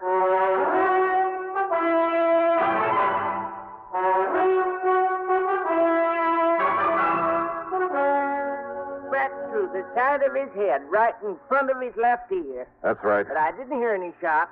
I've been up front in my room all afternoon. Because whoever did it used this pillow to muffle the sound. One of my best pillars, too. Look here. Look what it done to it. The man who was here before, what did he look like? Huh? Well, I only looked out of my room in time to see him coming in here. I didn't get a look at his face. You said he was a gentleman, a gent. Yeah, but I didn't really. I think he had gray hair. What about his height and build? Well, I don't know.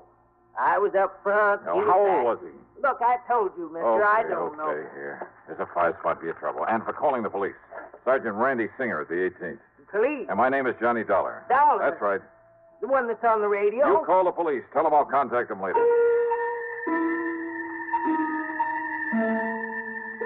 Rocky Harrison had changed his appearance once before, 7 years ago. He'd never known how I'd got on his trail.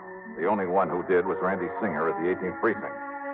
But I'd found him by using the same corny trick that he had used. Maybe that trick might work again, if he'd return to his old haunts.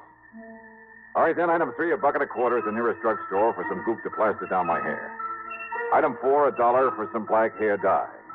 Item 5, 78 cents for a jug of peroxide. Getting rid of the tan I usually have took time, was a lot of work, but it gave me a few days to raise a small mustache. I dyed that black also. Item 6, $20 for some clothing, including a couple of aprons. In some of these joints, you have to furnish your own. Then, item 7, $31 for a pair of thick glasses that I could see through all right, but that gave me a headache. But it was the waste of time that got me down. Working there 4 solid nights, hoping nobody gets suspicious of me. Working where and why, and the reason for the silly getup, well, you figure it out. Okay, there you are, Willie. One old-fashioned, one double Gibson. Good, thanks, Joey. And there's the ticket on them. What? Yeah, right there, right in front of you. Oh, sure. Now, what's the matter with you? Can't you see? Why don't you get them glasses changed? Oh, they're okay, Joey. Oh, yeah, sure they are. Ain't you going to take the drinks to the table? Huh? Oh, that's right. Willie, I've been tending bar here at the Purple Hat since the place opened up. But you are the punchiest waiter I ever seen. That's a fact. Here you are, gents. An old-fashioned and a double Gibson. Well, you took long enough to get them. I'm sorry, mister. The other way around. The double Gibson's mine. Oh, yes, sir. Well, here's to prosperity, Barney. Yeah. So, would you just like to order dinner now? No, later. Yes, sir. I'll wait then. Yeah, you do that. All right now, Rocky. Waiter. Yes, sir. Go get yourself a drink. It's on me. Well, I'm afraid the management would exactly like it. Okay, then just for moose. We'll call you when we want another one. Yes, sir. Now, Rocky. Barney, you fool. Don't you ever call me that again. Call me Tilson. Sorry. Slip of the tongue, Mr. Tilson. Rocky Harrison. Oh, it was luck, dumb luck. He'd been in there alone 3 nights running, but believe me, I hadn't recognized him, wouldn't have recognized him now if his pal there at the table hadn't slipped up and called him by name. Since probation, he'd disappeared for only one reason, to change his appearance completely. He'd grown a beard, a full head of hair, and he bleached it almost white. He'd put on 20 or 25 pounds, had his buck teeth fixed, and it made a big difference. What's more, of course, I hadn't seen him since he'd been sent up the river. As for his pal, Rocky had called him Barney. Sure. Bernard Little, one of the cleverest big-time fences the NYPD had ever known about, on whom they'd been able to pin absolutely nothing. Sure, it was a natural. Rocky had the jewels stashed away somewhere. Barney knew it and was willing to recut him and fence him out for him. Maybe if I was real lucky, I could nail them both. During their meal, I stayed close to them as much as possible, but it got me nowhere. Whenever I was in hearing, their conversation was meaningless. That's right, Barney. Just tell them that Edward Tilson said it. Of course, Mr. Tilson. Be glad to use your name. Well, I'm certain they'll do all right by you. Give you anything you what's want. more, they were both trying to make it oh so plain that Rocky's name was Edward Tilson. And I wondered, had Rocky by any chance seen through this corny disguise of mine? But apparently not. Okay, waiter, here you are. Thank you, sir. I'll have you change in a minute. It's all right, boy. You can keep the change. Thanks very much, sir. Well, shall we get up? Shall we leave, Mr. Tilson? I'm all ready. I'd like to look up the owner and compliment him on his chef. Why not? Good dinner, wasn't it, Tilson? Excellent. Now, if we can find the owner's office. If they could find the owner's office, they made a beeline for it. And that told me something else. The owner, Pete Monaster, had been away when I was hired. Now he was back in town. And he probably knew more about Rocky, more about the jewels than he'd ever admitted to the police. I wished I'd planted a bug in Monaster's office, like to hear what went on in there. But I hadn't, so I couldn't. Instead, I cleared off the table, and since my hitch for the night was over, I went back into the locker room, changed into my street clothes. As I was about to leave... Don't bother, buddy. Your name's Willie, ain't it? Yes, sir, Willie Pagano. My name's Pete Monaster. I own this joint. I've been away a couple of weeks. Oh, how are you, sir, Mr. Here's Monaster? your pay and a few bucks severance. You beat up fight? That's right. I done something wrong, mister? No, it's just that we got enough waiters without you. Shouldn't have hired anybody while I was gone anyway. Just go on out by the back way. Well, sure, sir, but if I thought I'd done something wrong, I could... We just don't need you. That door will tie you over until you get another job.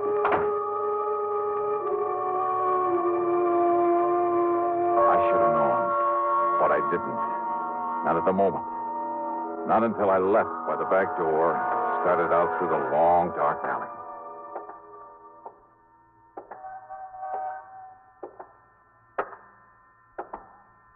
Just a minute. Huh? You're the waiter we had tonight, aren't you? Yeah, that's right. You made a real good waiter. Real good, see? So? So I got something for you, Dollar. Here. Oh, no. All right, now, Dollar. You think I'm going to leave you alive? No, Rocky, put that thing away. The noise will bring the cops. It's all right, Barney. I'm just going to use the butt of it like this.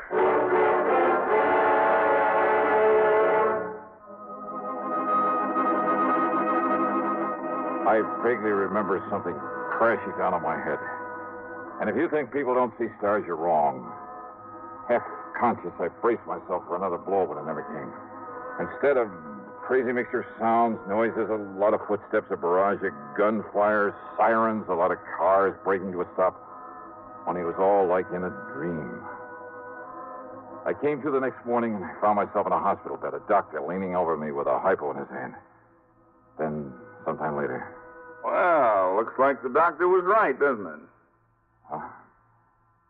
Randy. Yeah, a slug of something to make you sleep for a while really worked. You're going to be okay, except maybe for a big head. Randy Singer. Lieutenant Singer to you, Buster.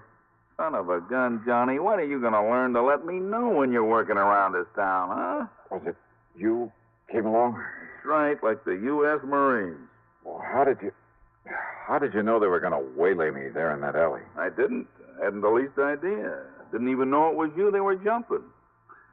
You and that crazy getup, that black hair and the mustache and those thick glasses. Then I don't understand, Randy. Johnny, I've had a bunch of the boys on Rocky Harrison for over a week. You have? Sure, ever since that stooly whiskey soda told me about him being in town. It was you told me where to look for him. I? When? 7 years ago. The first time you found him in the purple hat. So we've been tailing him for days. Well, if I'd have known that. You think you're the only one that thought he might sometime lead us to those jewels? You found him, Randy? No, and now, thanks to you, it looks like we may as well give up. What do you mean, thanks to me? You just stay in bed. When the boys saw what was happening there in the alley, they moved in. Yeah? When Rocky and Barney started throwing lead, well, the boys kind of thought they'd better answer back. So Rocky and Barney are dead. So now, how are we going to find out where those diamonds are stashed away, huh? Do you know where Rocky was living? Sure, we've been all through his place and Barney Little's place. Nothing. Since we don't know of anybody else who might have been in with him. Oh, you don't, huh? What do you mean, Johnny? Well, Randy, I've suddenly got a crazy idea that maybe I can bluff my way into finding those jewels. You what? Come on, help me get into my clothes.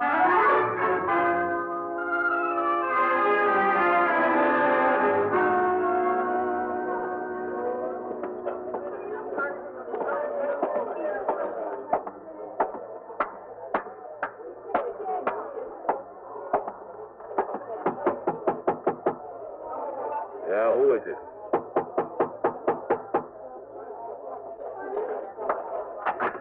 Yeah, who are you? Johnny Dollar, Pete, as if you didn't know. Just a minute. Dollar, did you say? That's right. Well, there's something a little familiar about you. Oh, come off it, Pete. Now, waiter. Oh, that stupid waiter I fired last night. Rocky Harrison told you who I was. If you're wondering how I know that, just look at that bug fastened to the underside of your desk. A bug? A microphone? Why, I don't believe it. Hold it, Pete. You try opening one of those drawers, reaching for a gun, I pull this trigger. Okay, Dollar, okay. I also heard them tell you when to let me go out into that dark alley. Oh, look, how was I to know what they wanted you out there for? I also heard enough to know where the only jewels are. Open up that safe, Pete. Oh, yeah? Open it. You crazy? Now, listen, Dollar, put down that gun for a minute. Open it up. Now, look, maybe we can make a deal. 7 years of hunting for him, Pete. So it's become an obsession with me. Maybe it has made me a little crazy. Now, listen, yeah, I was you crazy enough to put on that phony disguise to get into this place to find Rocky Harrison. Listen, Dollar, all you right, and I can all make right. a deal. So I'm crazy enough to blast you down and blow that safe if I have to. You understand that? And there's nothing, you or anything else, is going to keep me from getting those jewels. First you go. No. Yes. You mean it? Oh, yeah, Pete, I mean it. Well... Okay, Dollar. I'll get you the rocks.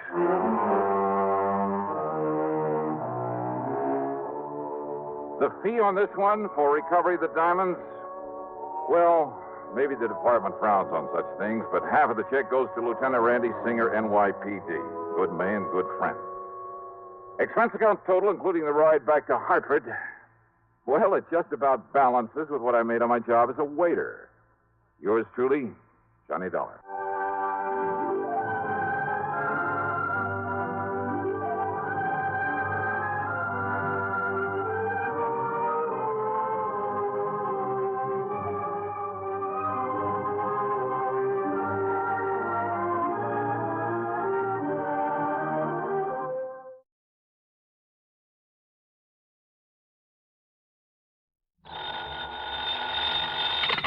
Johnny Dollar.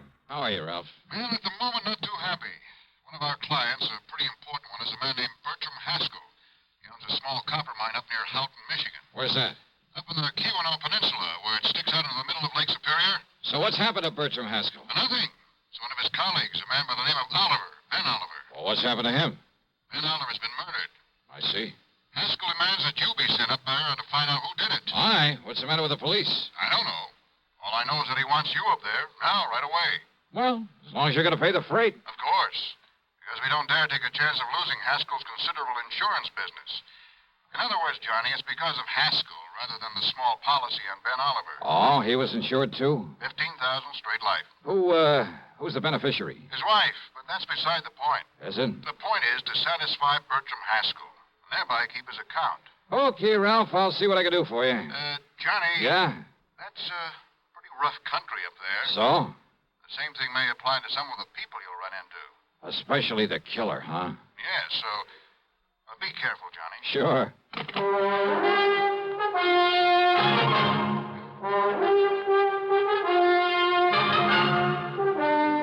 CBS Radio brings you Bob Bailey in the exciting adventures of the man with the action-packed expense account, America's fabulous freelance insurance investigator. Yours truly, Johnny Dollar.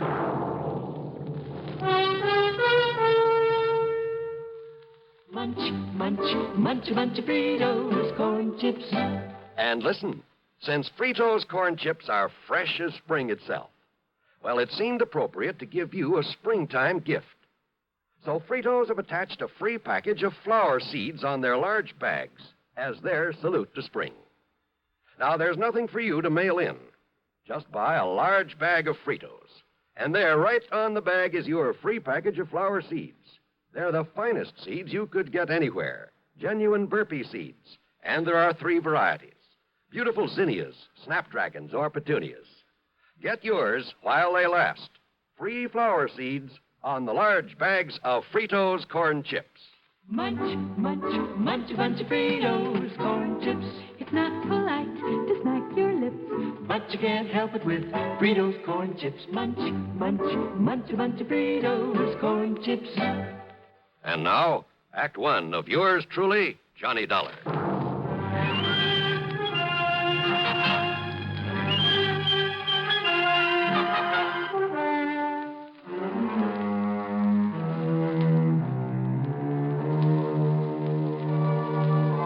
Expense account submitted by Special Investigator Johnny Dollar to the Continental Insurance Company, Chicago office. The following is an account of expenses incurred during my investigation of the Deep Down matter.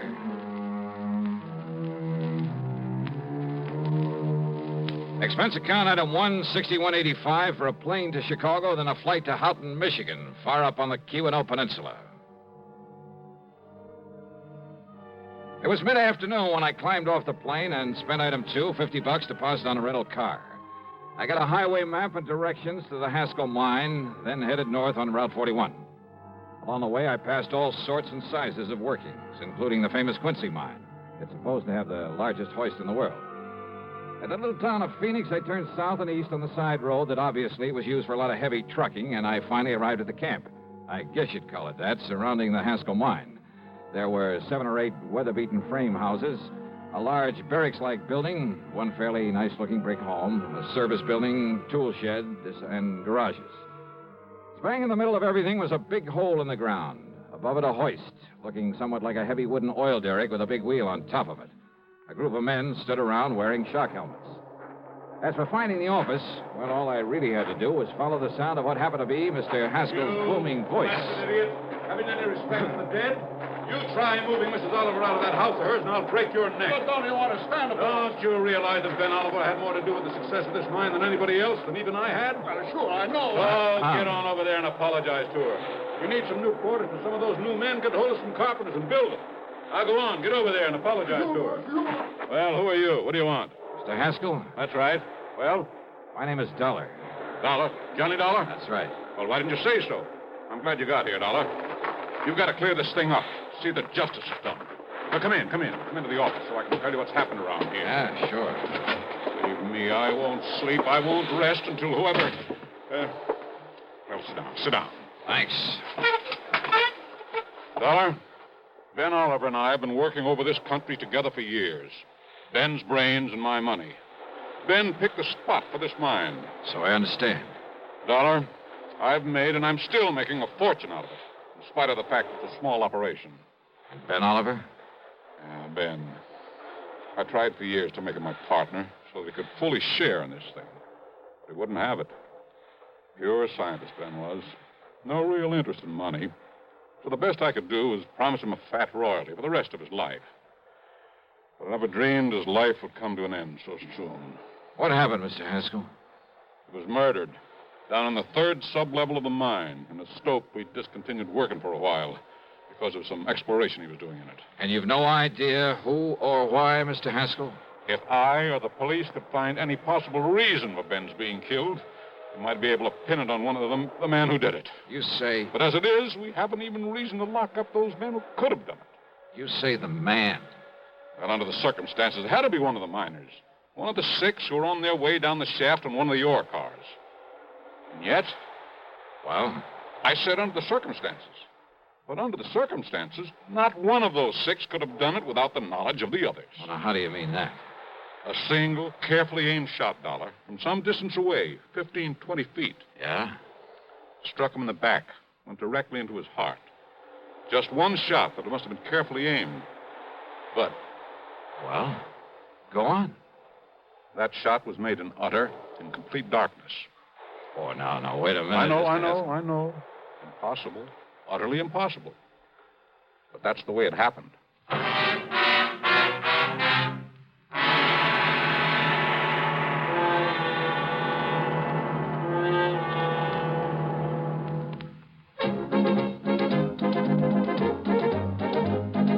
Winston tastes good like a cigarette should.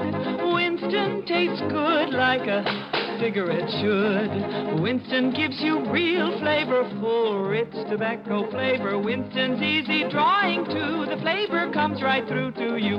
Winston tastes good like a cigarette should. A modern filter? Sure, Winston has it. But that's only the beginning of a Winston. Up front, up where it really counts, Winston packs exclusive filter blend. Light, flavorful tobaccos, specially selected and specially processed for filter smoking. Filter blend. That's why it's fun to smoke Winston, America's best-selling filter cigarette. Winston tastes good like a cigarette should. And now, Act 2 of yours truly, Johnny Dollar, and the Deep Down Matter.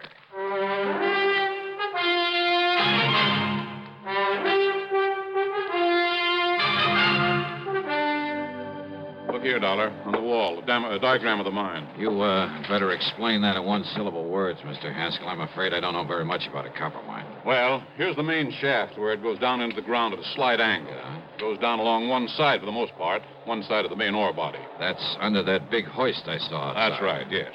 The hoist, by means of a continuously running cable, works the ore cars up and down. Like buckets on a conveyor belt. Only they're detachable from the cable in order to fill them at the various levels, then bring them up and dump them at the surface. Now, just exactly where was Ben Oliver killed? 321 feet below the surface, on the third sub-level, in what you might call a big room or cave down there. And remember, Dollar, Ben was shot in the dark. No lights down there? Ordinarily, yes. Plenty of them, all over. You better tell me exactly what happened, Mr. Haskell. Oh, better still. I'll take you down there, let you see things for yourself. And you'll see why it was quite impossible. Yeah, we'll see. The last shift has just come out of the mine, so we'll have it to ourselves. Whatever you say.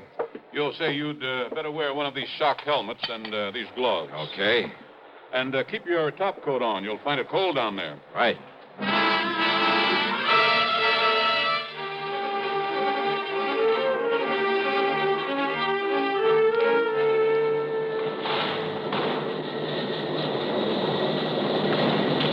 Riding that ore car down into the bowels of the earth was something I won't very soon forget. It jerked and shook and shuddered its way down the narrow tracks. The noise was deafening, and there was something eerie, something frightening about it as we plunged on downward. Picture yourself aboard a slow-moving, noisy roller coaster going almost straight down into utter blackness, and you'll have some idea of what I mean. Blackness, that is, except for the various levels we passed. All of them were strung with glaring electric lights, and I could see great caves. I believe you call them stopes, where the miners had cut away the ore. Here we are, Dollar, the third sub-level. There it is, Dollar. The stope where Ben was killed. This big cavern in front of us? Yeah.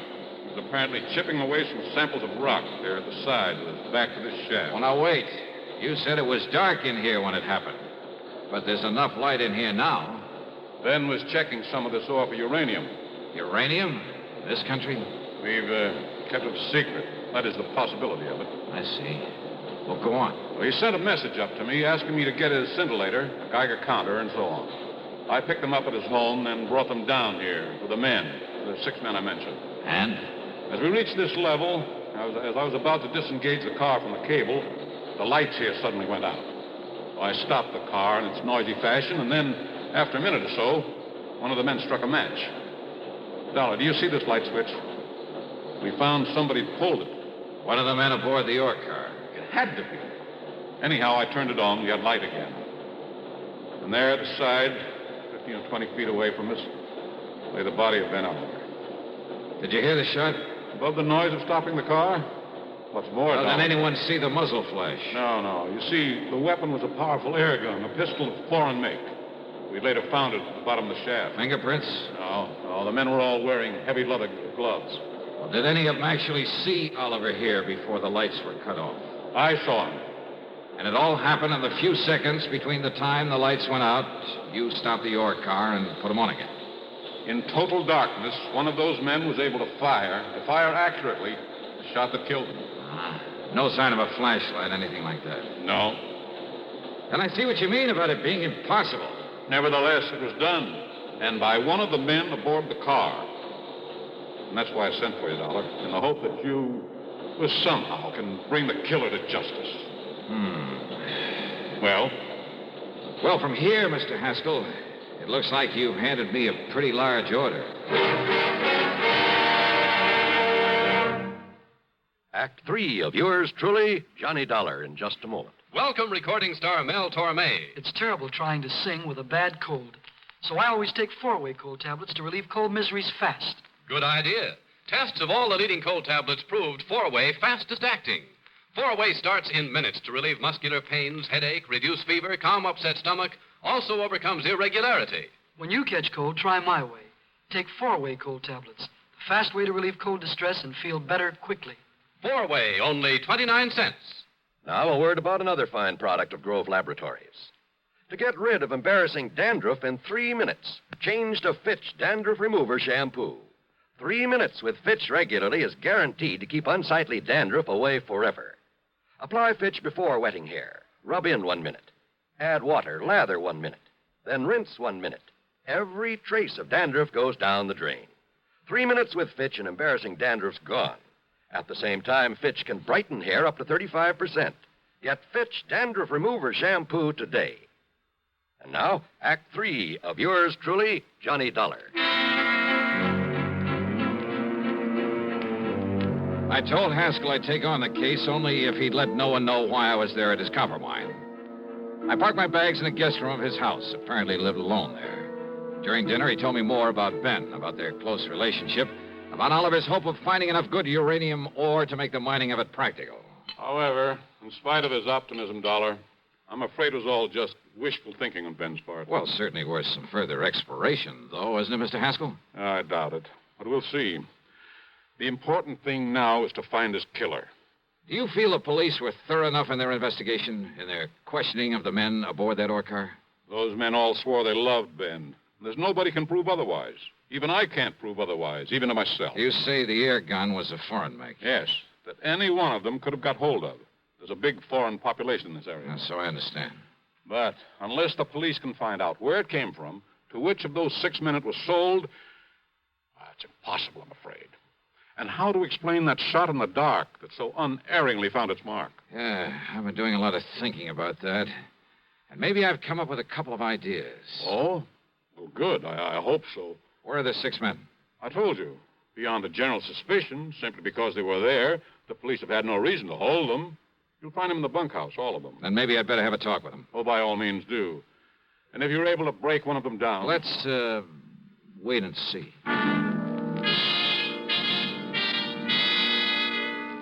Yeah, I did have a couple of ideas about that impossible murder. I questioned the men without telling them my real status in the case. But more important, I talked to Ben Oliver's wife, a quiet, gentle little woman, All in all, I felt she was taking the whole thing very well. Yes. Bertram Haskell was always very good to Ben in his rather domineering way. But why do you ask? Well, it's good to know what kind of a man I'll be working for if I take the job. Just be sure you look out for yourself, that you get full credit for any discoveries you made. Well, now, that doesn't quite tie in with what you just finished saying about Mr. Haskell, does it? Ben was so unselfish, self-effacing, so easy to take advantage of.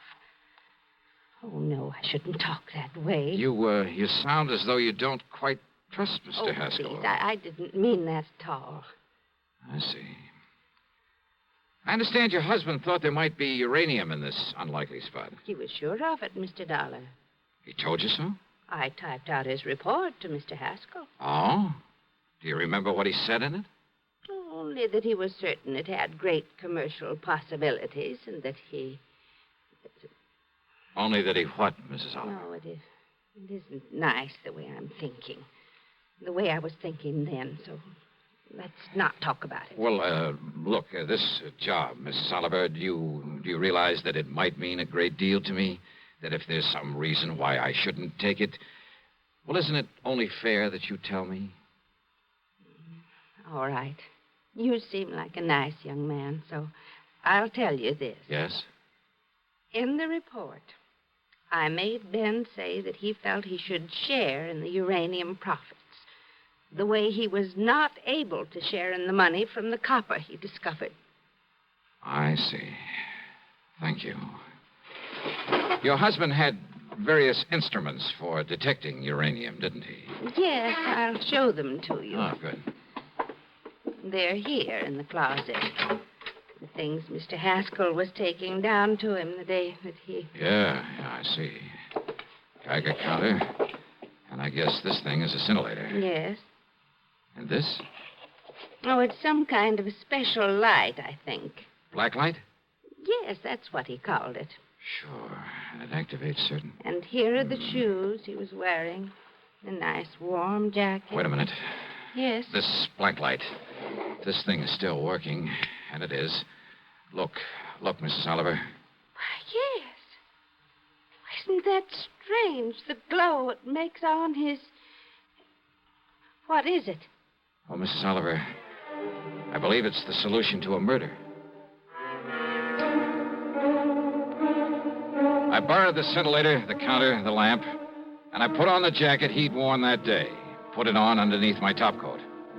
I went back to Haskell's home and told him I had a theory about how one of the men aboard that ore car could have aimed so accurately in the darkness of the mine, but that I'd like to check it out down underground. He didn't quite understand what it was all about, but he agreed to go down there with me again. Anything, he said, to help find the killer of his old friend. Pull the light switch, Dollar? Yeah, that's right. Put out the lights so everything will be as it was the moment Ben Oliver was shot. Whatever you say. You set down this detecting equipment for a moment. Sure. Now, off with the lights, huh? Very well. Now, look, I'm going to feel my way to the spot where Oliver was working. And it should be right about here. Well? I'm taking off my top coat, Mr. Haskell. Oh, fine. Because under it, I put on the jacket that Ben was wearing when he was killed. I see. Now, in a second or two, I'll turn around so the back of this jacket will be facing you. So that you can see it. See it? How? You'll see the spot in the middle of the back that was dusted with some radioactive material. By you. What are you talking about? Yeah. So that you can see it with the help of that black light. And I'm sure you have it in your hand by now. Have you turned it on, Haskell? Yes, it's on. And I'm sure you can see the target on the back of this coat. The same as you could see it in the dark the day Ben Oliver was killed. Can't you? Can't you, Haskell? Yes. A perfect target for you. That's right. Dollar.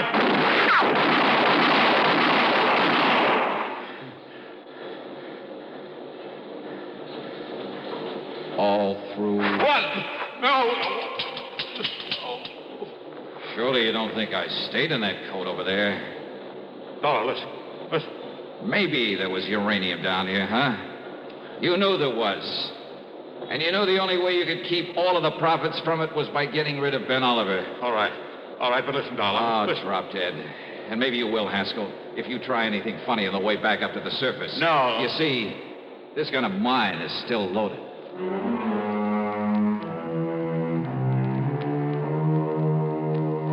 An almost perfect crime.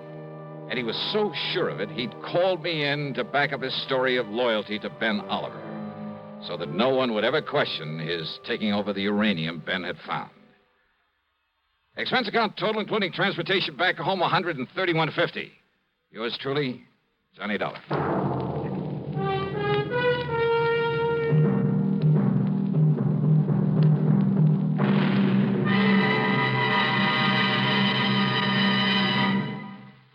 Our star will return in just a moment. Constipation can be a problem for anyone, even doctors. And when constipation occurs, it's interesting to see just what doctors consider important about a laxative they might use or recommend. Well, a majority of the doctors we heard from had this to say. A laxative should be effective, gentle, close to natural acting. A medicine that can be used with complete confidence. Now, X-Lax has been popular with many doctors and millions of people over the years because chocolated X-Lax is effective.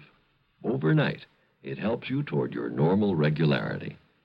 X-Lax is so gentle, so close to natural acting, there's no upset.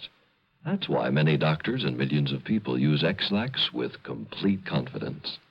X-Lax, the laxative that helps you toward your normal regularity, gently, overnight.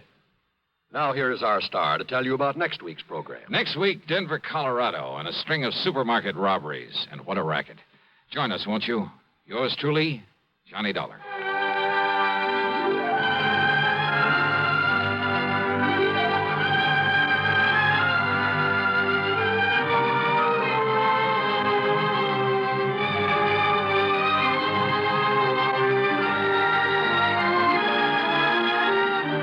Yours truly, Johnny Dollar, starring Bob Bailey, originates in Hollywood and is written, produced, and directed by Jack Johnstone. Heard in our cast were Virginia Gregg, John Stevenson, and Will Wright. Be sure to join us next week, same time and station, for another exciting story of yours truly, Johnny Dollar.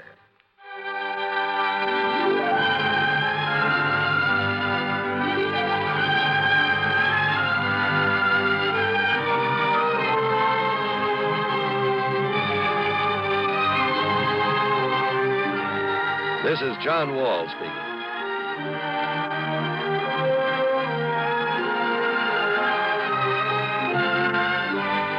Coming next, another tale calculated to keep you in suspense on the CBS Radio Network. Let's take a walk around the block. A wonderful idea. An old-fashioned walk, arm in arm with your sweetie. But first, you buy the right car to pick up your best gal.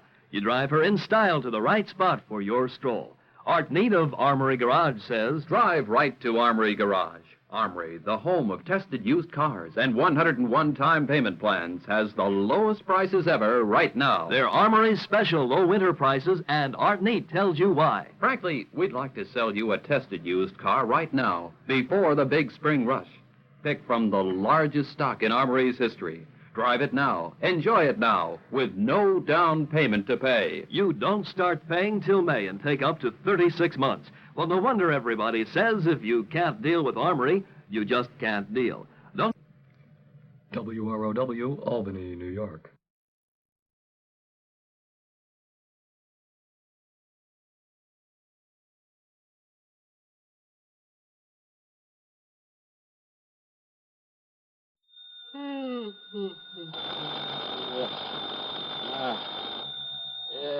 Just... Johnny Dollar.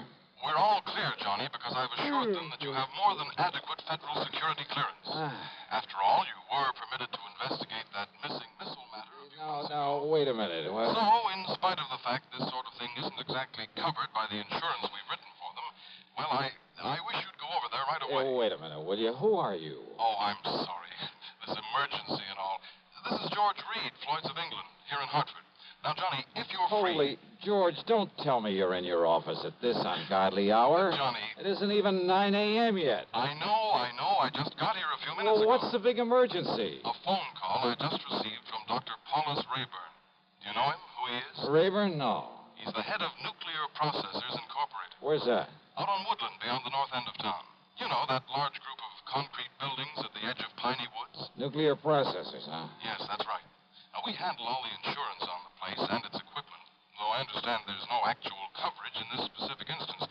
Nonetheless... What do you mean? Nonetheless, because they're a client, in view of our reputation for extraordinary service at all times, plus the sizable premiums we collect from them, well, I hardly think we should let this call... Yeah, well, what's bothering this Dr. Rayburn out there? Something very important has been stolen, he tells me. Like what? I don't know, he wouldn't say. But he did imply it's something vital to the outer space rocketry program.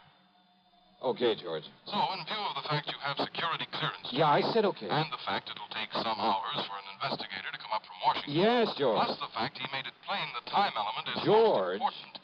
And since you're right here within a few miles... George, stop yammering and hang up that phone so that I can... Okay, baby. Oh.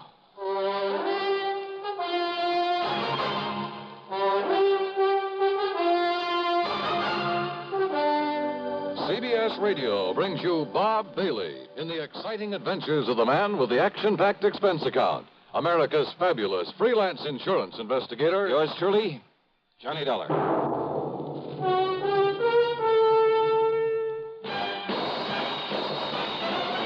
Are you smoking more now, but enjoying it less?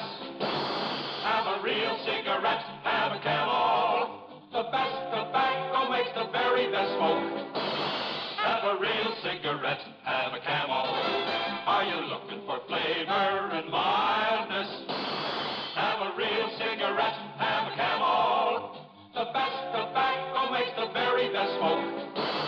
Have a real cigarette, a real cigarette, a real cigarette, have a Camel. Again, for the 11th straight year, Camel outsold every other cigarette, filter, king size, and regular. The best tobacco makes the best smoke. So if you're smoking more now but enjoying it less, change to Camels. Get more real satisfaction every time.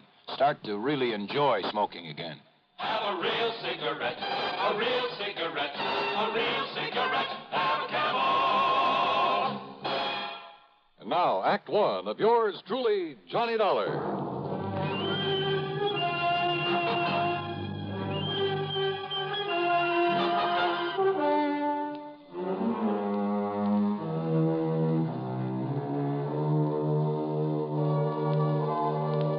Expense account submitted by Special Investigator Johnny Dollar to Floyd's of England, North American Office, Hartford, Connecticut. The following is an account of expenses incurred during my investigation of the nuclear goof matter. Expense account item 1, 40 cents for some coffee and a couple of soggy donuts along the way during my drive out to nuclear processors. A tall, heavy wire fence surrounded a group of squat, windowless buildings, partially hidden by the huge oak and fir trees of Piney Woods. At a sort of glorified sentry box beside the gate stood not one, but 3 armed guards. One of them was chewing out the other 2. But he stopped long enough to look over my credentials, make a phone call from inside the sentry box, then open the gate for me. He directed me to a big steel door in the otherwise unbroken face of one of the nearby buildings. There, after I'd parked my car, another guard took me inside. He led me through a perfect maze of long, narrow corridors with heavy wooden doors at the sides, all of them closed. From somewhere in the building came the almost ominous hum of machinery. Big, powerful machinery. Or maybe I felt it rather than actually heard it. Finally, we came to a door with a single name Rayburn on it.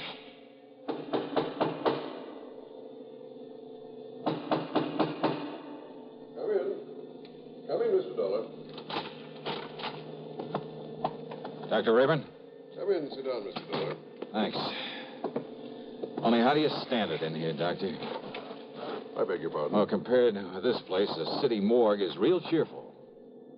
I'm afraid these buildings were put here not for decoration, but to carry on the very important scientific work we have undertaken. Yeah, something to do with rocketry, I understand. Partially. And does that mean space probes, lunar shots, atomic missiles, and so on? Yes, something of the sort. Now, the time is of the very essence, Mr. Dollar. I take it Mr. Reed of Floyd's of England was somewhat vague about why I asked for you? Oh, that's the understatement of the week. But he told me something's been stolen. Yes. A minutely small quantity of a highly radioactive substance that is vital to a new concept in cyclotrons. That is to say, atom smashing. Oh, something like radium or uranium or strontium or... Yes, something like one of those elements. The point is that outside of the protective paramagnetic field in which we keep it here, it can become dangerous. Terribly dangerous. Within a matter of hours. Oh, how dangerous? The tiny amount in the container that was stolen. Well, that container made of lead is no larger than this book, by the way. Well, Dollar, although its chain reaction is limited, there's enough in that container to wipe out a small city. But you said within a matter of hours, Doctor. The chain reaction could begin in anywhere from 4 to 6 hours from the time it left here, depending on temperature and whatever shocks and vibration to which it might be subjected. Then unless it's found, brought back here. Exactly. That is why I was afraid to wait for the men to get up here from Washington. But you have told them about this. I've told them everything. They promised to have men up here immediately. Do you know exactly when the stuff was stolen? It's now 9:34. Yeah. Dr. Rallinoff left here with this material at exactly 7:46. Rallinoff? Dr. Igor Rallinoff, the man who stole it from us. But if you know... If only he knew the potential, the terrible potential destructive power of this thing he's carrying about with him. You must find him, Mr. Dollar. It must be returned to us before it's too late. Here's Hollywood star Mona Freeman. Who feels like acting with a miserable cold? I relieve cold distress the fast way with 4-way cold tablets. Yes, tests of all the leading cold tablets proved 4-way fastest acting. Amazing 4-way starts in minutes to relieve muscular pains and headache, reduce fever, calm upset stomach, also overcomes irregularity. When a cold strikes, do what I do. Take 4-way cold tablets. It's the fast way to relieve nasty cold distress and feel better quickly. 4-way, only 29 cents. Now, here's a word about another fine product of Grove Laboratories. Does dandruff dull your hair, leave scalp itchy? Get Fitch Dandruff Remover Shampoo and get rid of unsightly dandruff in 3 minutes. 3 minutes with Fitch regularly is guaranteed to keep embarrassing dandruff away forever. Apply Fitch before wetting hair, rub in 1 minute. Add water, lather 1 minute. Rinse 1 minute. Every trace of dandruff goes down the drain. 3 minutes with Fitch, unsightly dandruff's gone. Fitch can also leave your hair up to 35% brighter. Fitch Dandruff Remover Shampoo. And now, Act 2 of yours truly, Johnny Dollar and the Nuclear Goof Matter.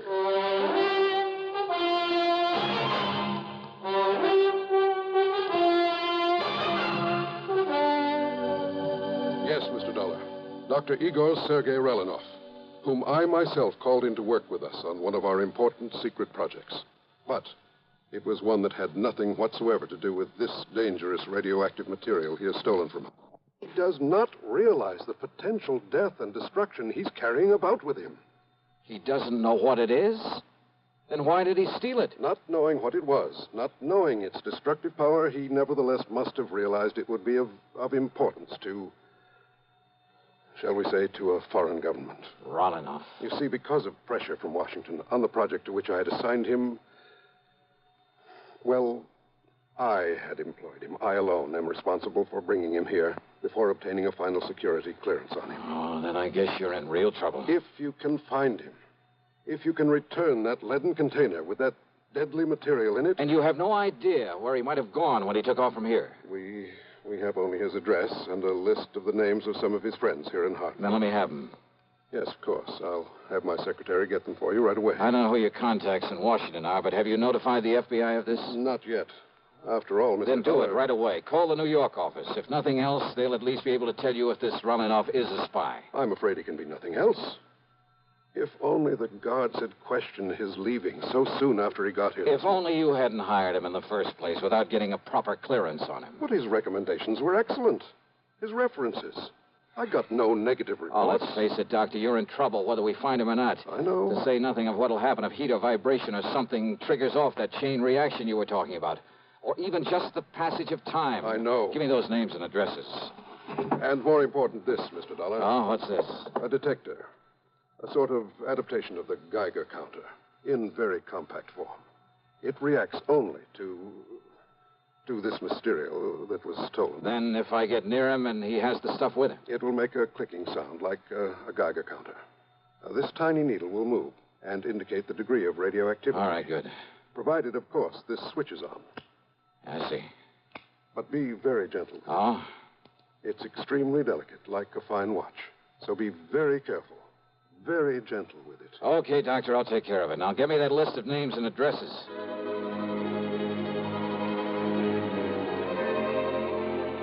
Expense account item 2420 for a tank full of gas, and I really stepped on it getting back to town. The delicate little instrument on the seat of the car beside me. Simple-looking device. A tiny metal box with a switch on the front, a dial on the face of it with a needle pointing at 0. Even when I turned on the switch. Even the radium on the dial of my wristwatch got no response from it. I decided to go first to Runenoff's address, way the other side of town, south of Colt Park. Then it suddenly occurred to me that in all the rush, I'd failed to get a description of the man I was looking for, or even a photograph of him. Oh, sure, with a name like Runenoff and a scientist, it wouldn't be too hard to picture him mentally in a general sort of way. And if there was a landlord or landlady at the place he lived, even a neighbor, I could get all the description of him I'd need. Nonetheless, within a few blocks of the place, I decided to stop somewhere and telephone Dr. Rayburn. You know something? That decision got me nothing but trouble and delay. At the next corner was a drugstore. I knew there'd be a phone booth. I watched a bus pull away from the corner, then drove in to park, not seeing the young fellow who just stepped off the bus until it was too late. Good Lord, I've killed him.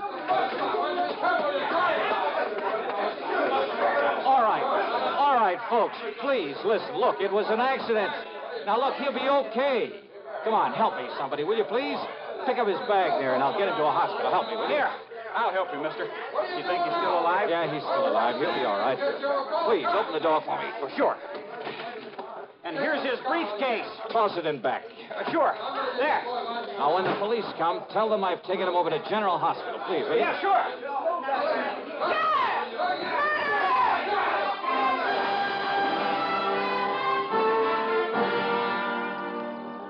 The nice-looking young blonde fellow I'd struck down was still unconscious when I got him to the hospital, but apparently had no broken bones or internal injuries. I showed my credentials, told them to notify the police of what had happened, that I'd be available whenever they wanted to question me. I told them to give him the best possible care, that I'd foot the bill. Then I went back to my car and took off again, cursing the delay that my own carelessness had brought about, because I knew the terrible danger to wherever Runenoff might be because of the deadly package he was carrying, because of the... And then I saw it, where the shock and impact of my sudden stop had knocked it to the floor when I'd struck the young blonde fellow. The delicate device that could have been the one, the only way of detecting that radioactive material. My one sure way of spotting Runenoff. It was ticking merrily away. Switch on or off, it didn't make any difference. Ticking away. Broken. Utterly useless.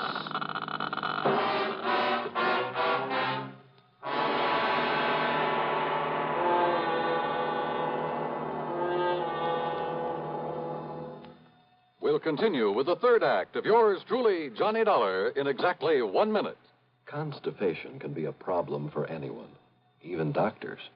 And when constipation occurs, it's interesting to see just what doctors consider important about a laxative they might use or recommend. Well, a majority of the doctors we heard from had this to say. A laxative should be effective, gentle, as close to natural acting as possible, and a medicine that can be used with complete confidence. Now, X-Lax has been popular with many doctors and millions of people over the years because chocolated X-Lax is effective. Overnight, it helps you toward your normal regularity. X-Lax is gentle. Next morning, it gives you the closest thing to natural action. And that's why many doctors and millions of people use X-Lax with complete confidence.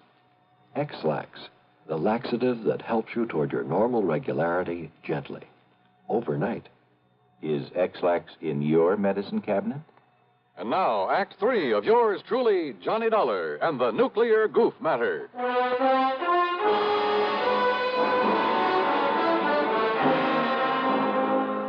Driving fast, but a lot more carefully, I went to Relanoff's address.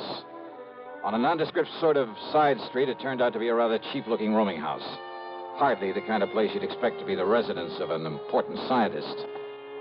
But it was the address Dr. Apron had given me. And if I could find there some clue as to where he was, where he'd gone. Oh, come on.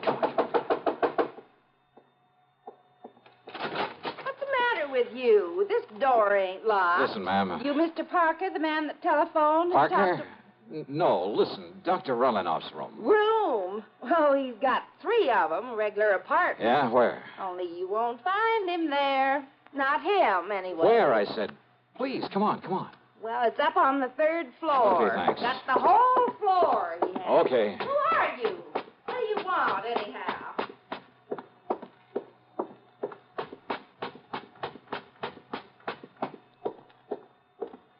Oh, great. I didn't get the key from her. Well, there's no time for that now. Here we go.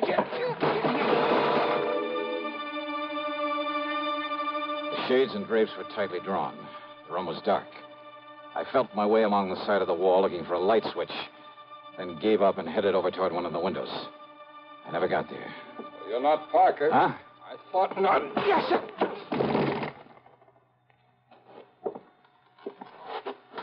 No bag with you, so you weren't Relanoff either. Okay, then, buddy, let's have some light in here and see who you are. If you're one of his pals, come here to... What? No, you can't. Oh. Brother, you certainly look like... Now, maybe you got some identification. This card case of it. Holy smoke, it is. Now, you just look at here, mister. Come here. When I let you in here, you Sir, didn't say will you anything listen to like me? this was going to happen. I haven't got time to explain. Just get me some water and a towel and a washcloth, please. Go ahead. You listen here. Will you mister. please do as I tell you? Now, go ahead. Yes, sir. Johnny. Come here, Johnny. Hi. Look, I'm sorry, old man. I had no idea it was you that you'd be coming up here. Johnny boy, can you hear me? Johnny. Here. Stace. That's right. Now, come on. Take it easy now. Stacy Ringler. That's right, Johnny. Look, I'm sorry. FBI. No, Johnny, I'm with Nucleonic Investigation Department now. Easy, baby. Then it's you I gotta thank for this. Yeah, Johnny, and I'm sorry as the devil. I had no way of knowing it was... You all right? All right, now listen to me, Johnny. Yeah, Stacy. Listen. You're working on that stuff that was stolen from nuclear processing? Yeah, that's... Harry Parker and I came up from Washington on it. Yeah, We Parker came in by jet. Now, listen. Relanoff must have thought he had plenty of time, that they wouldn't miss that stuff until tomorrow when they planned to work on it. Uh-huh. Well, rather than arouse suspicion by galloping out of town, he was taking his time. But we got here in a big hurry. All right. I holed up here in his rooms, and Parker was checking on how he'd get over here from that plant in case he came back here. Are you listening to me? I'm listening. Go ahead. He was there in the drugstore at the bus stop. He was about to close in on Relanoff when you ran him down. When I what? You ran him down, Johnny. Relanoff, with your car. That young, good-looking blonde guy? Yes. That was Relanoff? That was Relanoff. And Stace. Parker couldn't get through to him with that crowd around him. He didn't have time. He just saw you pile him into your car and take off. And I, not knowing who he was... Thanks to a couple of traffic cops where you tore through some red lights, he traced you to the hospital. You'd left, but he put the cuffs on Relanoff. And you didn't know who he was. Oh, I was kicking myself for my goof and running baby, him that's down. the greatest goof you ever pulled. Well, now, wait, Stace. Yeah? The radioactive material. Well, that we haven't got yet, or any sign of it. Then somebody in that mob That's right, Johnny. But don't you see, unless we can find that stuff. I know, and there isn't much time. Come on, Stace. The only thing we can do is start the search for it there at the bus stop.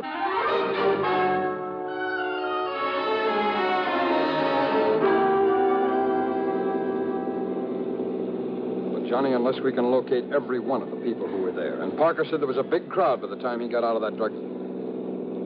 Hey, where'd you get this? Detector for radioactivity. Yes, I know. Where'd you get it? Dr. Rayburn gave it to me. Thank heaven the darn thing is run down now. It's what? Oh, it fell off the seat. It must have got busted. What do you mean? It was clicking like mad, even with the switch off. Busted. No. Huh? Busted or not, Johnny, there's only one thing in the world that could have made it operate. So don't you see, until it ran down the tiny battery that was... You're sure of that? Of course I am. Now, where was it when you heard it make the clicking? Johnny, what's the matter? Good Lord. Oh, yeah, come on. Look, behind the seat. What is it? Is the briefcase of yours back there? Stace, the man who helped me put him in the You got car. this thing. It weighs a ton. Gently, Stace. What? Not mine. Rollinov's. Then its weight, the lead container with the stuff in it. Then your goof really paid off. Oh. Yeah. What time is it? It's 11:38. 39. Could go off in 4 to 6 hours. After 7:46 this morning. That means we have exactly 7 minutes. Yeah. Johnny, you think we can make it back to the plant in time? Unless some sudden change in temperature, some shock or vibration sets it off. I'll drive as fast as I dare. Okay, Johnny. Hold it gently, Stace. Yeah. And maybe you'd better pray a little.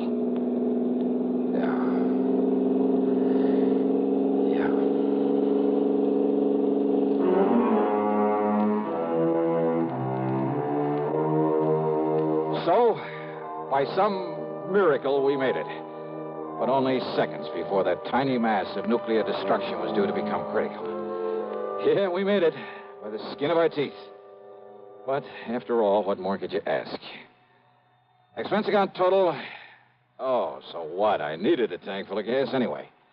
Yours truly, Johnny Dollar.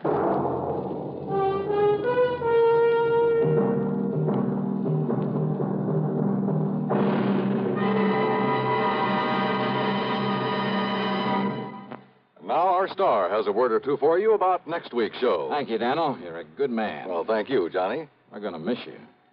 Next week, well, let's face it. The case I have to work on has more twists and turns and angles than anything you can imagine. It's called the merry-go-round matter, and believe me, the name fits. It all starts out with the loss of a valuable object of art, but from the collection of the wildest, most unpredictable old character I've ever known. What's more, he has a friend along, another character, just to complicate matters. And I'll tell you this, you'll get more than one shekel out of the whole affair. So join us, won't you? Yours truly, Johnny Dollar.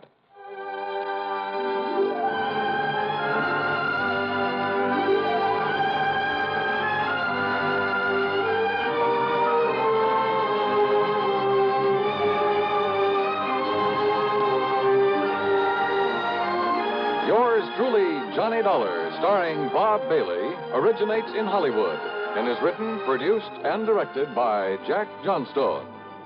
Heard in our cast were Virginia Gregg, G. Stanley Jones, Bartlett Robinson, Sam Edwards, and Stacy Harris. Be sure to join us next week, same time and station, for another exciting story of yours truly, Johnny Dollar.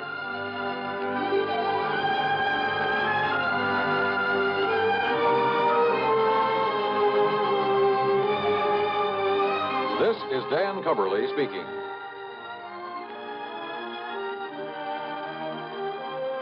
This is the CBS Radio Network. Better buys are your reward at Orange Motors 404. Get your orange guaranteed from the largest dealer in Albany. In the heart of Auto Row, Orange is the place to go. Orange Motors has the parts it's true, plus 44 years of experience too. Orange Motors, if you're wise, for better service, better buy. Talk about service. Do you know about Control Tower service? Come to Orange Motors, 799 Central Avenue, and see the most efficient automobile service department in eastern New York. 44 years of experience. Get quality work and get it fast at Orange Motors, 799 Central Avenue, Albany. Better Ford buys, used or new, at 799 Central Avenue. Orange Motors, if you're wise, for better service, better buys. Radio 59, WROW, serving Albany, Troy, and Schenectady.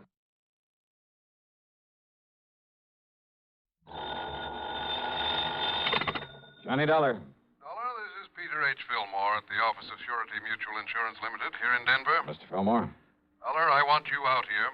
I've just uncovered a racket that has been costing our company a lot of money. What kind of a racket? Robberies, grocery store robberies, whole series of them. What's being taken, cash or goods? Cash. on Saturday nights, with most discouraging regularity. But, Dollar, with all the facts I can give you, well, I see no reason why you shouldn't be able to round up the gang that's doing this in short order. You think there's a gang involved? That's my conclusion, and I'm certain you'll agree with it when I give you the information I have. I see. Which means there may be some danger involved in this investigation. Oh, that's the understatement of the week. However, I understand you're quite used to that sort of thing. Oh? And in view of the importance to our company of putting a stop to these robberies, of bringing the criminals to justice... Now, Mr. Fillmore... Well, we shan't quibble over your expense account, or even any extraordinary expenses you may incur. Now, look. And, Dollar, there will also be the customary fee. The commission for any recovery of actual money you may be able to effect. Listen, would you please? More than ample compensation, I would say, for the fact your own life may be endangered. So, Dollar... Mr. Fillmore, Dollar, I'll can't... expect you out here on the first possible plane flight. Goodbye, sir. Huh? Oh, sure. Goodbye. Maybe forever, huh?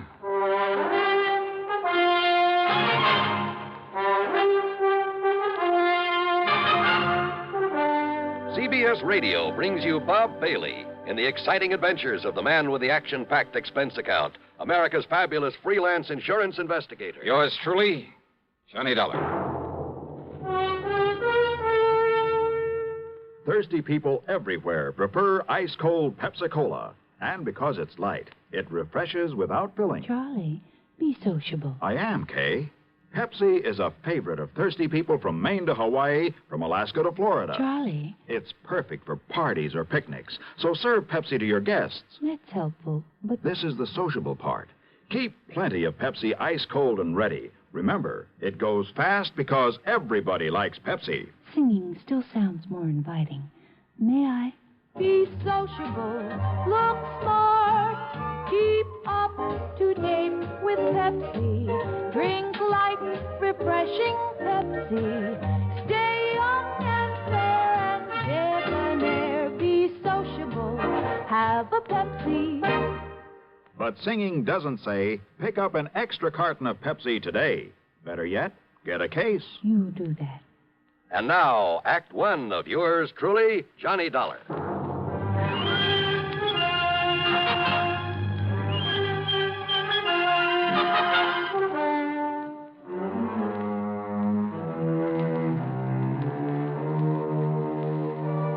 Expense account submitted by Special Investigator Johnny Dollar to Surety Mutual Insurance Limited, Denver office. Following is an account of expenses incurred during my investigation of the Saturday night matter.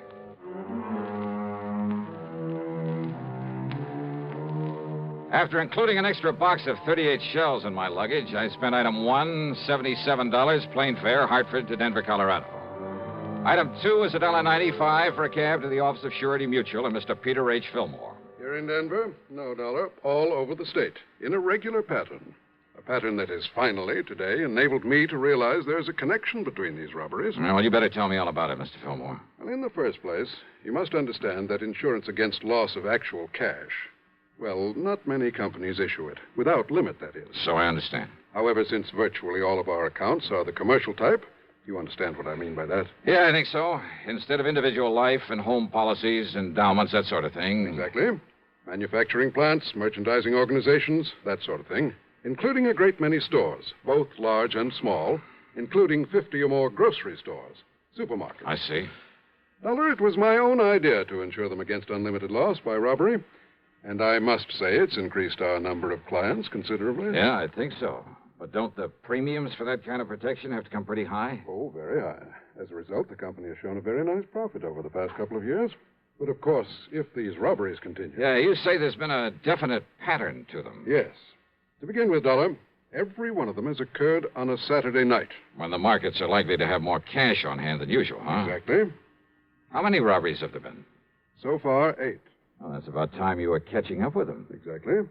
So, on with the pattern. The robbers have forced their way in at gunpoint, just as the owner, alone, was about to lock up and leave. In each case, there have been 2 of them, wearing nylon stockings over their faces by way of disguise. One of them, tall and husky, the other one, short and thin.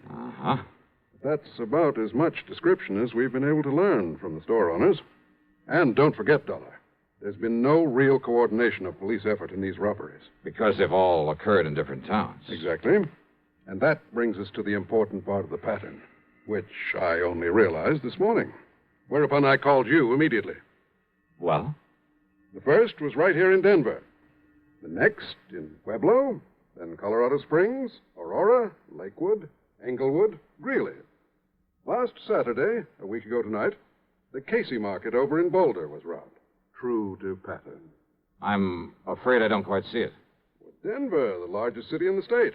Then Pueblo, the next largest. I'll take your word for it. Then Colorado Springs, next in size to Pueblo. Then Aurora. And so on down the line? Exactly, Dollar. Exactly. And the last robbery was in Boulder? Just a week ago. So there may be another one tonight. Uh-huh. All right. If you know the population of the various towns in the state as well as you seem to, you ought to be able to tell me where they'll go next, whether it's tonight or next Saturday or whenever. That's just the trouble. What? Until I get the latest population figures, well, I don't know. It'll be either in Wheat Ridge, barely northwest of Denver here, or in Grand Junction. How far away is that? Some 260 miles. Oh, great. Now, the last figures I have show 18,014 in Wheat Ridge, 18,021 in Grand Junction. But that may have changed by now. And there's no way of checking? Not before tonight, when there may be another robbery. Yet somehow you must decide on one of those towns and be there to prevent it. I must decide. Of course. And I'm certain you realize how important your decision is. Oh, sure. Very well, then, Dollar. Which is it? Wheat Ridge or Grand Junction? Well, come on, man. There isn't much time. Well, let me see if I have a quarter in my pocket. Hmm? Yeah, here we are. I'm afraid I don't understand. Pretty important decision, huh? It certainly is. Okay, then. Heads, I go to Wheat Ridge. Huh? Tails, I go to Grand Junction. What? Can you think of a better way?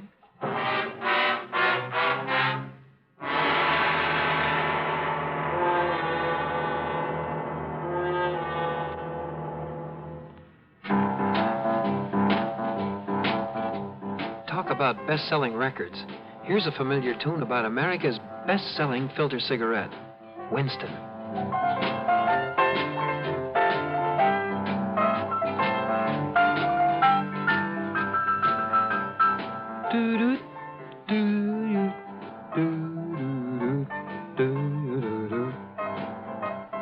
Winston gives you real flavor, full, rich tobacco flavor. And you know, that's because only Winston has filter blend up front. Choice, flavorful tobaccos, specially selected and specially processed for filter smoking.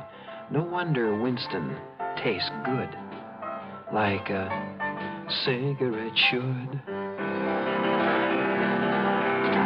Smoke Winston. And now, Act Two of yours truly, Johnny Dollar, and the Saturday Night Matter.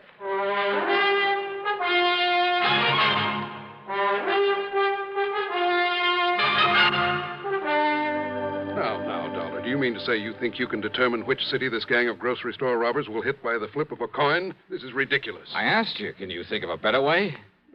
Well? All right, Dollar. Okay, then. But don't you see, if you go to Wheat Ridge, they strike in Grand Junction. Be kind of too bad, wouldn't it? Exactly.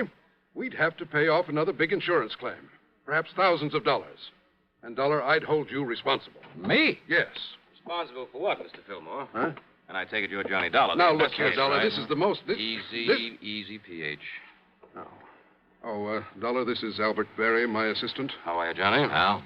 Albert is the one who really built up this plan of mine for insuring the stores against loss of cash. I see. And if you want my opinion, PH, and I've said this before, we'd better stop issuing any more such policies right away. No. Cancel those that are outstanding.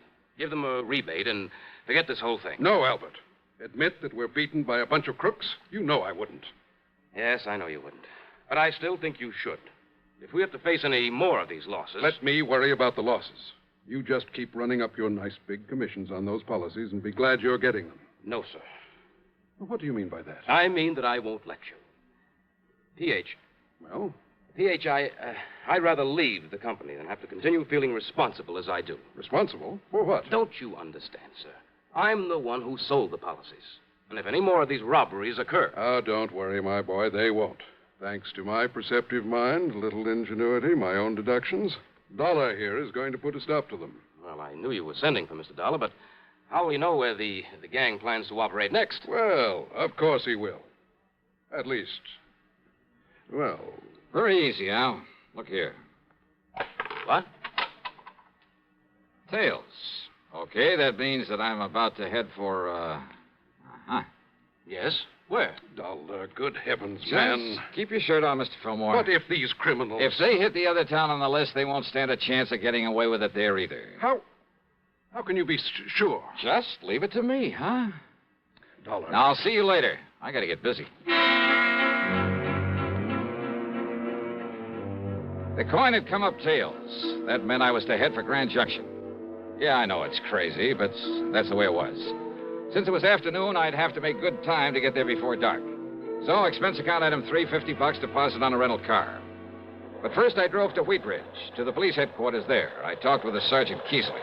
Oh, sure. The supermarket's just a couple of blocks south of here. You must have passed it. Yeah, I did. Well, don't worry, Dollar. If they hit again tonight and that's their target, they won't stand a chance. We'll have that place so well covered. Good. Well, now, wait. What if they pick Grand Junction? You want me to phone the boys in the department over there? No, that won't be necessary. I'm heading on over there right now. Good. That's better than me trying to explain this complicated pattern you've stumbled on. Yeah. Your man there in Grand Junction is Lieutenant Dick Speidel. Okay. You tell him you've talked to me, and he'll do anything you want. Good. He's a nice, cooperative guy, and he knows his way around. First, we can't be sure they'll operate again tonight. Maybe they'll skip a week. We'll still be ready for them if they follow their pattern. So will the boys in Grand Junction. Okay. Thanks, Sergeant. I'll be in touch. I picked up Route 6 and headed on west. Fortunately, the traffic was light, and I made good time over the broad winding highway. And I'll say this, it's a mighty beautiful drive through that country. More than once I spotted clear, cold streams where I knew darn well there were plenty of fighting trout to be taken during the season. And maybe with luck, I'll be able to go back someday and wet a line, there in the shadow of one of the imposing mountain peaks. I stopped at Glenwood Springs long enough to gas up and grab a sandwich. That's item 4, 5 1/4. Then drove on, hoping an early sunset wouldn't spoil the view of the scenery. But you know something? Keeping at that scenery was my undoing. Yeah, too much attention to it had caused me to disregard another car on the road following me. And it finally caught up with me at the beginning of a short detour, only a few miles from Grand Junction, about where Asbury Creek joins the Colorado River. The highway was wet from the melted snow. It slowed down to cross a narrow temporary wooden bridge when the other car pulled up to me, then swung into my left rear and threw me into a skid. Hey, what the devil?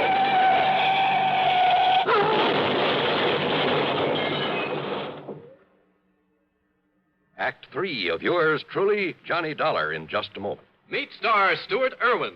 Nothing's worse for an actor than a nasty cold. To feel better quickly, I take wonderful 4-way cold tablets, the fast way to relieve cold distress. Right. Tests of all the leading cold tablets proved 4-way fastest acting.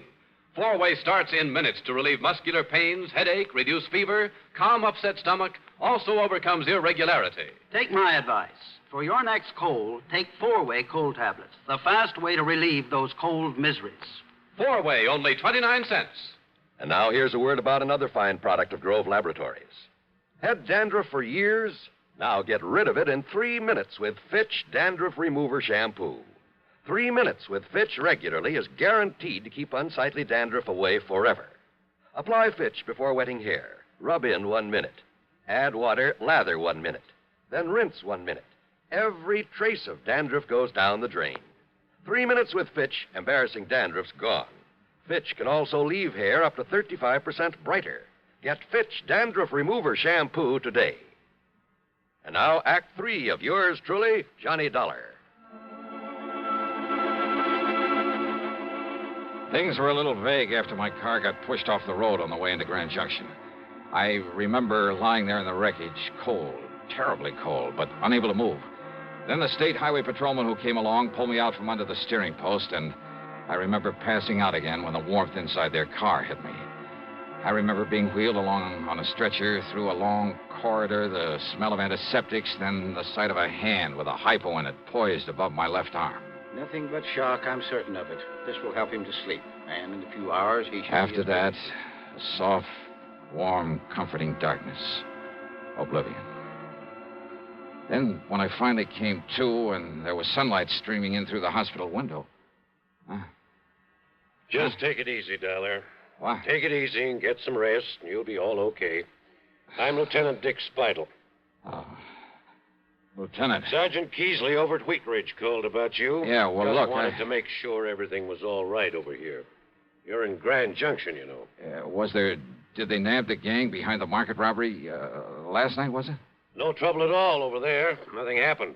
But I sure wish you hadn't skidded off the road Skidded? before you could get Listen, to me. there was another car. It came up behind me. Yeah, And I know. So far, we haven't been able to get a lead on it. What if they didn't hit the market over there? Yeah, Dollar. It was the Bluebird supermarket right down the street from here. Over $3,000. Yeah? Well? A set of tire marks, same as from the car that ran you off the road. But that's all. Oh. Except for one thing. What's that? What? Now, look, you're in no shape to worry about this thing now. You said except for one says thing. You need a lot of rest. What is it? But when you're up and around What again... is it, Lieutenant?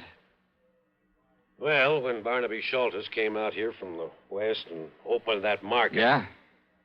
Well, always when somebody comes here with a lot of money, I run a check on him. And? Schultes has a record of stock manipulations of phony bankruptcies across the country as long as your arm. Sure. So when his market gets robbed after he's made sure of collecting a lot of insurance for it... Worth thinking about, isn't it? Oh, you bet your sweet So life. you lie here quietly and think about it, Dollar. Oh, wait a minute, and Lieutenant. In case you're thinking about getting out of here and doing something about it before Now, you're okay again... Listen, will you... Well, it just happens I have a man outside the door to see that you don't. Not until the doc says you can. Lieutenant! You take care of yourself.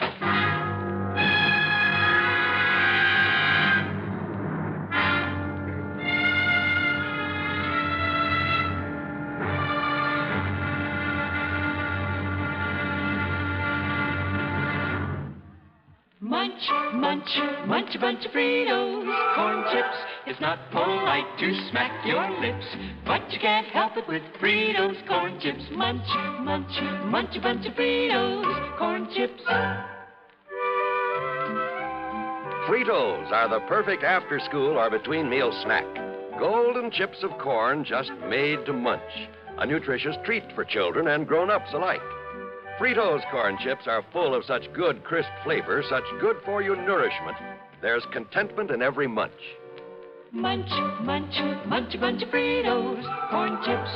Whenever you want good munching, get Fritos corn chips. Whenever you want to add zip to a lunchbox, to salad, soup, or sandwiches, serve Fritos corn chips. They're America's favorite. Golden chips of corn just made to munch. Fritos, Fritos corn chips. Munch, munch, munch a bunch of Fritos, corn chips. Now, Act 4 of yours truly, Johnny Dollar.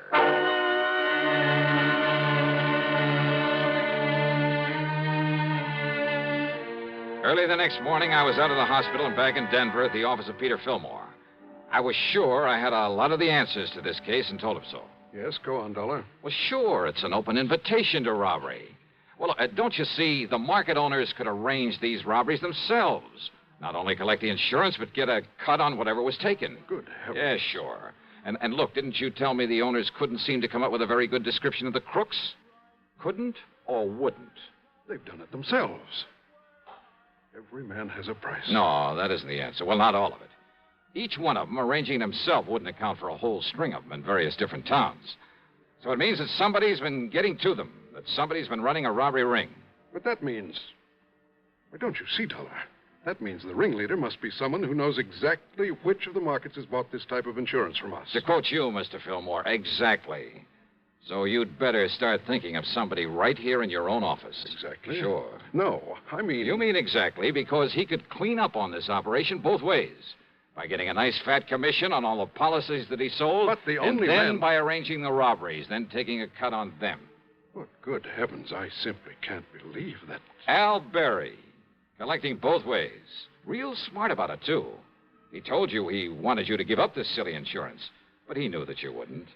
Albert. But even if you did, he wouldn't care, because he's already cleaned up enough to walk out of here a rich man. And you'd better not move, either one of you. Albert. Well, hi, Al.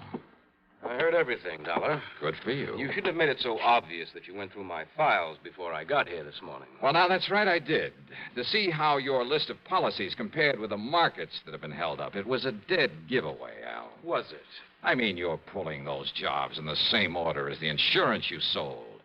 Starting with the biggest accounts in the biggest towns and working on down. Pretty stupid, Al. All right, Dollar. Oh, no. Ever seen a gun with a silencer? Now, look, don't be silly, please. Do you think I'd be foolish enough to have come over here alone, knowing what I know about this? What are you talking about? The police. What else? Oh, sure. Standing right outside the door, waiting. That's right. Don't try to be cute, Dollar. It won't work. Huh? That's right. No, listen, Sergeant. Just relax, Al. Enough to let that thing drop out of your hand. Gently. Thanks, Sergeant.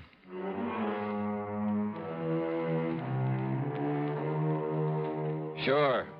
In the hope it might make things easier for him, Al produced the punks who'd been working with him, who'd actually pulled the jobs. And then he came up with most of the dough from the robberies. But you know something? I doubt if it'll do him any good, nor the store owners who'd played along with him. Expense account total, including hospital bill on the ride back to Hartford, $30101. And I'll leave the car that was wrecked to you. Yours truly, Johnny Dollar.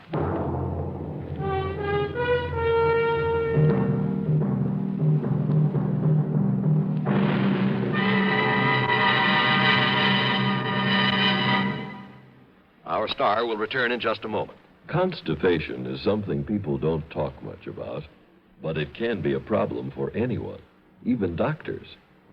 And when constipation occurs, it's interesting to see just what doctors consider important about a laxative they might use or recommend. Now, a majority of the doctors we heard from had this to say. A laxative should be effective, gentle, close to natural acting. A medicine that can be used with complete confidence. Well, pleasant-tasting chocolated X-Lax is effective. Overnight, it helps you toward your normal regularity.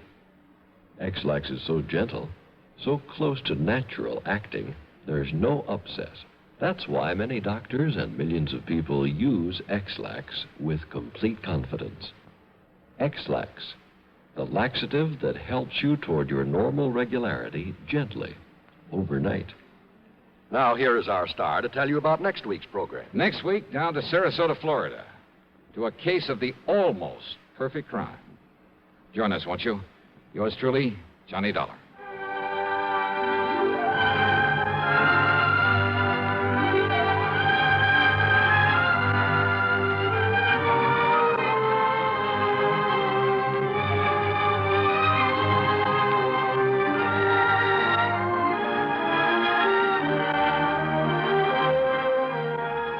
Yours truly, Johnny Dollar, starring Bob Bailey, originates in Hollywood and is written, produced, and directed by Jack Johnstone. Heard in our cast were Bartlett Robinson, James McCallion, Forrest Lewis, and Russell Thorson.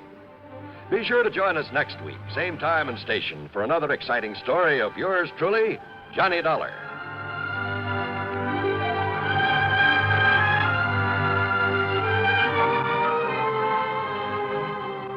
This is John Wall speaking. This is the CBS Radio Network. This is Jim Amici, and this is 1960. Experts say it'll mark the beginning of the world's most productive years, a boom time, years of plenty. Well, that's good news for us in America, but let's remember that there are still millions in this small world who do not have enough to eat. People who need shelter, people who need medicines, people who need a kindly helping hand. So it's time to give like 60.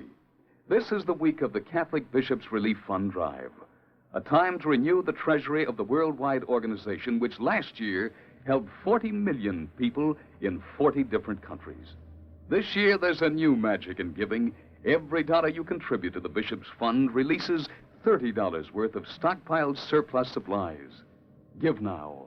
Help the hungry and homeless overseas. Give through your local Catholic church or Bishops' Relief Fund, Empire State Building, New York. It's a small world. Let's make it a better one. Radio 59, Albany, New York. WROW, the Tri-City's #1 station for news.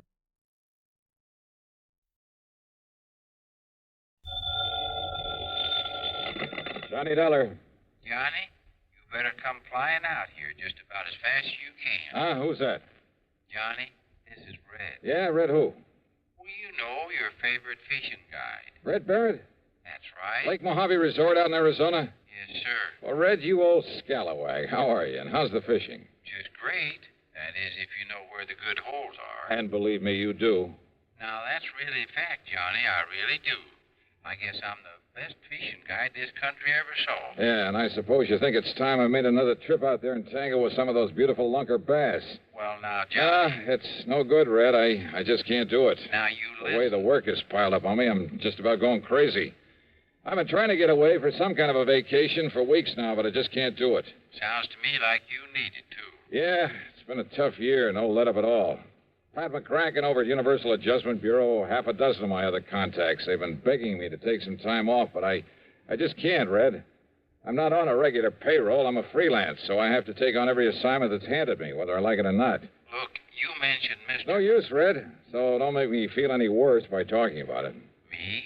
That was your idea. Huh?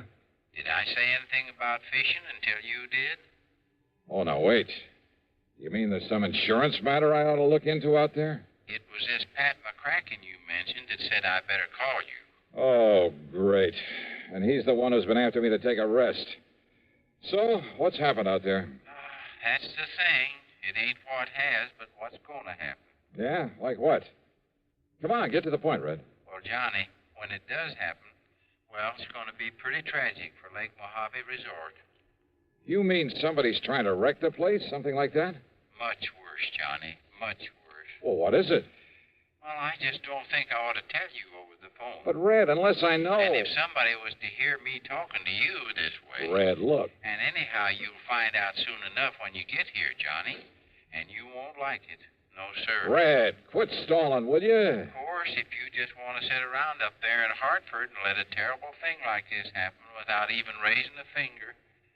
Well, I just can't believe you'd do that. Look, will you stop beating around the bush and... Red? Red? I can't tell you over the phone. It's too awful. Now listen, you old goat. But, Johnny, they say there's an airplane leaves New York City just about 12 o'clock noon. So what? So it'll get you in Las Vegas about 9:45 tonight. Okay? What do you mean, okay? I mean, just you be sure and be on it. And I know you will. Oh, now look, I can't... Goodbye, Johnny. Red! Oh, if that crazy old coot thinks I'm going to fly all the way out there just because he... And yet, if he was serious...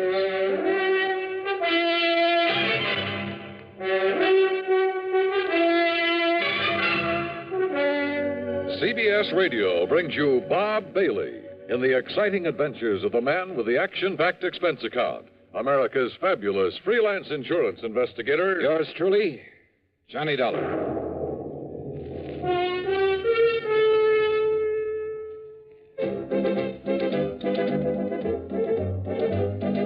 Winston tastes good like a cigarette should. Winston tastes good like a cigarette should. Winston gives you real flavorful, rich tobacco flavor. Winston's easy drawing too. The flavor comes right through to you. Winston tastes good like a cigarette should. A modern filter? Sure, Winston has it. But that's only the beginning of a Winston. Up front, up where it really counts, Winston packs exclusive filter blend. Light, flavorful tobaccos, specially selected and specially processed for filter smoking. Filter blend. That's why it's fun to smoke Winston, America's best-selling filter cigarette. Winston tastes good like a cigarette should. And now, Act One of yours truly, Johnny Dollar.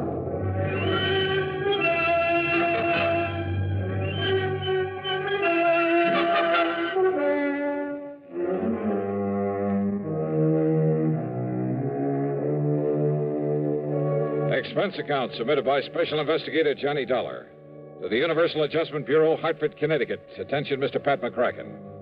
Following is an account of expenses incurred during my investigation of the Red Mystery Matter. That crazy phone call from Red Barrett. I know that wild old character pretty well. I'm fully aware of his faculty for stretching the truth, making a couple of mountains out of a molehill or two. And once or twice before, I'd wound up making the trip across the country just to wet a fishing line with him. And yet, those other times I'd fallen for his gag, I'd run headlong into serious insurance matters. Trouble with a capital T. And if he really meant what he said about something terrible impending at Lake Mojave Resort, well, there was one way to find out. Expense account item 1, $153, plane fare, Hartford to New York to Las Vegas, Nevada.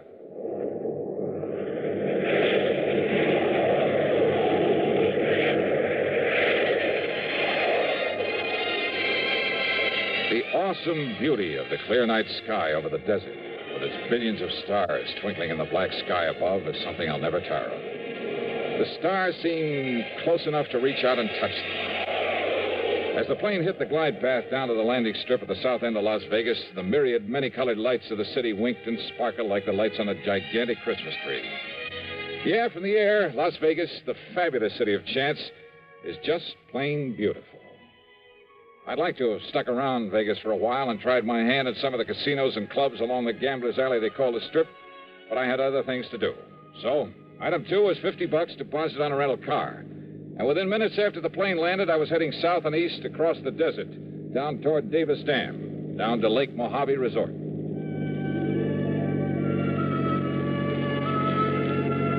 The desert, mile after mile of nothing but sand and sagebrush and Joshua trees, of tumbleweed and cactus, of high plateaus and broad windswept mesas. Here and there, the skeleton of some animal was perished in the remorseless, terrible summer sun. And then suddenly in the middle of it, the life-giving waters of Lake Mojave. At the south end of the lake, just above Davis Dam, is the resort, with its clean, comfortable motel, a good restaurant, tackle shop, and dock. Everything to warm the heart of a fisherman. Yeah, and in the bright light of the moon, I could see the lake itself, calm as a mill pond. That meant that unlike the cold and snow I'd left back east, here it was warm and perfect weather for fishing. It took a bit of self-control to keep from driving right on down to the dock. Instead, I circled the driveway to the office. As I pulled up to a stop, in spite of the hour, someone came out to greet me. It was my old friend Buster Favor, general factotum at the resort. Yes, sir? Can I help you? Yeah, Buster, I think you can. What? Why, it's Johnny Dollar. Yeah, none other. Hiya, Buster. Johnny, it's a miracle. I don't see why.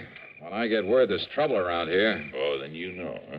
Buster, I only know that something is about to... Even the police haven't had a chance to get over here yet. The police? Johnny, I sure hope he's all right, that you can find him. Yeah, find who? Why, Red. Red Barrett? You mean you didn't know? Buster, what's happened to him? Johnny, Red has... Well, he's disappeared. Oh? And I could be awfully wrong, but from the looks of things, Johnny... Wait a minute. You think somebody could have murdered him? Come on. Take you over to his room. You can see for yourself. Well, look, Red phoned me in Hartford, Buster. He told me that... Think he had some premonition that something was going to happen to him? Well, that's just it. He didn't seem worried about himself. All he would say well, was... it sure looks like he should have been worried, Johnny. Here now. Holy. Yeah. The room, a housekeeping unit, was a shambles. Clothing pulled out of the drawers and closet, as though somebody had ransacked the place looking for something. That stuff's all part of the uniform that he was wearing while he was working, Johnny. How much personal clothing and stuff he had, I don't exactly know. So, if anything... The furniture, though none of it was actually broken, was overturned, cluttering up the floor. On the electric range in the kitchenette were the pots and pans he'd apparently used to cook his dinner. Some fish bones lay on a plate on the table. Probably one of the bass he caught this afternoon. Poor old fellow went out fishing as usual, not realizing what was going to happen to him after he came back here and had his supper. Now, wait a minute, Buster. Yeah, Johnny? That he left here in a hurry is pretty obvious. Or his body was hauled out of here. But I still don't see anything to indicate he was murdered, or even badly hurt. Well, look here, then. Look, Buster, you know as well as I do how unpredictable Red is. Well, I know, always but... getting restless, always talking about going somewhere else, doing something else. I know, Johnny, Look, he's told me a dozen times about a gold mine he hoped to go to back there and work someday, 50 or 60 miles north of here, up near Lake Mead. He's told me about offers to work as a guide for other fishing spots. Johnny... So what makes you think he didn't just pack up and leave for some other place, some other job? Without letting us know? And leaving things this way? Red? Sure he would. So unless you can show me some good... Oh. Yeah, Johnny. It's blood there on the floor. I'm sure of it. Yeah, it's blood, all right. It still hasn't even dried either. Yeah, I see. All right. When did you find he was missing? When Ham Pratt... Well, do you remember Ham? The manager of this place, sure. Well, after supper, Ham came over here to talk to him, and... Well, this is what he found. Do you know of any enemies he may have had? Red? Oh, no, sir. Of course, all of us used to get out of patience with him now and then. Some of the crazy things he'd do, the wild stories he'd tell, but there wasn't one of us didn't love the crusty old coot. Same thing applied to everybody else who knew him. Then why? Why would anybody want to do him in? I don't know. I can't figure it out. But it sure looks like somebody did, Johnny. You can see the evidence yourself. Yeah, maybe. What do you mean by that? Red's phone call that brought me out here. If he'd thought that he himself was in danger, don't you think he would have said so? Yeah, I guess Red would have built it up, too. Would have made it sound real dramatic. Sure he would. But instead he told me something tragic was going to happen to the resort. Like what, Buster? Like nothing I can possibly think of. But now, Johnny, this blood on the floor. Yeah. Hey, did Red have a car? Yeah. Where is it? It's gone, Johnny. Whoever did whatever they did to him must have used it to carry away his body. The poor old... Buster! I've just got a lead on it. Oh, Ham, come in. You see, I'd phoned everybody up and down the lake to look out for... Johnny. Ham, how are you? Buster's told you about Red? Yeah, and in spite of this so-called evidence around here, I still Johnny simply doesn't believe that Red was murdered. But there's blood on the floor and the way things were left around. Or, Johnny, have you some reason for thinking he wasn't? First, I want some definite reason why he was. But look... Now, Johnny... If you want the truth, I think you've both gone overboard about this. Are you kidding? Give me a reason. A reason for killing him, for anybody killing him. Just one good reason. Well, now, Johnny... Johnny, this blood on the floor. Yeah. Yeah, this. What is it, Johnny? Johnny? You, haven't called in the police yet? Oh, I was just about to when you arrived. Don't you think I'd better call them then right away? Well, yeah, Johnny, why don't you do that? No. I've done something better, Johnny. I spread the word up and down the lake, all the way up the Colorado River by telephone. And listen, it's paid off. And that's what I came in here to tell you about. Well? I just got word that a car, same description as Red Barrett's, that it was seen pulling off Highway 93 about 33 miles this side of Boulder City. Oops. What, Johnny? You want me to find poor old Red, huh? Well, of course, if the poor old fella's still alive. Then maybe I will. And when I do, I have a sneaking suspicion I may have a score to settle with you two. Now, just a minute, Johnny. If you mean to imply that either of us did him... I didn't say that. Well, Johnny, what do you mean? You don't know, Buster? Well, if you think you can find Red, and if I can be of any help to you... No. That's exactly what I don't want. Well, now, Johnny... Just let me work out this little mystery myself. Well, of course. No help, no interference from either of you. Johnny, this isn't like you. I don't understand. You don't, huh? I swear it. Yeah? We'll see.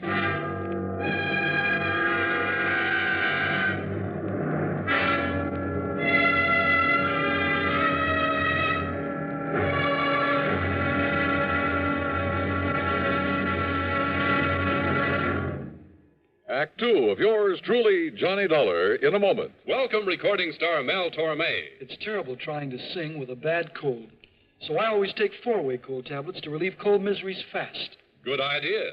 Tests of all the leading cold tablets proved 4-way fastest acting.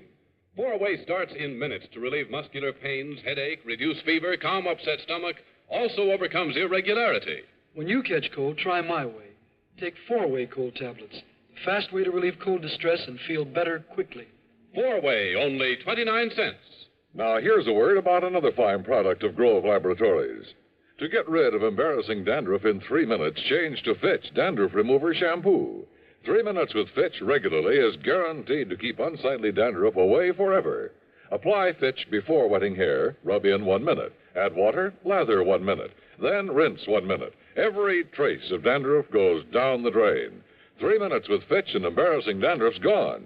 At the same time, Fitch can brighten hair up to 35%. Get Fitch Dandruff Remover Shampoo today. And now, Act 2 of yours truly, Johnny Dollar and the Red Mystery Matter. Suddenly, things had begun to add up. Yeah, from right in the beginning, when Red had mentioned over the phone that he'd talked with Pat McCracken at Universal Adjustment Bureau.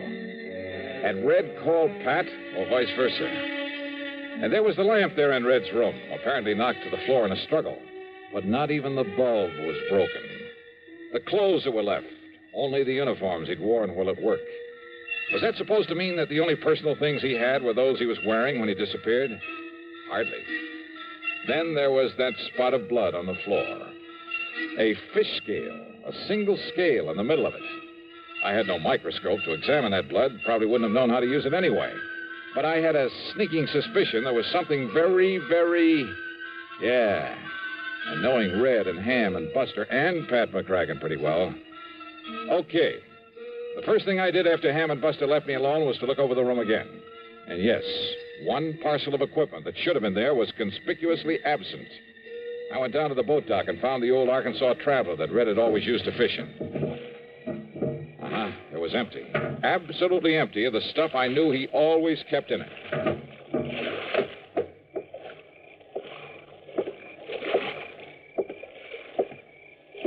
Johnny? Wow. What are you doing up and around this time of night, Ham? Oh, just sort of checking up on things. Yeah? Or checking up on me? Oh, now, Johnny. You hoping to find some lead on Red there and his boat? I found exactly what I expected, Ham. Nothing. I don't understand. Don't you? Johnny, what goes with you? You've certainly been acting kind of feisty this trip. Yeah, well, I'm sorry. Now, if you feel you have some lead on Red, on what may have happened to him, well... Yeah, I think I have. And you helped to give it to me. I did. But there's no point in following it up till morning. What is the lead? No help, no interference, remember? Okay, Johnny, whatever you say. No use doing anything till morning, eh? That's right. Then you, Well, what? Oh, I was just thinking. Remember a couple of moonlight nights like this when you were here before, how you and I took the workboat and a couple of fishing rods, how we plugged those deep coves just above the dam? Yeah. Yeah, we took some nice fish out of there, didn't we? Yeah. I'm going to be blunt with you, Johnny. You aren't yourself. You're a bundle of nerves. Been working too hard? Yeah, much too hard. Well, one great cure for that. Why don't we go out there and pick us up a couple of nice bass? Okay. Why not? Unless, of course, you feel you ought to do something more about finding Red. I told you, no more until morning. I also told you I'm sorry. Let's go fishing. Sure, Johnny. I understand. Yeah, I guess you do.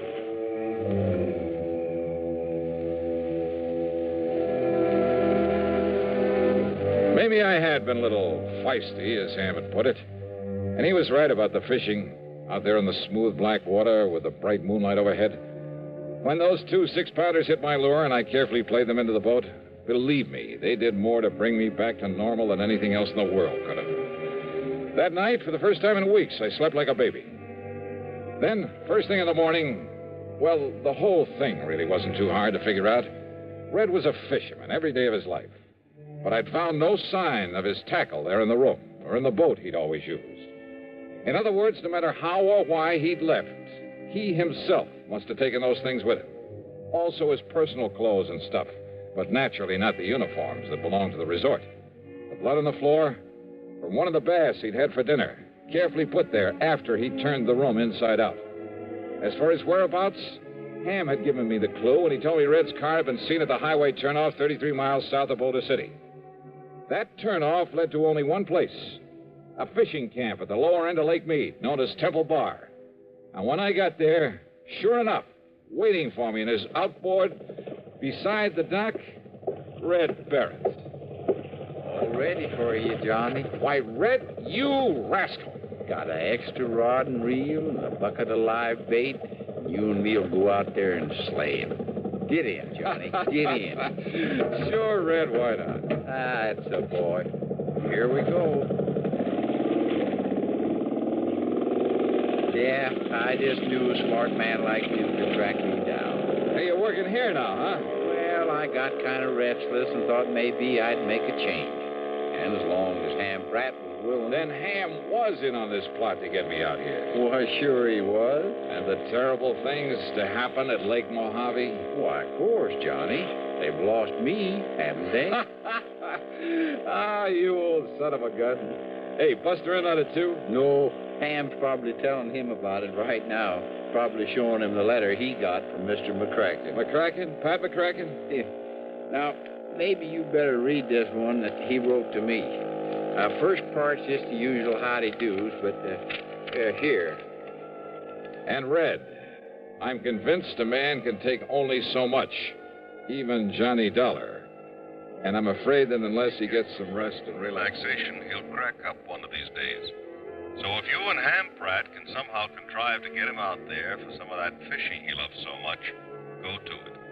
If he catches on, if he starts worrying about the expense, tell him it's on the house. Tell him...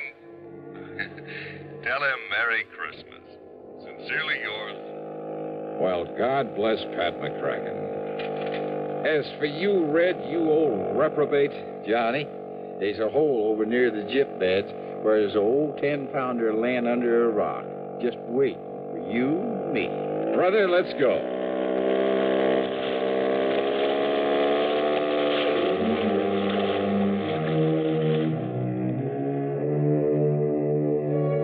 A very wise man once said that the time a man spends in fishing is never deducted from his lifespan. And you know something? I, for one, am convinced that he was right. So, well, Merry Christmas to you all, too. All of you. Yours truly, Johnny Dollar.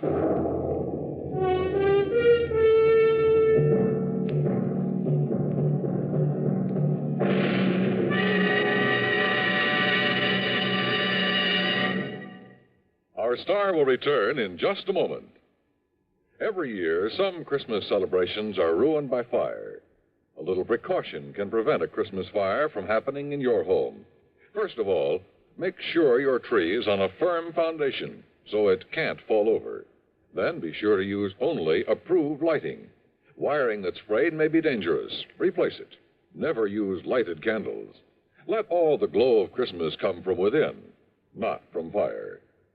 With a safe Christmas planned, here's an idea for Christmas giving. Almost Christmas, no time to lose. Lots and lots of gifts to choose. Give him, Give her a gift set by Yardley. For her an array of all new Yardley gifts, $1.50 to $13.50. A Yardley Red Roses spray mist and soap set, $3.50. All prices plus tax. Yardley. Give him, Give her a gift set by Yardley. Now, here is our star to tell you about next week's story. Next week, a man, a girl, and a gangster. That's right. They add up to trouble. For me. Join us, won't you? Yours truly, Johnny Dollar.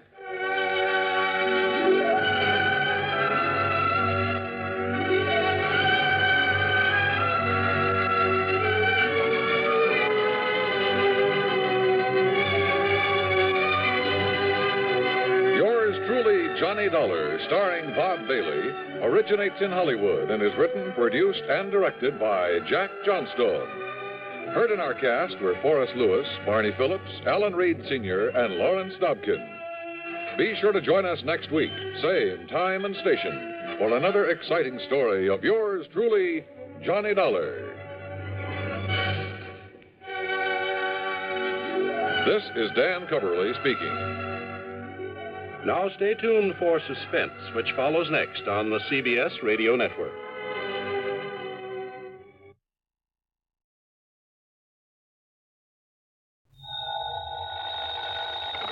Johnny Dollar. Yeah? What? I said, yeah. Oh, what's that supposed to mean, and who are you? Oh, Johnny, this is Pat McCracken at Universal Adjustment Bureau. Well, hi, Pat, but what's with the crazy dialogue? Oh, that word, that yeah, was most of the conversation I got from some crazy character who just called in. I'm afraid I don't dig you. Oh, he called about 5 minutes ago. Said he'd been trying to reach you, but he got no answer. I was out picking up a morning paper. Who was he, Pat? He wouldn't say. He just gave his phone number. Wait a minute. There's only one man in the world talks like that. Yeah? Yeah. Was the call from San Francisco? No. Oh. Los Angeles. Well, then maybe I was, Oh, because the man I was thinking of... Oh, wait a minute. Yes, I'm waiting, John. Tell me just one thing, Pat. Well? Have any of your insurance companies been having to pay off on any big fires lately? I mean, out in Los Angeles? On any fires? You'd better start checking with those companies out there. No, wait a minute. Do it, Pat. And I'll lay odds that you get a handful of arson reports. Arson? Yes. Johnny, just because some silly guy calls up and all he says is, yeah. Hey, let me have that phone number he gave you. Now, Johnny. Come on, Pat. What is it? Hollywood 8, 3142. Okay, now you go ahead and check with your West Coast insurance company. And get ready to pay my expense account to Los Angeles. Are you kidding? Are you trying to tell me that the way some jerk says yeah means arson on the West Coast? Now, don't be silly. You, want to bet? Oh, Johnny. Pat, I'll call you back.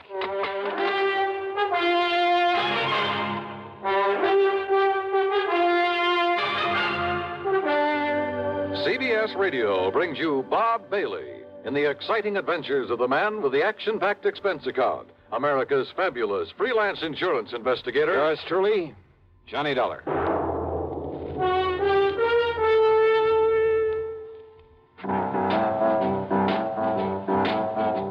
Talk about best-selling records. Here's a familiar tune about America's best-selling filter cigarette, Winston.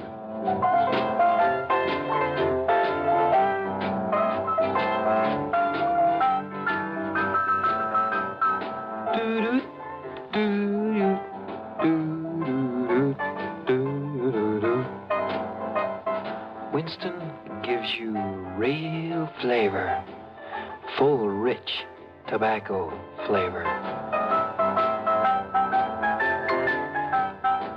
And you know, that's because only Winston has filter blend up front. Choice, flavorful tobaccos, specially selected and specially processed for filter smoking. No wonder Winston tastes good, like a cigarette should. Smoke Winston. And now, Act One of yours truly, Johnny Dollar.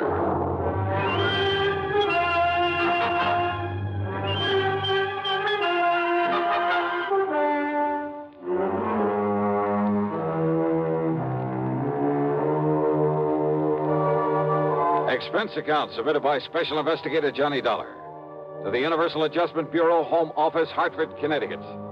Following is an account of expenses incurred during my investigation of the Burning Desire matter.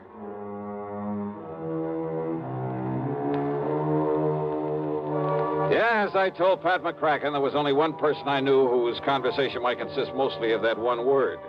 So, expense account item 1, $250 for a phone call to Hollywood 8, 3142.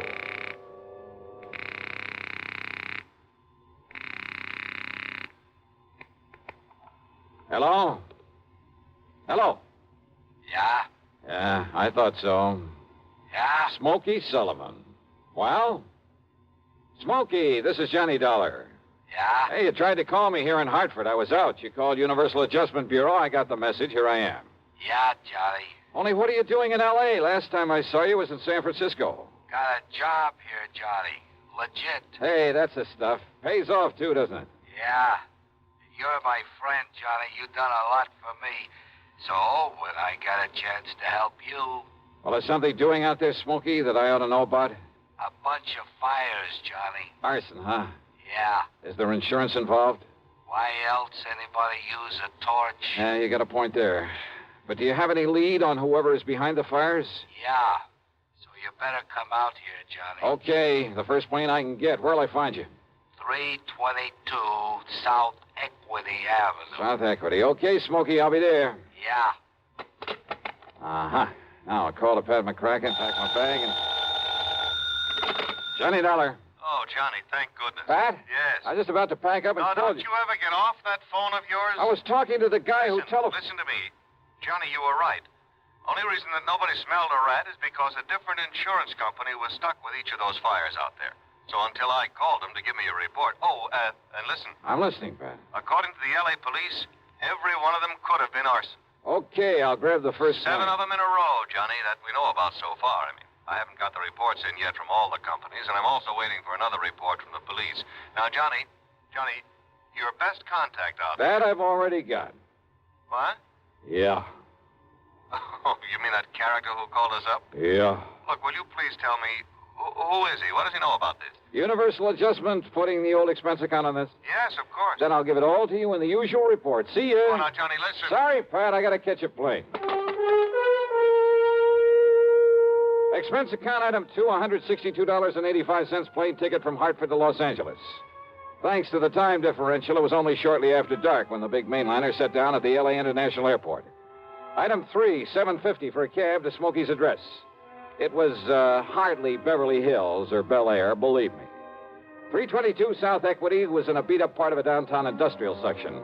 A weather-beaten 3-story house with a sign out front that said Boarders by the week a month.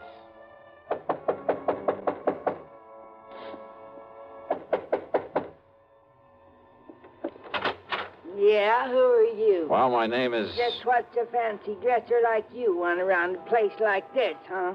Well... I'm looking for a man by the name of Smokey Sullivan. I understand he lives here. That's right. Are you the man he said he was expecting? That's right. My name is Johnny Dollar. Well, he didn't tell me what the name was, but if you're sure he was expecting... I'm sure. Now, where is his room? I don't know. Where is his room, please? Well, it's up on the 2nd floor. It's just to the right after you get up the stairs. Okay, But now, thank look, you very much. Well, now maybe you'd better... It's all right, I'll find it. Thanks a lot. No, what I mean is, I thought you'd already come. What I mean is...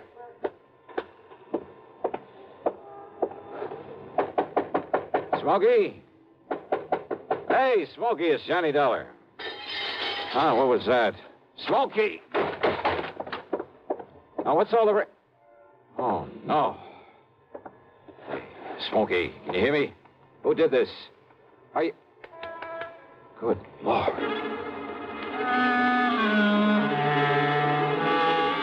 Smokey had really had it. Whoever had beaten him up probably would have killed him if I hadn't come along and scared him away. I looked out of the broken window, but of course was too late to see who'd done this.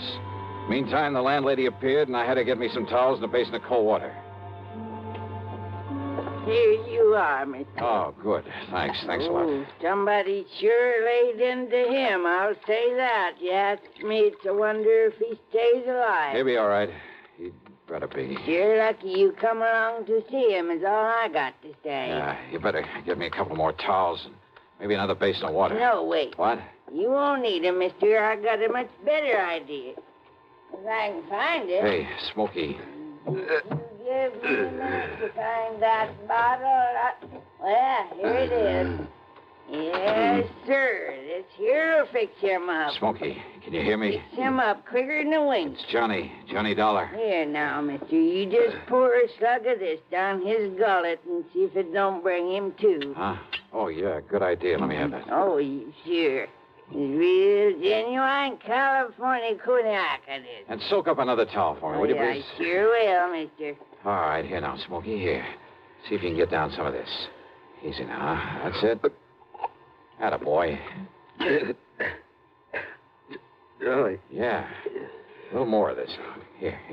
You know, before you come up here, mister, I tried to tell you. Easy now, Smokey. Yeah, I tried to tell you. I thought that other man that come up here to see him was the one he was expecting. Here, now, here's your fresh towel. Thanks.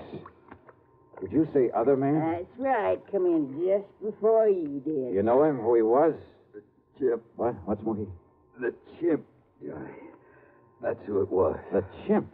Yeah. Strong arm for Mickey Fortina. Who's Mickey Fortina? He's the one that... Oh, now, look, Smokey, maybe you'd better wait until you feel better. You and I should get a doctor. No. Now, listen, Johnny. Yeah?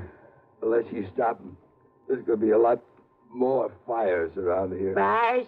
That's what he said. Just don't worry about it, Mrs. Miss Fletcher. Bertha Fletcher. That's my name. Johnny, listen. Oh, okay, Mrs. Fletcher. You go along. I'll take care of him. Oh, well, now, I don't know. You sure I hadn't better get a doctor? No. I'll take him to a hotel. In his condition, I'll look after him. Now, you go downstairs and get me a cab. Well, I don't know. Here's a 10 spot for your trouble and this bottle of brandy.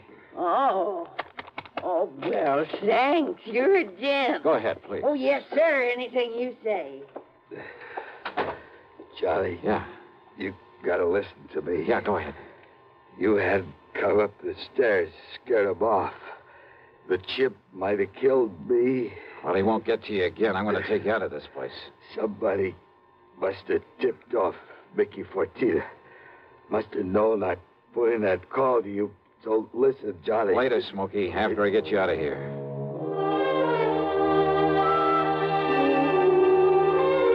Item 4, the $10 to Miss Fletcher. Item 5, $1.50 for a cab to the Statler Hotel, where I had to show my credentials to the room clerk to get a bed for the somewhat mangled Smokey Sullivan. Item 6, $15 to the doctor who came up to the room, and I must admit got him back in a pretty good shape. Then, when the doctor had left us... Yeah, Johnny, all those fires, big insurance, all of them set. 7 of them in a row. So that means by one firebug, this Mickey Fortina you mentioned, huh? No, Johnny, Mickey's too smart for that. What? All set by different guys. I don't know who they are, but I see no remains. And the police ain't sure, but I know there was arson. Who's Mickey Fortina? He's a go-between. I seen this happen before. Yeah? Frisco, Seattle, and Denver, a lot of places. He brings in a lot of boys of his own. Everyone got a different way of setting the blaze. So the cops can't tie it up with any local boy whose methods they know? Yeah. Fortina's a go-between? He makes the deal with whoever wants a fire. And the police aren't onto him? What for? He never set a fire himself. Well, I know, but he's the guy that... By the time the arson squad is in, the guy who done it is far away. So there's no witness can prove Fortina set up the deal. And the police have never been able to put the squeeze on whoever made the deal for a fire? And get sent up for it? For being accessory or whatever you call it? Oh, yeah, I see what you mean. Yeah. Fortina sent for me when he found out I was here in L.A. I used to know him, Johnny. Wanted you to be a torch for him, huh? He just asked if I wanted to work for him, and he knew that I knew what he meant. But if you knew that Fortina was operating here... Smokey... How could I prove it? How can I prove it now? Well, maybe I can. But if he finds out I sent for you, Johnny... It looks to me like he already has. Oh, yeah. All right, then. If somebody who wants a fire can get to Mickey Fortina, there must be some way I can. At his office. His what? At his office every night. 1025 South Spring. He has an office for a racket like this? Why, you'd never know it. You'll see. Yeah, I think I'd better see. Hey, Smokey, you... Who's that? You got a gun, Johnny? Right here and ready. Open up in there. This is the police. Police, huh?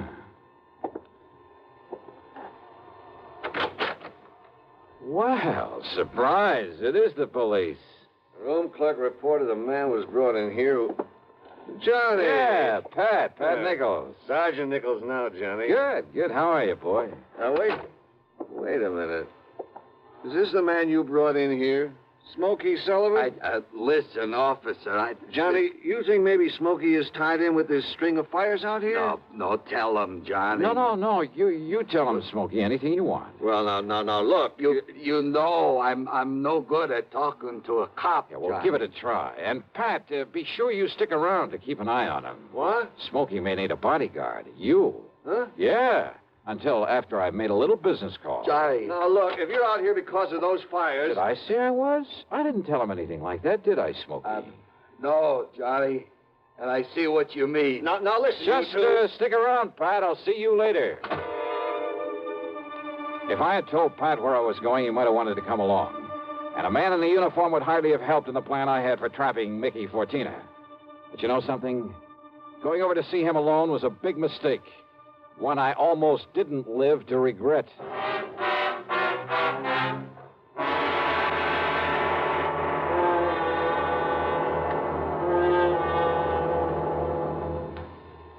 bring you Act Two of yours truly, Johnny Dollar, in exactly 1 minute. Here's Hollywood star Mona Freeman. Who feels like acting with a miserable cold? I relieve cold distress the fast way with 4-way cold tablets. Yes, tests of all the leading cold tablets proved 4-way fastest acting. Amazing 4-way starts in minutes to relieve muscular pains and headache, reduce fever, calm upset stomach, also overcomes irregularity. When a cold strikes, do what I do. Take 4-way cold tablets. It's the fast way to relieve nasty cold distress and feel better quickly. 4-way, only 29 cents. Now, here's a word about another fine product of Grove Laboratories. Had dandruff for years? Now get rid of it in 3 minutes with Fitch Dandruff Remover Shampoo. 3 minutes with Fitch regularly is guaranteed to keep unsightly dandruff away forever. Apply Fitch before wetting hair, rub in 1 minute. Add water, lather 1 minute, then rinse 1 minute. Every trace of dandruff goes down the drain. 3 minutes with Fitch, embarrassing dandruff's gone. Fitch can also leave hair up to 35% brighter. Get Fitch Dandruff Remover Shampoo today. And now, Act Two of yours truly, Johnny Dollar and the Burning Desire Matter.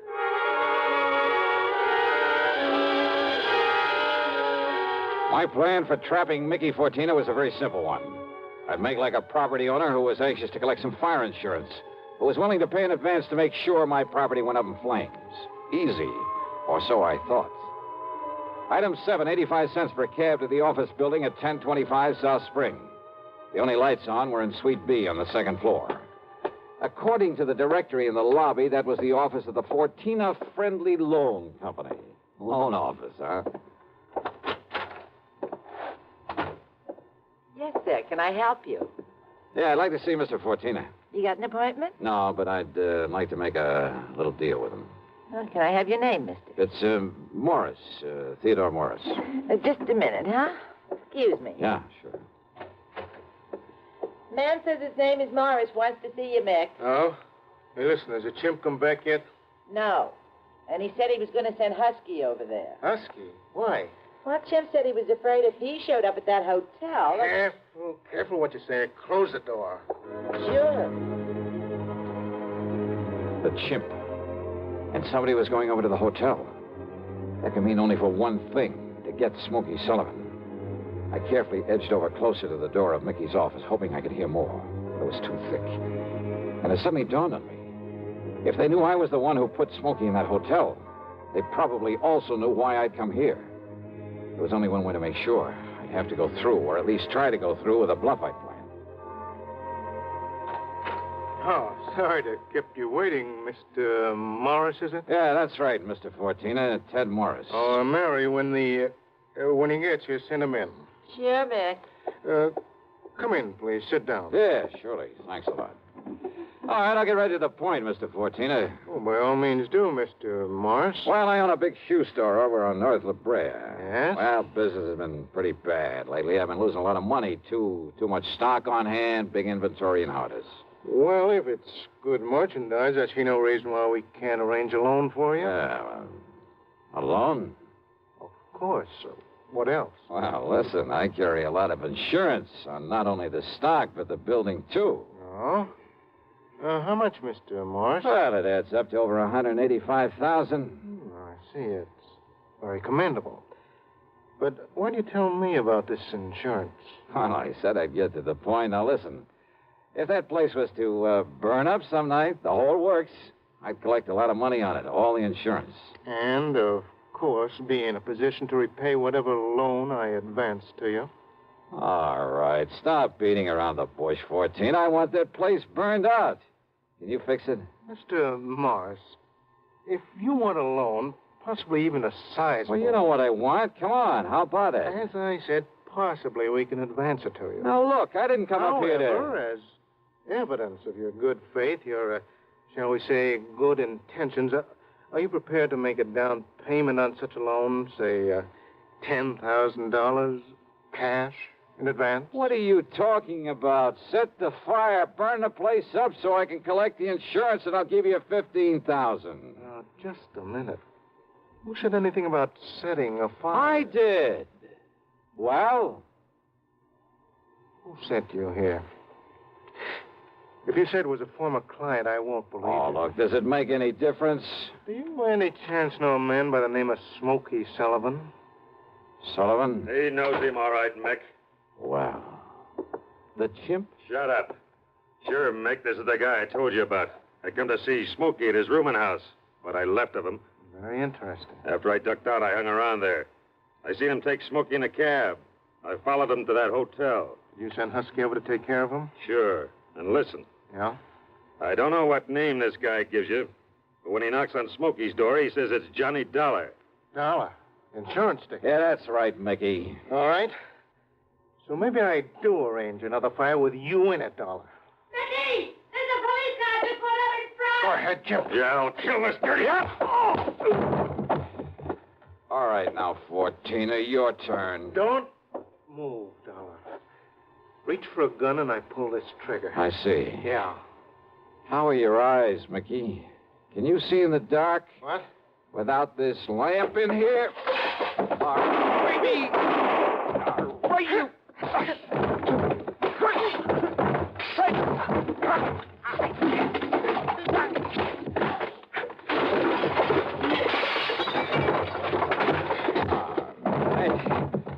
Yeah. Wow. I guess Smokey was right at that, Johnny. Hi, Pat. You seem to think you wouldn't need any help around here. You all right, Johnny? Yeah. When that strong arm, that husky Castellini, came up to the hotel room after him, well... I had to tell him, Johnny. I had to tell him what it was all about. Yeah, it's okay, Smokey. It's okay. So we threw Husky in the clink and came over here. Well, I got an admission out of him, Pat, but unless you can get these goons of his to talk, I don't know what you're going to hold them on. After what just happened in here, Johnny, we'll hold him and his goons just as long as we need to. And unless they want to take the whole rap for him, I think they'll talk. Yeah, they talked all right. And as a result, the police in a couple of nearby states should have no trouble at all in picking up some of the other of Fortina's boys, his hired torches. Funny, isn't it?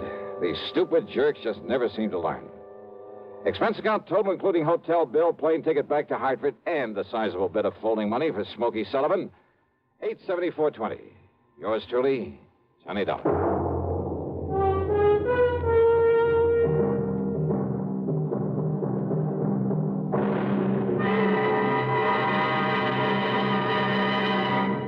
Now, here's a word from our star about the case he handles on next week's program. Thank you, Daniel. It's called the hapless ham matter. And yeah, you guessed it, the ham turns out to be an actor. A really bad one with one of the cleverest methods of committing murder I've ever known. There's a lot of action, suspense in the story, and I think you'll like it. Who knows? Maybe if you listen closely, you'll be able to figure out his method even before I do. So join us, won't you? Yours truly, Johnny Dollar.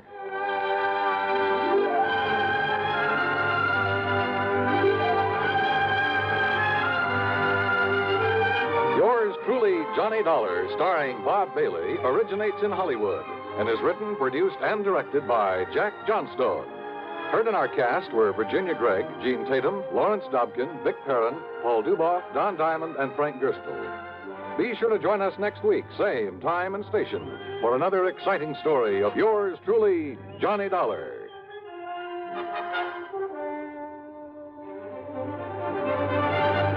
This is Dan Cubberly speaking.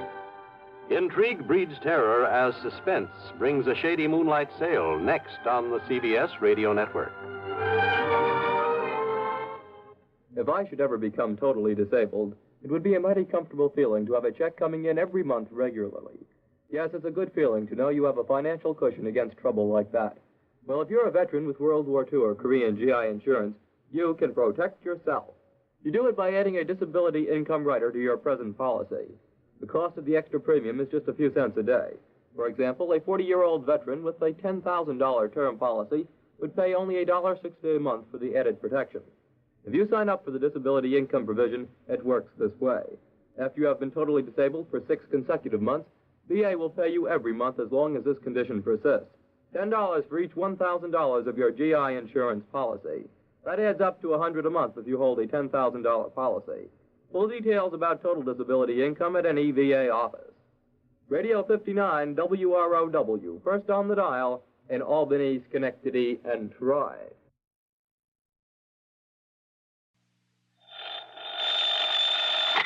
Johnny Dollar. Johnny, Yes? Hello? George Reed, Floyd's of England. Oh, what's the matter, George? You sound a bit down in the mouth. I am. What's up? Well, Johnny, I understand you've handled quite a few investigations for the Continental Insurance and Trust Company. Oh, brother, I sure have. And you know something, George? Yes? Floyd's of England, you that is, have handed me some pretty wild ones over the years. I know. But believe me, they've been nothing compared to some of the cases that Continental has handed me. And you know why, George? Why, Johnny? Because of just one client of theirs. Well, He's a wealthy old screwball by the name of Alvin Peabody Cartwright. Cartwright? Yeah, he carries a lot of insurance, millions of it. And any company that has his account is making plenty. Yes, But, brother, the fantastic problems that man comes up with. Why, it's enough to drive you off your rocker. I mean, I'm always the goat. Yeah, I handled one crazy investigation for him only 3 or 4 weeks ago. So I understand. They told Continental that if they sent somebody else around, he'd leave them flat. Johnny... Actually, I suppose I shouldn't complain. Some of the biggest fees I've ever got have come out of his pocket. And you know something? Yes, Johnny? In spite of all his wackiness and these silly problems he hands me, well, over the years, I've really gotten to love the old character. And I mean, aside from those fancy fees I mentioned. Good, Yeah, I think I'd do almost anything, within reason, that is, if it were necessary to help out Alvin Peabody Cartwright. Anything? Sure, anything. Thank heaven for that. But now you said you have troubles, George. I have. So I'm sorry I chewed your ear off about someone that Floyd's of England doesn't have to worry about, so... Don't we, Johnny? Huh? Well, of course not, because as long as he keeps his insurance with Continental... Unless... George. Unless... what, Johnny? Well, I mean, if he were to change companies for some... Oh, now, wait. Yes? George. I'm still here. Just who is your problem? I'm afraid you've guessed it. Oh, no. Yes, Johnny. Alvin Peabody Cartwright.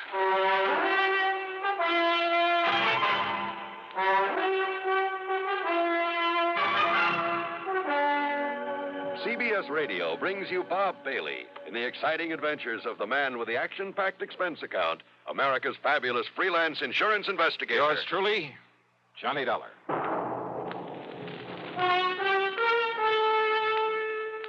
Pepsi-Cola refreshes without filling. Why? Because it's truly light. Charlie, you're forgetting something. Wait, Kay, there's more. Yes, ice-cold Pepsi is the delicious refreshment that goes great at a picnic or a party. But, Charlie... And Pepsi goes fast. People like it, so keep plenty handy. There. Oh, you did fine, except for one thing. Well, I mentioned lightness and how Pepsi refreshes and how fast it goes. You left out Pepsi sociability. You know the Be Sociable song. But, Kay, I can't sing. I can. Listen. Be sociable, look smart, keep up to date with Pepsi. Drink light, refreshing Pepsi. Stay young and fair and debonair. Be sociable, have a Pepsi. Well, at least I can say this. Pick up an extra carton of Pepsi today. Please do. And now, Act One of yours truly, Johnny Dollar.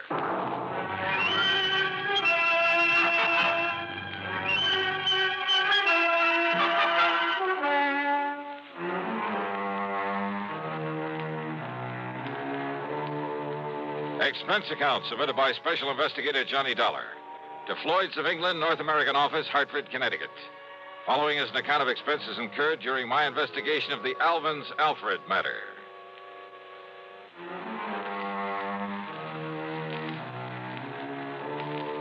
The assignments George Reed usually handed to me were usually bad enough. But a combination of both George and Alvin Peabody Cartwright could be just a little too thick. Anyhow, expense account item one, $1 for a cab to his office. Now look, George, don't tell me Cartwright has shifted all his insurance over here to Floyd's of England. Sit down, Johnny, please. Sure. Well? Yes, he has. Then, baby... As a matter of fact, after months of effort and expense, I managed to sell him on our company myself. Oh, brother. But if you have any idea of the amount of his annual premiums, well, Johnny, it's a real feather in my cap. But don't you realize what you've got yourself in for? I'm afraid I'm beginning to. So, Johnny, if you can get him off my neck... Cartwright? Twice in 1 month? Don't bank on it. But tell me all anyhow. Well, it's really my own fault. So anxious to get his business. And if you know how much that man spends on premiums every year... Yeah, you said that. Now get to the point. And I suppose I should have been more thorough, but... Well, we figured that Continental had known what it was doing, and we simply made a direct transfer of all his policies to this company, including the one that concerns us now. Only it should never have been issued. What kind of a policy? Straight life. On Cartwright? No. With all the riders attached to it. Johnny, it not only covers her life, but accident, injury, mysterious disappearance, just about anything you can think of. Covers whom? Well? The name on the policy. Alfred. Alfred? Alfred Cartwright. A relative? No. No. But if his last name No, is... Johnny, according to this policy, Alfred is a ward of Alvin Peabody Cartwright. That's funny. I never knew that Cartwright had a... Well, what's the difference? What's happened to this Alfred? According to Mr. Cartwright, it was an abduction. Oh, a kidnapping, huh? No, not exactly. Well, what do you mean? If he was abducted, that means he was... Wait a minute. Yes? A minute ago, you started talking about the insurance policy on her. That's right. And then you started talking about Alfred. Alfred is a she. Is a what? Hey, well, what do you mean about an abduction of her, him, it not being a kidnapping? Oh, I said not exactly. But Alfred was abducted. Yes. Oh, look, will you start making some sense about this? I wish I could. And if this sort of thing is typical of Cartwright... Come on, George. If Alfred was abducted but wasn't kidnapped, well, okay, what happened? Well, you see, Johnny, Alfred... A female. A female. Well? Alfred happens to be a dog. Okay, so what's the difference? If she's been abducted, she's... A dog? Yes. Oh, no.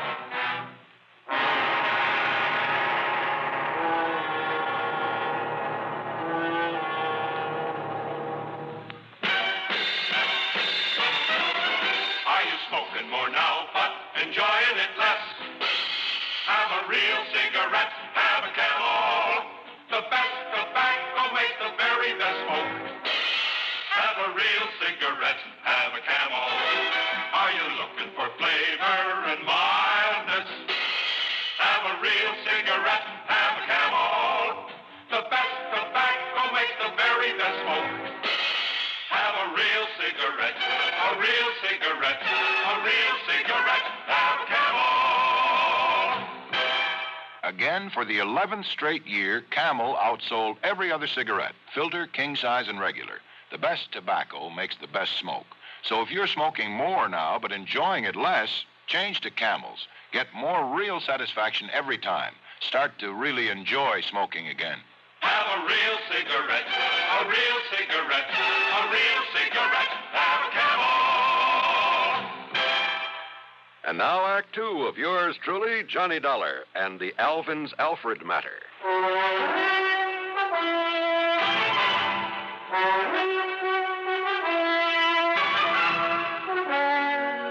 George, life, accident, injury, mysterious disappearance, all that insurance on a dog? Yes, Johnny. A female dog? Yes. By the name of Alfred? Yes. A pet of that lovable old crackpot, Alvin Peabody Cartwright? His ward, Johnny. At least that's the way it reads on the policy, and that's why we thought nothing of it when the policy was transferred to us from Continental Insurance and Trust. Oh, brother. But why Continental ever wrote such a policy in the beginning? Oh, that part's easy, George. But the premium's only a drop in the bucket. I mean, compared to that on the rest of Cartwright's insurance. Now, listen. If they'd refused to write this complicated policy on his dog, they'd have lost all his business. Well, they have now, to us. And, Georgie, you can lose it just as fast unless you try to do something about this disappearance of that pooch. Unless you do something about it, Johnny. You've got to find Alfred and return her to him. So will you drive on over to Lakewood and talk to Mr. Cartwright, see what you can do? So help me, George. And, Johnny, I promise we'll not question a single item on your expense account, no matter what it is. Oh? As for a nice big extra fee, well, you name it. Well, will you do it? Okay, George, on one condition. Yes? That you keep this thing under your hat. I mean, after all, if the word ever got out that Johnny Dollar was chasing around the countryside looking for a dog napper... Johnny, I promise. I cross my heart and hope to die. What a business. With no limit on the expense account, I should have hired a Rolls, complete with liveried chauffeur. But instead, item 2 was $4.20 for a tank full of gas for my own car. Within the hour, I was pounding on the front door of the Cartwright home over in Lakewood.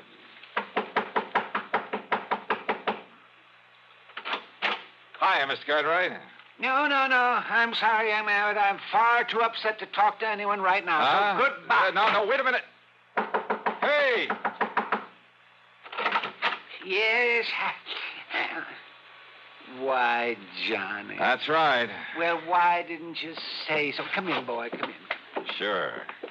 Well, sir, how are you? Yes, come in and commiserate with me in my hour of bereavement.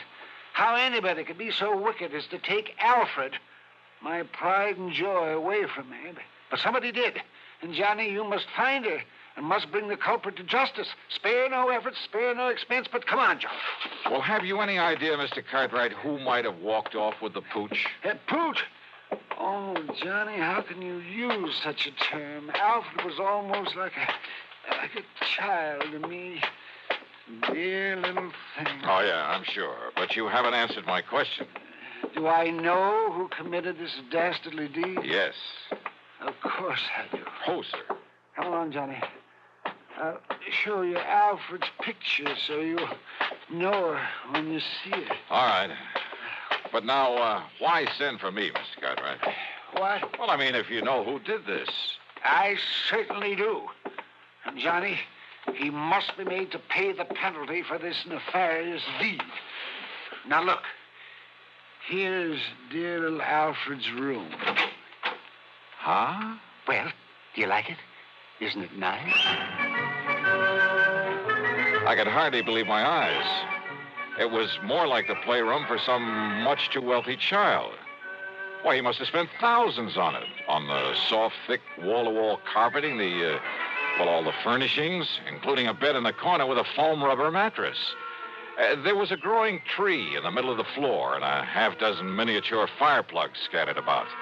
There were rubber bones and balls and toys of all sorts and sizes Toys. In addition to everything a dog could possibly play with, there was a big table with a scale model electric train, an erector set, a microscope, a lot of other science toys, including a working model of a... Huh? Isn't it nice, Johnny? Oh, no. Look, Mr. Cartwright. Yes? Don't tell me the dog played with these things. What thing? Well, will this toy seismograph or... Toy? What are you talking about? That really works. See? See how the recording needle gave a jump on the roll of tape on it? It runs for a week. Keeps perfect time. Oh, well, sure. So the dog could tell when there's been an earthquake somewhere. Is that it? Well, no. But I may as well admit, Johnny, that some of these things are mine. Yours? Yes. When I was a child, the only toys I had were the ones my poor mother could make with her own hands. And I always said that if I ever had the money, I'd make up for it. That I'd have all the things I couldn't have then. So maybe I'm just a silly old man, second childhood, that sort of thing. But I said I'd have them, and now I have. I see. Did you ever have a nice electric train when you were a youngster? Well, no. My folks couldn't afford it. Yes, but I bet you wanted one, didn't you? Oh, sure I did. Doesn't every... Yes, and after you'd grown up, I bet you spent as much time looking at them in store windows as any kid. All the time wishing you dared to buy one. Just to have it. You think it's all a joke, Johnny? Joke, Mr. Cartwright?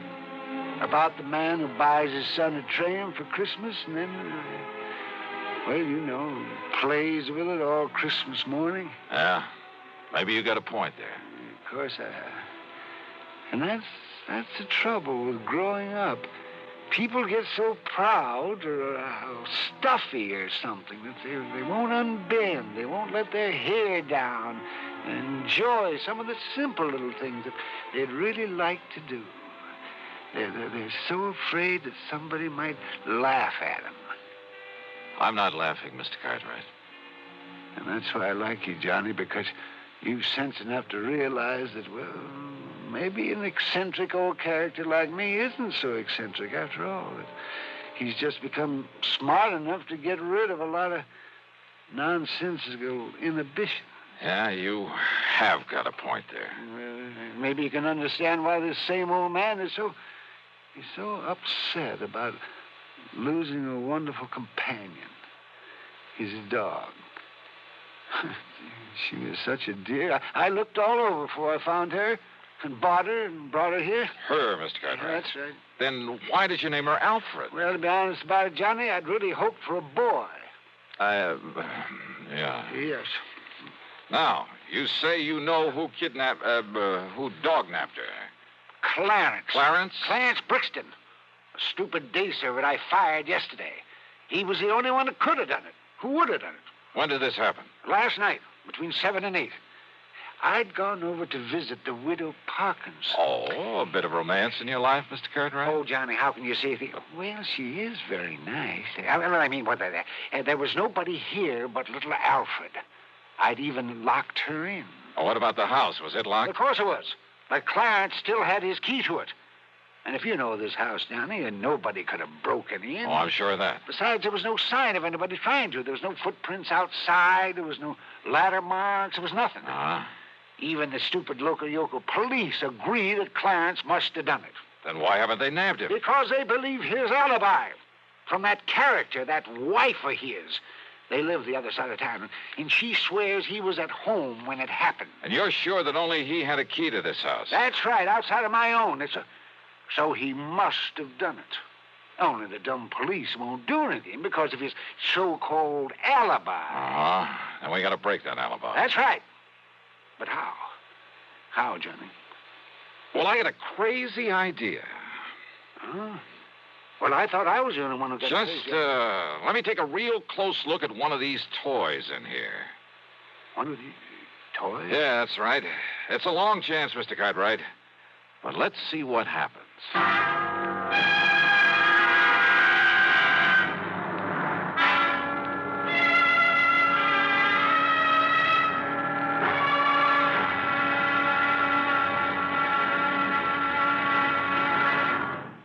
Act 3 of yours truly, Johnny Dollar, in a moment.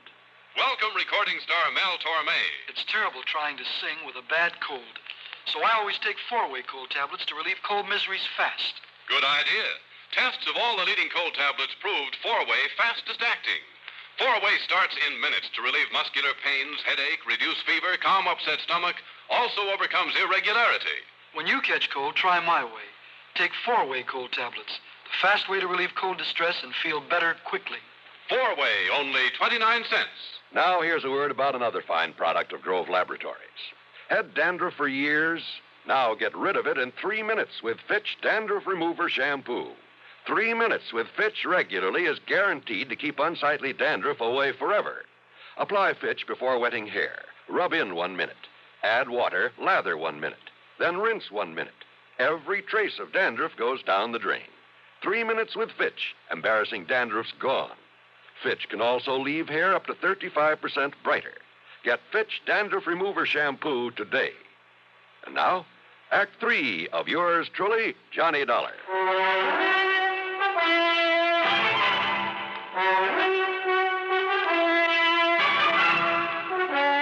I got back into my car and drove to the address of Clarence Brixton.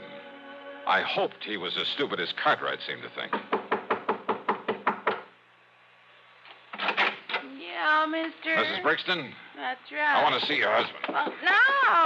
No, who are you? Johnny Dollar, special investigator. No, get him out of here, Mabel. Throw him out. What are you so worried about, Brixton? First there was those dumb cops that crazy old geezer sends around here. Now it's you. Well, me, I'm full up to here all this yakking about me taking that mangy little hound of his and that snapping, yipping little female. What you done to my Clarence? Them sharp teeth are hern. You show him your hand, Clarence. Yeah, forget it, Mabel, and shut up. You get these marks when you were hauling Alfred out of that playroom against her will? Huh? Now listen. A little dog, you said. Oh, not much bigger than Clarence's hand. Pies in his little Oh, then you've seen it, Mrs. Brixton. Well, no. Now, Clarence told me about it. Yeah, sure, I told her. I see. Well, what do you see? And I hope it means the dog is still alive. After all, if you took the trouble to bring it here. Well, what are you talking about? You trying to say I stole the dog off of him? So maybe nobody did, wise guy. What do you mean by that? Ask me, that lousy pooch got out of there on her own free will. just to get away from that crazy Cartwright like anybody in her right mind. Oh, out of a locked room in a locked house? Sure. Cartwright always left the window open so she could sleep good. He left so the dog took off somewhere. A little dog jumped out of a third-story window? Why, it would have killed or crippled her. All right, so then he was wrong about when it happened. While he was out, he said. And he was out between 7 and 8 p.m. last night. And that's when somebody chased Alfred around until he caught her, then took her away. Prove it. Yeah, some big, clumsy ox like yourself, Clarence, who had a key, who knew the place, knew he'd better leave the place looking undisturbed before getting away. But he didn't. Yeah? Here. Take a look at this. What's that, huh? From a working model seismograph there in that playroom. What? Yeah. You see, Clarence? Every clumsy footstep of yours registered in black and white for some 5 or 6 minutes during a period between 7 and 8 o'clock. Oh, don't look like his feet to me. But I didn't touch that thing. You didn't need to. You mean them squiggles on the paper, my footsteps? What do you think? And what do you think of modern scientific investigation, Clarence? Scientifical, huh? Gee. But listen, mister, please, it was only so Clarence could make like he found the dog and then take him back and then maybe get his job back. Yeah, could have worked, too, only... Only what, Clarence? Some local cops. They was a pushover. But then you had to come along. All right, Dollar. Well? Dollar, I give myself up.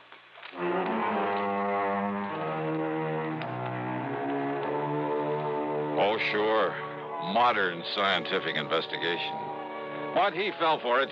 And Mabel brought the dog up from the cellar, and she was kind of a mangy little pooch. The dog, I mean. But she meant the difference between keeping or losing Cartwright's insurance account. Which reminds me, you can forget the expense account. Cartwright did well by me, as usual. And he'll probably break down and take Clarence back. Oh, well. Yours truly, Johnny Dollar.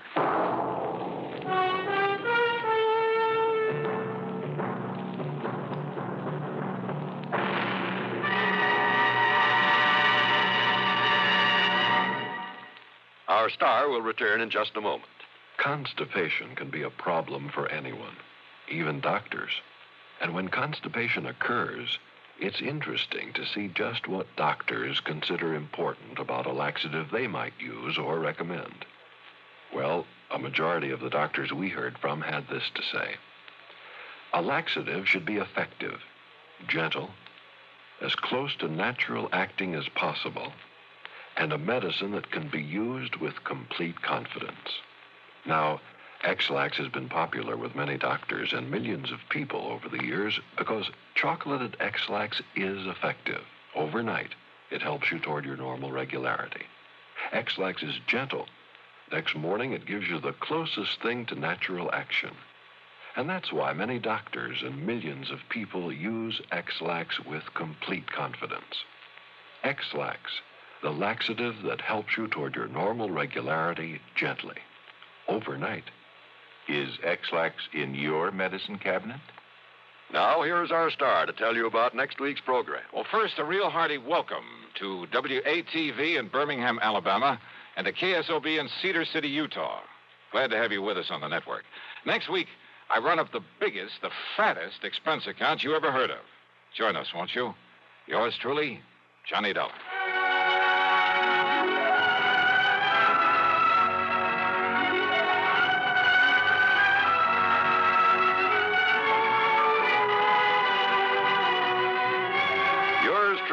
Johnny Dollar, starring Bob Bailey, originates in Hollywood and is written, produced, and directed by Jack Johnstone. Heard in our cast were Virginia Gregg, G. Stanley Jones, Howard McNear, and Frank Gerstle. Be sure to join us next week, same time and station, for another exciting story of yours truly, Johnny Dollar.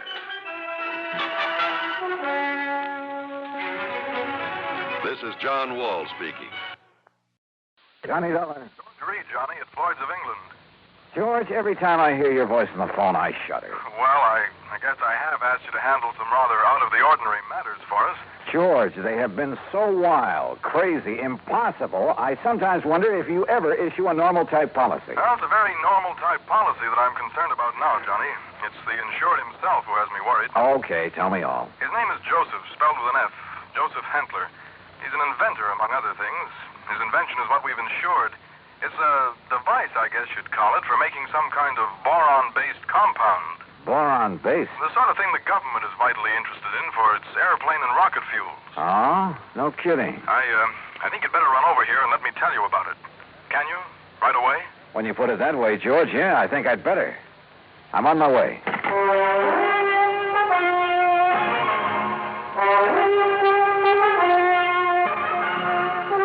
Bob Bailey in the exciting adventures of the man with the action-packed expense account, America's fabulous freelance insurance investigator. Yours truly, Johnny Dollar. And now, Act One of yours truly, Johnny Dollar.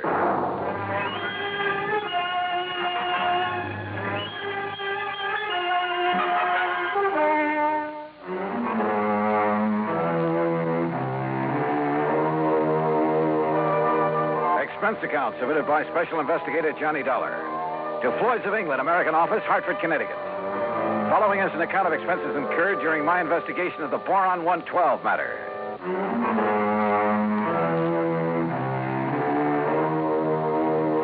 Expense account item 1, $1.10 cab from my apartment to George Reed's office. As I walked in, he motioned me to a chair, leaned over to the intercom on his desk, and pushed a key. Sit down, Johnny. Miss Larkin. Yes, Mr. Reed. Mr. Dollar is here. Will you come in, please? Oh, yes, sir. Well, George, what's it about this time? Glad to see you, Johnny. I gave you most of the story over the phone. Well, you only told me you've issued a policy to this man, Hantler, was it? That's right, Joseph Hentler. Yeah, and that you've insured some invention of his for, how much did you insure it for? $20,000. It's a piece of apparatus, Johnny, that he has spent over 7 years developing. Sit down, Miss Larkin. Oh, thank you. Apparently, it's a very complicated something or other. I never did know much about such things. For making borax, or more specifically, a compound he calls boron 112 for use in high-powered fuel. Sounds important. It is, at least so far as I've been able to determine. Yeah, been all sorts of government tests and experiments with these super fuels, hasn't there? Exactly. Many things formerly used purely as explosives, remember this, Johnny, many things formerly used as explosives are now being developed as fuels. Well, the perfect example is atomic fission and hydrogen fission or fusion or whatever it is. Exactly. All right, now let's get down to cases. You've insured some apparatus that's supposed to make boron 112. What kind of apparatus? I've never seen it. It's all very secret. Well, now, wait a minute. How do you know this machine or whatever it is even exists? Looks to me like you've insured a pig in a poke. No, Johnny. For $20,000. Wow. No, Johnny, I'm not that much of a fool. One man, a recognized physicist, has, at my request. And mind you, this was before I'd agree to issue the policy. Understand? Go on. His name is Dr. Hugo von Brauer. Oh, I've heard of him. Yes. Well, Hantler permitted him to see enough to convince von Brauer that he has something mighty important there, that he's on the right track to, well, whatever it is he's out to accomplish. Okay. I'll take your word that you were right in issuing him the policy on it. But now what's happened? The thing blow up in his face or something? No, as I told you over the phone, it's the man himself I'm worried about, because of something I've just learned. Like what? Miss Larkin, this is Mr. Johnny Dollar. Now, will you please... Yeah, I know. Gee, Mr. Dollar, this is a real thrill. I've heard so much about you. Hi, Miss Larkin. Gee, won't you just call me Louise? Yeah, sure, Louise. Oh, gee. Miss Larkin, will you just tell Mr. Dollar what you told me this morning? Yes, sir. Oh, gee. Well, it was like this, Mr. Dollar. A couple of years ago, well, you know, when I was just a kid, not very mature, you know what I mean? Oh, sure. Go on. Well, some of the kids I traveled around with, some of them were awful immature, compared to me, that is. Miss Larkin. Well, a couple of them had some pretty funny ideas about the government, things like that. You know what I mean? I'm afraid I don't. Well, like, they used to think they were very smart attending a lot of secret meetings.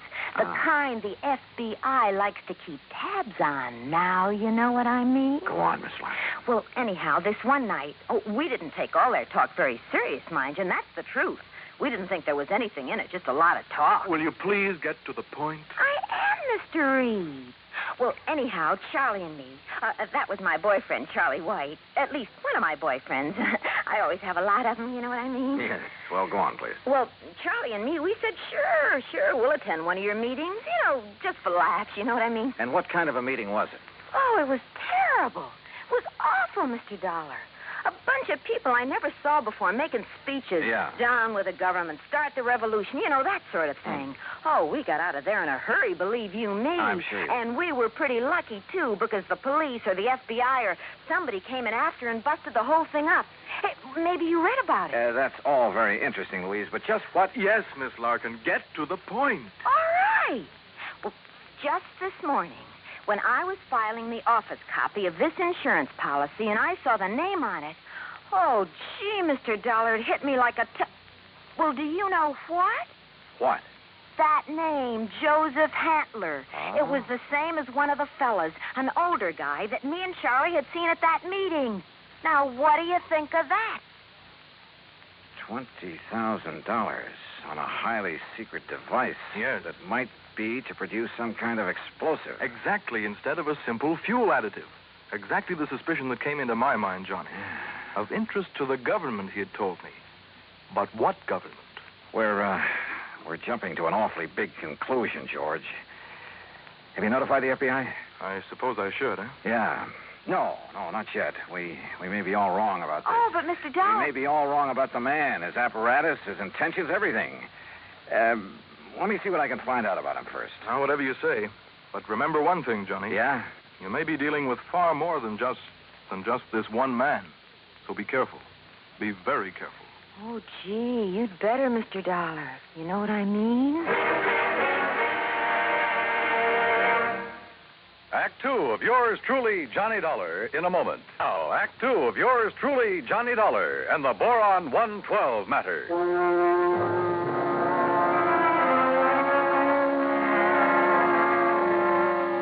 Louise Larkin, secretary to George Reed at Floyd's of England, was certain she would recognize Joseph Hantler, the inventor who had ensured a secret process for making Boron 112. If, that is, he were the same Joseph Hantler she'd met at one time at a meeting of a subversive group. Expense account item 2, $50, deposit on a rental car. In it, Louise and I crossed the Connecticut River to East Hartford, went south to Hockenham on Route 2, then south and east on a seldom used gravel road that took us a few miles to the edge of a stream called the Salmon Branch. There in a little grove of trees, we found a windowless concrete block building, the so-called laboratory of Joseph Hantler. Gee, those directions Mr. Reed gave us were pretty good, weren't they? Yeah. Hantler certainly picked himself an isolated spot. Come on. Boy, this is exciting, isn't it? Now, just remember what I told you. If this is the man you met at that party line meeting, don't appear to recognize him. Just give me a slight nod to say yes or no. Yeah, but what if he recognizes me? Yeah, we'll cross that bridge when we get... Stop! Stop right where you are. Do you not see the signs on the fence? Keep out! Keep out! Yeah, Johnny, it's him. You're sure? Yeah, gee. Where did you hear me? I'd like to talk with you, Mr. Hantler. It is Dr. Hantler. Who are you? My name is Dollar, insurance investigator. And who is this woman? Just a friend of mine. So, what do you want with me? Well, I want to see the machine, the apparatus that Floyd's of England has insured for you. No, you may not. I'm engaged in highly secret work here. Work that is worthy only of my own great talents as a physicist, chemist, and inventor. Work for the government. Yeah? What government? What are you talking about? The United States government, of course. Suppose you let me see whatever contract you may have with them. I let you see nothing. I have no contract. Oh? And I do not have any patent on my converter. And why? Because either one would reveal the secret of this amazing device before I can turn it over to the government of this fine and glorious country. Yeah, sure. So that is also why I will not permit either you or anyone else to see inside of my laboratory. So leave. Immediately. Go, get out of here. Dr. Hantler, if you'll just let us... No. Do you understand me now? Mr. Dollar. Oh, hey, now, wait a minute. What's that thing for? You are trespassing on my private property. If I shoot you, I am within my rights. Now leave. Now! Do you hear me? Come on, Louise. Gee, yeah. And do not come back here. Do you hear me? Never! Same man, huh? Oh, he sure is. Gee, that gun he pulled on you, I was scared, you know what I mean? Yeah, I know what you mean. Well, what are you going to do, Mr. Dollar? You know something, Louise? I'm not sure. But I was sure by the time we got back to Hartford. I took Louise back to George Reed's office. George was out to lunch, but I stopped long enough to telephone an old friend of mine, Lee Houck, at the local office of the FBI. Asked him to meet me for a bite to eat. Sure, Johnny. How about the Hearthstone? Anywhere you say. 1 o'clock? I'll be there. Well. Yeah, I know what I'd do, Johnny. What, Louise? I'd tell the FBI. That's exact. Yeah, well, we'll see. I know what Charlie would do, too. Charlie? My boyfriend, I told you, Charlie White. Oh, yeah. Well, I'd better be on my way. He'd go out there and he'd kill that crazy old man. Well, Johnny, he just hates those people who are conspired to overthrow the government. Hey, look, tell George when he gets back to the Ever office. since we got drug into that awful meeting of those awful people, why, he hasn't even seen those guys that persuaded he and I to go there that night. Louise. He says if he ever does see any of them, boy, what he'll do to them. Yeah, I'm sure. Now, look, I got to keep a luncheon date. Tell George Reed when he comes back that I'll see him later, huh? Then I'll see you again, Johnny, huh? Hadn't you better answer that phone? Huh?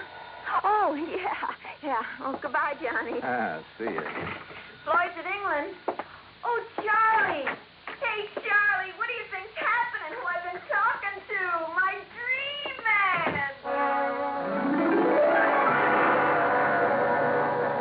Item 3, 7:20, lunch for Lee Houck and myself. No, Johnny, you're off on the wrong tack. I'll bet on it. What do you mean by that, Lee? And Joseph Handler's just an old crackpot who thinks the world has done him wrong by failing to recognize his fabulous talents as a chemist, physicist, engineer, inventor, anything else he's claimed to be. But if he was attending meetings of a subversive group... A meeting. We know all about that. A lot of innocent people have been sucked in on that sort of thing at one time or another. It doesn't mean that they belong or ever have. You can't blame me for being suspicious, though. Isn't George Reed your contact at Floyd's of England? Yeah. Okay. Even his kind of dumb little secretary, name's Louise Larkin. I know the girl.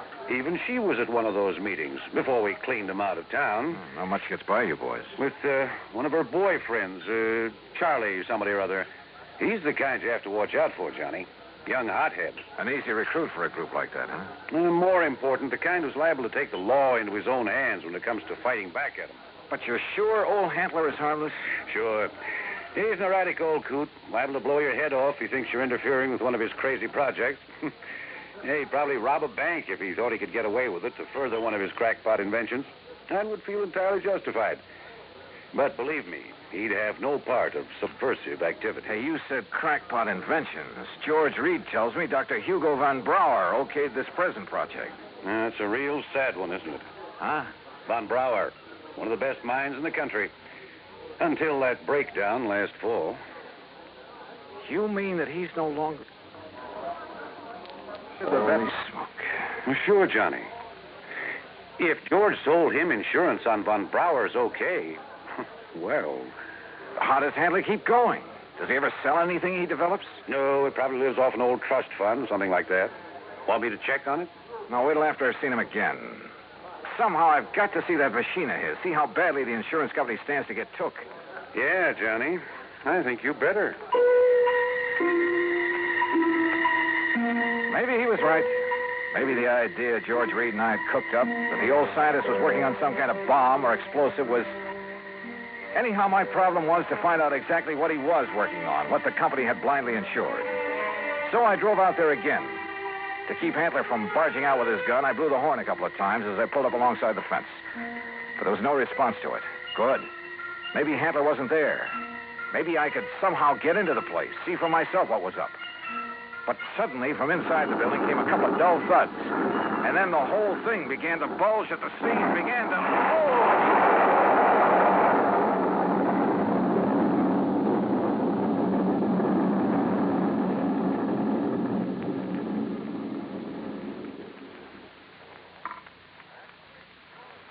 Act 3 of yours truly, Johnny Dollar, in a moment.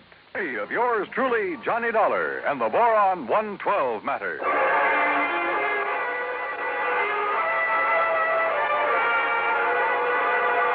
Carefully, I dragged myself out from under what was left of my rental car, where the explosion of the laboratory building had blown me, pushing aside a few chunks of concrete, bits of lumber that had landed on me. and I saw them coming down the road toward me from a car parked in the trees at the side. Louise Larkin, a big, husky football player type who looked as though he could stand a good bath and a shave. Well, served him right. That's all I got to say, Louise. Any guy plotting against the United States, murder's too good for him. Oh, gee, Charlie, it sure looks like he's done for now. He must have went up with the building. Yeah, and it served him right. Oh, gee, there's not a thing left of this lap. Oh, Hello, Louise. Mr. Dollar. Yeah, that's right. And I take it you're Charlie. Yeah. Hiya, Dollar. What do you think of that? You did a pretty good job, didn't you? What? Yes, sirree. Huh? What are you talking about? Was he still inside? Did you murder Dr. Handler, too? Johnny. Now, wait a minute. You think I done that? Oh, no, Johnny. We just got here. Oh, sure. Honest. Charlie was going to have a showdown with him. He was going to drag him out of that place and hand him over to the FBI. Sure. What'd you think? Gee, I was worried about the old man's gun, remember? I remember. But if you think a lousy gun was going to stop me from handing a subversion guy like him over to the... Now, look, you don't mean you think I done this. What would you think? No, I did it. Oh, was it not wonderful? Dr. Handler. Yes, Mr. Dollar, and I want you to meet... So you're still alive, huh? You're okay. I beg your pardon? Well, you won't be for long because I'm going to take you in. I'm going to... Quiet. Mr. Dollar, my good friend, Mr. Dollar. Huh? I want you to meet this gentleman from the commission in Washington. Commission? D.C., Washington. Dr. Bernard Steiner. The Dr. Steiner? Yeah, but of course. I've heard of you, and now it's nice to meet you, Mr. Dollar. This final test, it was proof. It was final, all right. Yes, it was all the proof I need. We observed the buildup of the explosion from the top of yonder hill. The proof of what? That Dr. Handler has finally come up with a controlled power source in his boron compound of inestimable value to the country's rocket program. So, I am a great man at last. Though why he calls it boron 112, I'll never know. Well, because it was experiment number 112 with my wonderful converter process. What else? Hey, if you're from Washington, mister, I am, young man, and I assure you the government will take over Dr. Handler's process immediately. Well, I'll be doggone. I don't get this. Neither do I, honey. Well, what about the converter, as you call it? Did that go up with the building? Yeah, but of course. And now I can build for the government a big one. Big enough to serve this glorious country of ours. Yeah, sure. But you'll expect the insurance company to pay for the one you deliberately blew up. Me? Dr. Joseph Handler?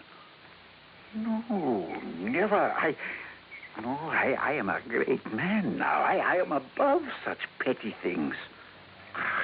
I tear up that policy. I do not want their money because now I am a great man.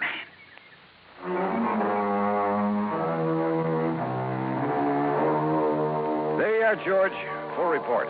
Payment on the policy is up to you. And if you do pay, at least it's in a good cause. Also, well, I guess you and I have both learned a lesson about jumping to conclusions. Expense account total, including incidentals, replacement of the rental car, and transportation back to Hartford, $2,431. Yours truly, Johnny Dollar.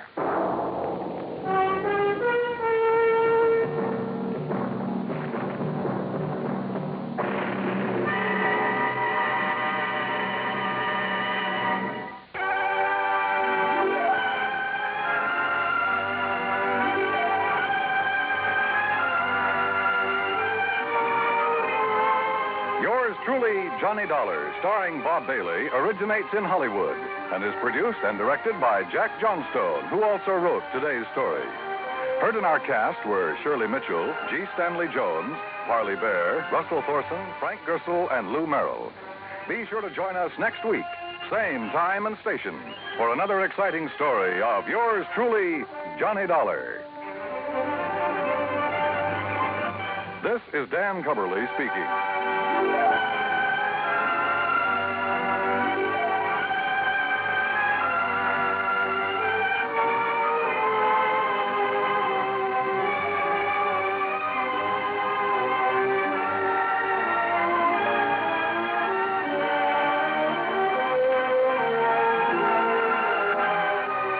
This is the United States Armed Forces Radio and Television Service.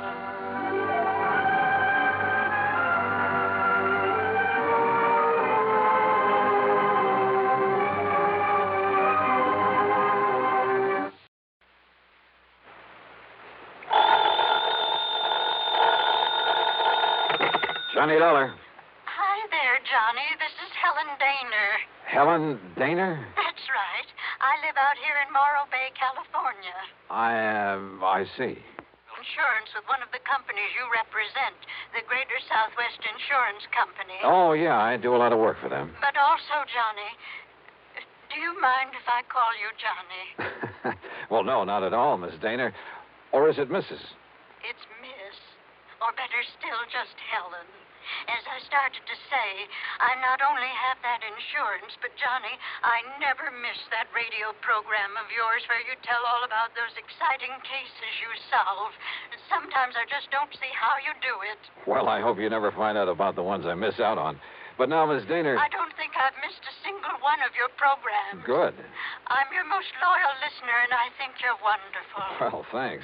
And that's why I'm calling you instead of the police about this. Well, look, Miss Daner, Oh? Yes. Calling about what? Johnny, if the police weren't able to nab them, isn't that what you say, nab them?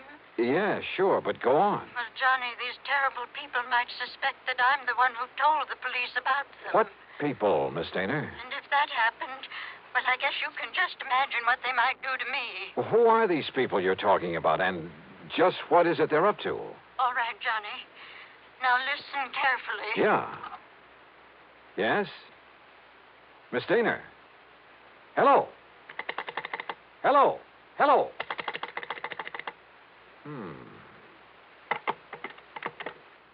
Oh, come on now, Dollar. Don't be a sucker for a...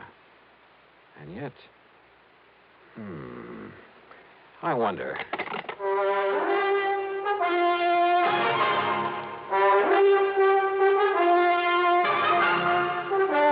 Bob Bailey in the exciting adventures of the man with the action-packed expense account. America's fabulous freelance insurance investigator. Yours truly, Johnny Dollar.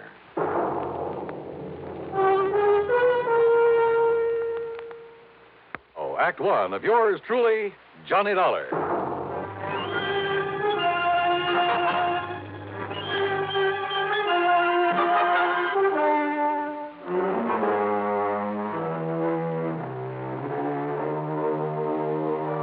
Expense account submitted by Special Investigator Johnny Dollar to the Greater Southwest Insurance Company, Home Office, Los Angeles, California. Following is an account of expenses incurred during my investigation of the Big H matter. Expense account item 1, 275, long-distance telephone call to Hollywood 82124. That is to say, the office of Royal J. Harkins, contact man at Greater Southwest Insurance in Los Angeles. It was late in the day, but luckily he was still in his office. Nice to hear from you again, Johnny. What can I do for you? Roy, I'm putting this call on expense account. Oh?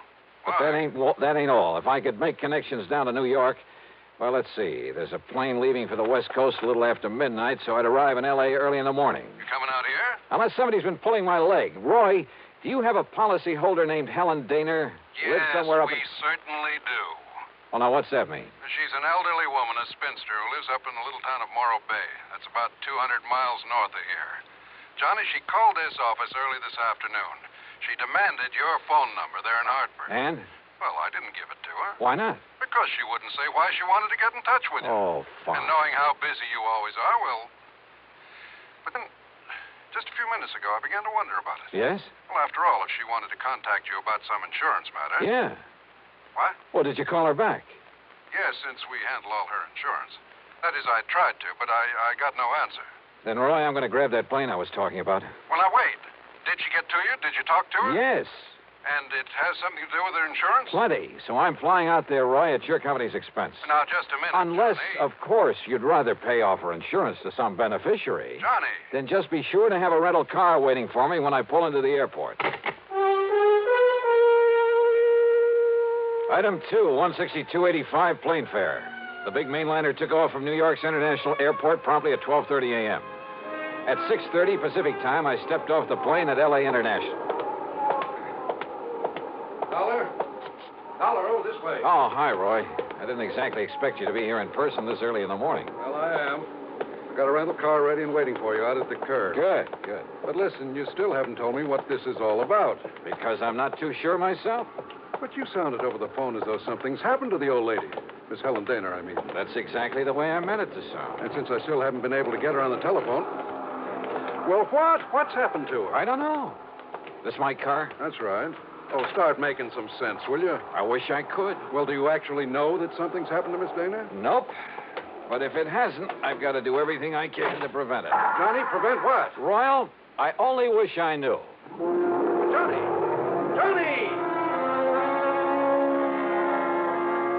Thanks to an excellent highway and light traffic, I made good time through Santa Monica, then Santa Barbara, even past the famous Pismo Beach. It was just afternoon when I pulled into Morro Bay. When I stopped for gas, that's item 3, 420, I looked up Miss Helen Dana's address in the local phone book. It turned out to be a modest little frame house about half a mile south of Morro Rock on the landward side of the bay. It had some nice, well-kept flower beds in front, and at the back I could see a small, rather decrepit dock that stuck out into the bay. A brand-new, expensive automobile was parked in the street in front of the place. Hardly the kind of car you'd expect a sweet old lady to be driving along. Well, there was only one way to find out.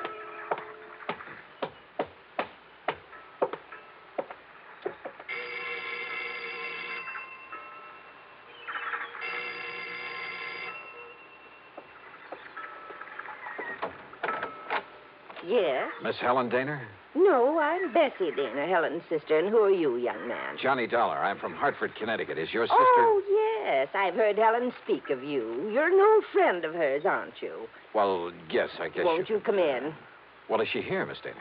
Well, she ought to be back from the market any minute. The market? But she hasn't been at all well, you know. That's why I've come to live with her, sort of take care of her. I see. But I did think it was all right to let her walk down to the market this morning. Would you like to come in and wait for her? Which market, Miss Dana? Well, it's the first one down the street. Now, do you see it? That little supermarket just 2 blocks away. Oh, yeah, I see. So if you'd like to come in and wait... No, thanks. I'll pick her up there. Well, but Mr. Dollar... Thank you very much. Mr. Dollar...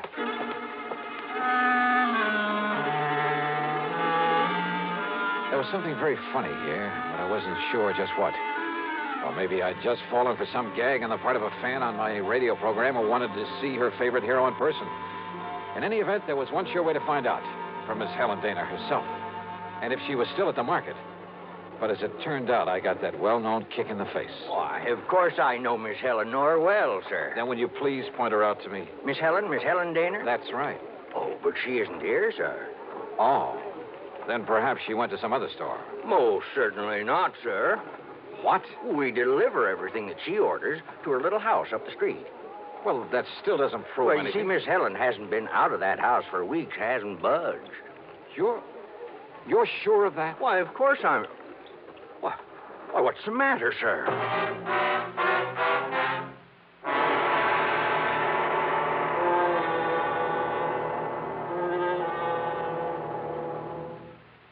And now, Act 2 of yours truly, Johnny Dollar and the Big H Matter.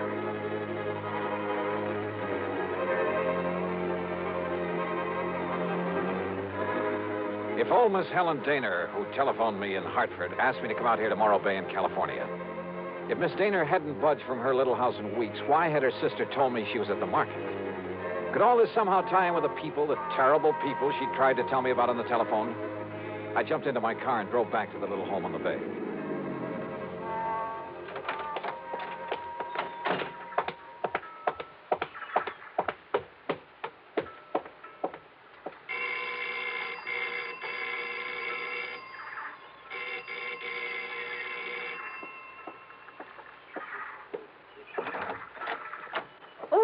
Mr. Dollar. That's right. Now, where is Helen Dana? Oh, Sister came back while you were gone. Came back? Without my seeing her? Now, listen, I was... Yes? Well, the manager of that market said she hasn't been out of this house for weeks. What? Oh, you must have gone to the supermarket. Well, where else? And just because she isn't shopping there anymore. Oh, now, look, Miss Dana, you told me... Won't you come in? I think she'll be terribly disappointed if you don't. You see, she's told me all about you now. In the couple of minutes I was away from here? An insurance investigator. I think it's awfully thrilling. But now come in and see her. I think she's been kind of expecting you. Yeah. And if you'd like to know what I think, Miss... Good Lord.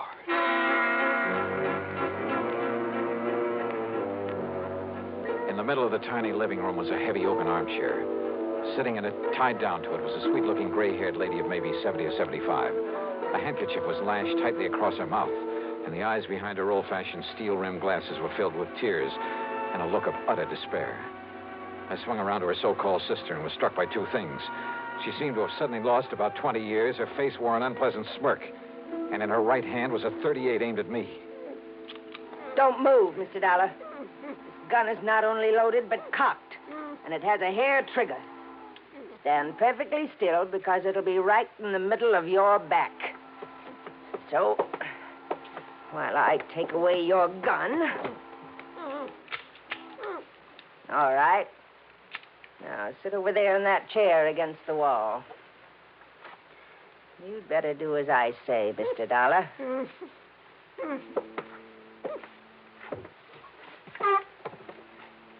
Now, we may have to wait a little while. So get one thing straight. Any move, any tricks, and I pull this trigger. Mind telling me what we're waiting for? You'll see. And why you've tied her up that way? That is Helen Daner, isn't it? Why, what's the matter, honey? Getting a little short of breath with that gag in your mouth? Well, then why don't I take it out for you? No, Dollar. Not a single move. Just crossing my legs. Sure. Here now, honey. Don't want you to conk out on it. After all, you may be of some use before we're through with this caper. There you are. Johnny, I don't know what. These terrible people, they sneaked in while I was phoning you. Yeah, Helen, I guessed that. If only you hadn't come, but I thought maybe. They're smugglers, Johnny, of the worst possible kind. You tell them, honey. It'll help to kill time while we're waiting for Pete and Dollar. Okay. They're smuggling in narcotics, heroin, from the way down in Mexico. Oh, pretty smart picking a spot as far up the coast as this. If only I'd known. When this man, Pete, asked if he could use my dock. He said it was to tie up his boat at night when he came in from fishing. How did you get onto them, Helen? When they saw I turned my lights out so early every night, they thought I was asleep. That I wouldn't notice he wasn't taking fish off his boat, but little cans of heroin. Heroin? Then Bessie here, who can look so sweet when she wants to. Why, Helen, I thought I was pretty sweet. Then Bessie would meet him with her car. How did you know it's heroin? Because they told me they'd use it on me if I don't behave myself. Which is a lot better than you'll get, Dollar. And besides, Johnny. Yeah? I found a little of it that was spilled on the dock. And I remembered how you described it once when you caught a man bringing in the terrible stuff. Yeah, she's a real smart old biddy. Except when she phoned to you, Dollar, and we caught her at it. We can handle her all right. With a little H in her veins, we can even let the neighbors see her now and then. And with me acting as her sister, taking care of her. Oh, listen, here he comes now from the dock. Just relax, Dollar.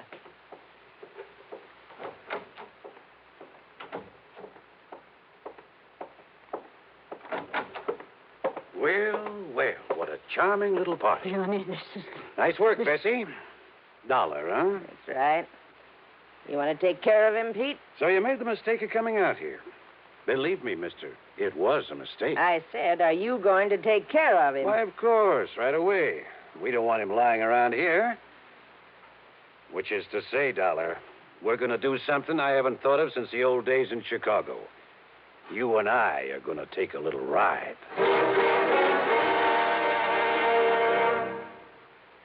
Act 3 of yours truly, Johnny Dollar. Take a little ride, huh? That's right. Chicago style. Exactly, Dollar. Oh, Johnny, don't you see what that means? He's going to take All her right, out. all right, honey. Just keep out of this. No, I won't. Pete's going to kill him. That's right. Now, shut up. Oh, now, just a Dollar. minute. Sit down. Bessie, be sure you keep the gun on him. Oh, don't worry, Pete. I had a silencer, though. I'd get rid of him here and now. Has it occurred to you, Pete, that I may have left word with them that if I'm not heard from... Now, don't try to be cute, Dollar. Sure, it occurred to me. I dismissed it. For the simple reason that you couldn't possibly have had any reason to know what you were getting into out here. so forget it. What are you going to do with him, Pete? Well, whatever it is, it'll have to wait till after dark, when this one-horse town closes up for the night. Well, then what? Well, I've got to be sure that Dollar's body won't be found until Shut up. until we're through with this operation. That means a week or... Wait, I got it. What, Pete? Up on Cayucas Beach. Cayucas? Yeah, that little town 5 or 6 miles north of here. There's a big pile of rocks, a big cave in them. Nobody'd ever think of looking in there. So, as soon as... Oh, what are you doing? Just digging out a cigarette, if you don't mind. No, sure, go ahead.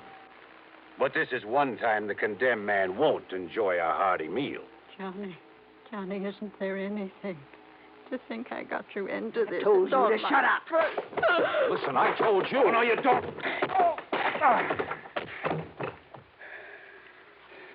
Finish him off, Pete. No. No, we'll wait for dark and do it right.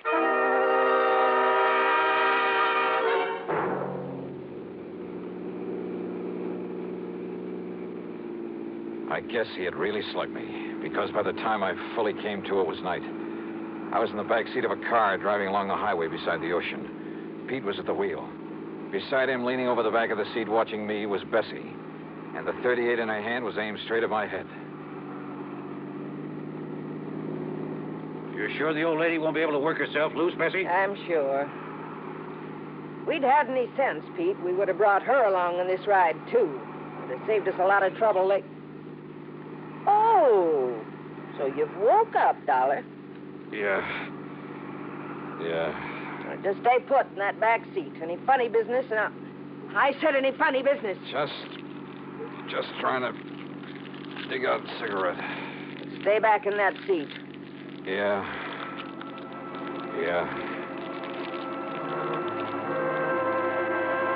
She didn't take her eyes off me for a second, or the gun either. As clumsily as possible, I struggled with a pack of cigarettes, rolling and squeezing it, and hoping the tobacco was plenty dry. Then, having apparently failed to pull out a cigarette, I turned the pack upside down over my hand. And yeah, the fine tobacco poured into it. I took a deep breath. What's the matter, Dollar? You need some help with that. Oh, no! No, my eyes! My eyes! Oh! Instinctively, she dropped the gun, put her hands to her eyes, now filled with tobacco dust. With what little strength I had, I picked up the gun and slammed it against the side of Pete's head. Oh!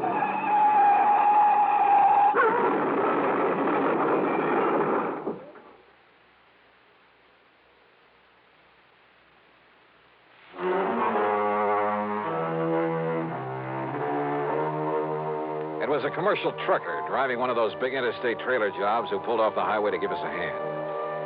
Yeah, somehow those boys are always around when you need them. And he used his head. When he found my credentials in my pocket, he saw the whole picture in a flash. So he hailed down the first police car that came along and turned both Pete and Bessie over to them. Miss Helen Daner? Bless her heart. The spunky little old character was tickled pink to be involved in the whole thing. Yeah, she just can't wait to go to court and testify against those two.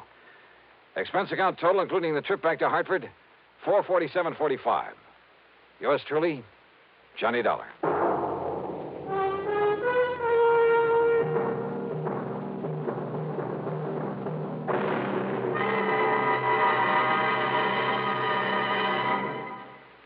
Now, here is our star to tell you about next week's story. Next week? Well, so help me, it's the wildest case I ever got messed up with. Join us, won't you? Yours truly, Johnny Dollar.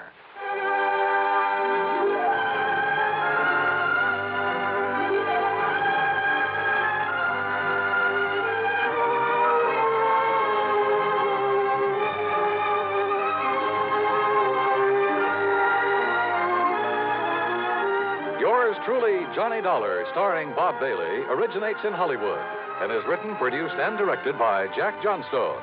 Heard in our cast were Peggy Weber, Virginia Gregg, Bartlett Robinson, Joseph Kearns, and Russell Thorson. Be sure to join us next week, same time and station, for another exciting story of yours truly, Johnny Dollar.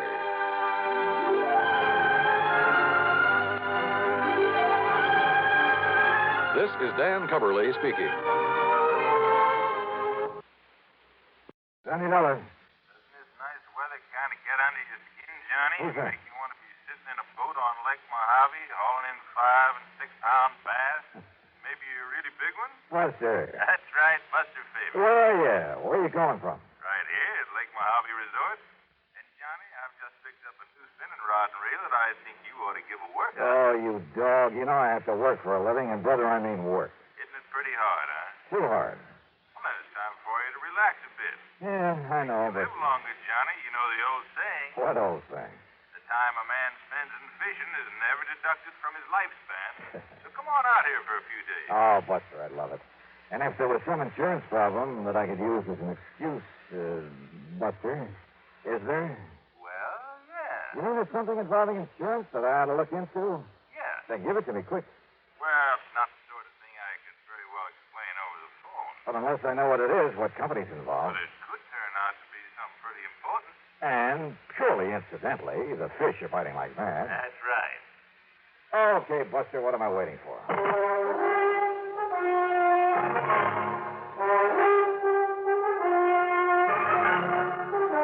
Bob Bailey in the exciting adventures of the man with the action-packed expense account. America's fabulous freelance insurance investigator. Yours truly, Johnny Dollar.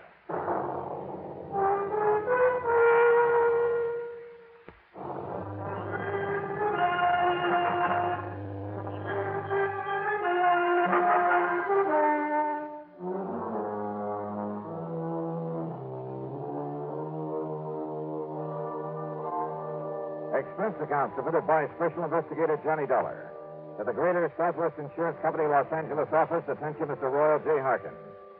Following is an account of expenses incurred during my investigation of the frantic fisherman matter.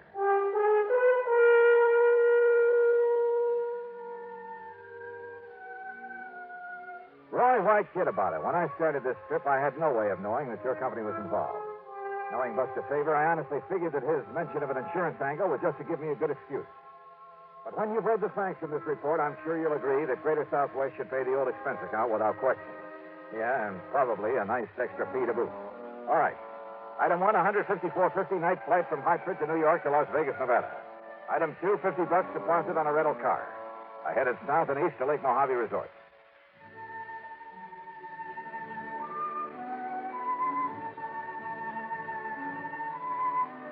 To me, this place is the answer to a fisherman's prayer. The lake itself is over 60 miles long, averages about a mile wide. The resort is at the lower end, complete with modern accommodations, cafe, dock. Well, just about everything you could ask for. Ham Pratt, the general manager, Buster Faber and his wife Marilyn are the salt of the earth. And because of it, the customers are a pretty fine lot without exception. Almost. I'm going to put you here number 18, Johnny. Good, Buster. I'll feel right at home. And here's a new spinning outfit I want you to try out. 7-foot Harnell. Uh-huh. That's right. And a Mitchell 350, loaded with 4 Ponsett. So, as soon as you can change your clothes, we'll hit the lake. Okay, now, this is all very nice, Buster, and I'll be changed in about 5 minutes. But... Good, I'll be waiting at the dock. But...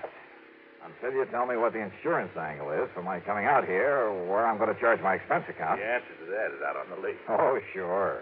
That was all just an excuse to get me out here to fish. Wrong? But as long as I'm here, I might as well... Wrong, did you say? That's what I said. Then start talking. Sure, out on the lake. Buster!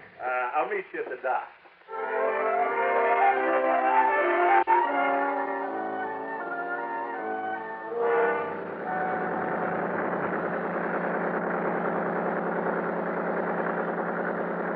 The big 35 on Buster's boat moved us up the lake at an easy 30 knots. The day was clear, the weather warm. I could hardly wait to break out the tackle and get started. But Buster carefully passed up half a dozen holes where I knew there were fish. Instead, we kept going 5 or 6 miles up beyond the power line crossing. And then finally we nosed into a long, narrow, L-shaped cove. It extended back from the main body of the lake a couple of 100 yards, with flat, rocky walls on either side. At the end, it angled off to the left for perhaps 100 feet. I knew there was a very deep hole there, but as we idled in toward it, I noticed another boat back there. And the man in it seemed to be using a mighty strange fishing technique. He had a long, heavy saltwater rod in his hand, and from the bend in the tip of it... Now, how about that? Somebody feed us into this spot. So, swing around and... Oh, fine.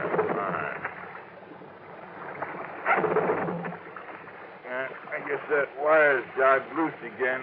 But Buster, that man fishing down there at the end. Don't let him notice, but keep an eye on him, Johnny. You know him? No, I can't say that I do. His name is Otis Hellman. Came over here from Los Angeles. Did you see the way he was beating up the water with that rig he's using? Yeah, I wondered about that rig. But he stopped the minute we were in sight. Could you see what he has on the end of his line? No. He let it drop down in his boat. We'll just have to wait until he gets back to the dock. There we are. Well, now, as long as this boat's taken, why don't we try a big basin up above? Yeah, sure.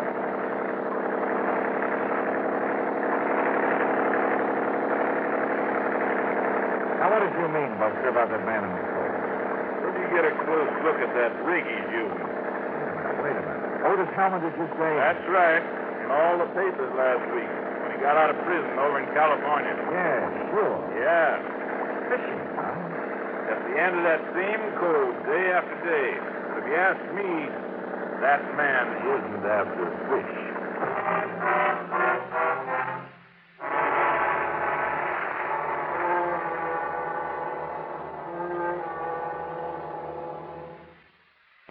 And the Frantic Fisherman Matter.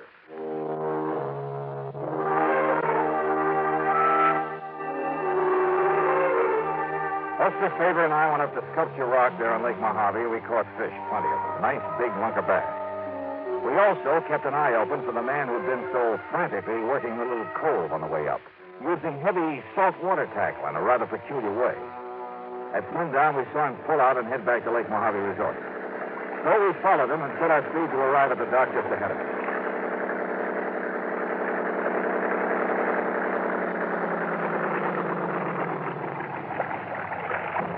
Well, here we are, Johnny. Back home same day. Yeah. Size up, Jim. Take care of these fish for us. Sure thing, Buster. Hi, Mr. Dollar. How'd you make out? Oh, pretty good, Jim. Here you are. Hey, you made it all right. Evening, Mr. Hellman. How'd you do today? Nothing, Mr. Faber. Not a thing. Oh? Where were you fishing? All over the lake. Didn't I see you in the long, narrow cove above the power line? Yeah, maybe so. Hold on, Jim. Tie me up. Tie me up. Yes, sir. Sure. Take a look, Johnny. Oh, I'll take care of the tackle myself. Oh, sure. Anything you say. Anything you say. Hellman quickly stuffed the tackle from the end of his line into a fish sack. But I caught a glimpse of a couple of huge triple hooks with lead collars. They were big enough, heavy enough to catch a whale. A respectable freshwater bass couldn't even get one of them into his mouth. Back in my room over a scotch and soda, Buster and I talked about it.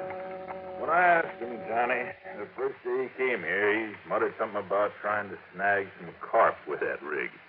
Snag some carp? But if you noticed up there in that cove before he saw us looking at it. Yeah, he was right over the deep hole at the end of it. The only place I've ever seen him fishing. If you can call it that. Well, he was apparently dropping those heavy gang hooks down to the bottom and then scraping them up the rocky sides. Like a grappling hook, Johnny? Right. Yeah, he's trying to snag something down there, all right, Buster. But it's certainly not carp. Have you tried dropping a line down there to see what you might hook onto? Well, you can't get near the place because he's always there. Even at night? Well, no, but Johnny, you know what I think it is? And he just got out of jail, too, remember? I remember. Well, Johnny, I think there's a body down there. And for some reason, he's trying to bring it up. It very well be. Yes, sir. And that's why I called you. Well? Okay, Buster. I'll see what I can do.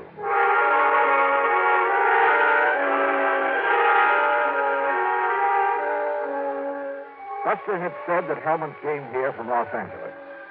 Well, there was a man in L.A. who was a veritable fount of information. Royal J. Harkins, at Greater Southwest Insurance. It was evening now, so I put in a call to his home. I paid him $3.85, and he had plenty for me. Of course I know who Otis Hellman is, Johnny. When he and that partner of his walked out of McKinney Mining Supply with $60,000, and in cash, mind you, we had to make good on it. Is that why Hellman was sent to prison, Roy? Yeah. For complicity in that job, though, I believe his partner was the one who really did it. Who was the partner? Another old prospector named Oscar Kirkman. Kirkman. Is he still in jail? Oh, he disappeared, Johnny, just before he was to go to trial. And the money? Not a penny of it was ever found. So if you have any ideas about how and where you might recover it... Sorry, Roy. But if you're interested in Kirkman's body, I might be able to find that for you. What? Or what's left of it.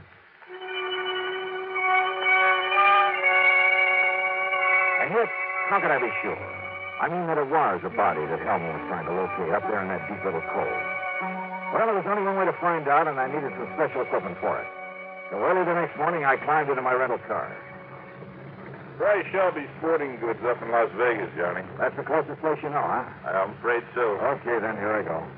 Ordinarily, there'd be dozens folks around here who could loan it to you, but most of the people right now are either fishermen or water skiers. Hey, incidentally, did Hellman go out in his boat this morning? No, Johnny, and listen. Yeah? Maybe my imagination's working overtime, but listen. Yeah? Hellman had breakfast real early over in the cafe. Then he sat by the window where he could look over at your room. He must have drunk a dozen cups of coffee sitting there, but he didn't budge until you came out. Oh? When you did, when you went over for breakfast, he sort of casually walked down to the boathouse. I mean, it was a little too casual. And he just stood around down there, still keeping an eye on you. Well, I don't like it. Somebody must have told him who I am. Not one of the help, Johnny. I warned him not to before you arrived. Well, I don't think any of the guests know. Just the same, I think Hellman's suspicious of you. And Johnny? Oh, stop worrying about me. Just the same, Just Johnny. keep an eye on him. I'll see you when I get back from Las Vegas.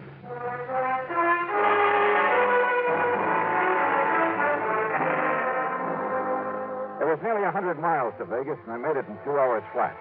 There at Shelby Sporting Goods, I spent item 4, $169.18 for a complete skin diving outfit.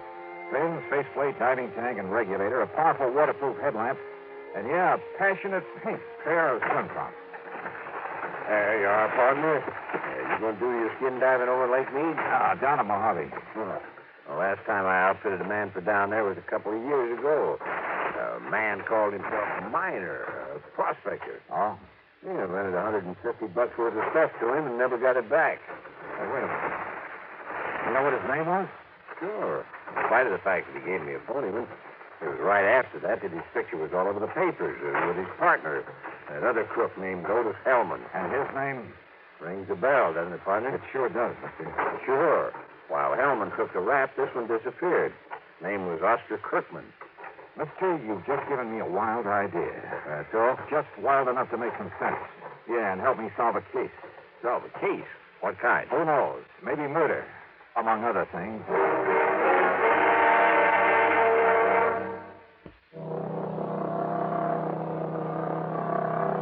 On the drive down to Lake Mojave Resort, I stopped in Boulder City at the office of the National Park Commission. There I got hold of a topographical map of the whole area before Lake Mojave was filled up by Davis Dam.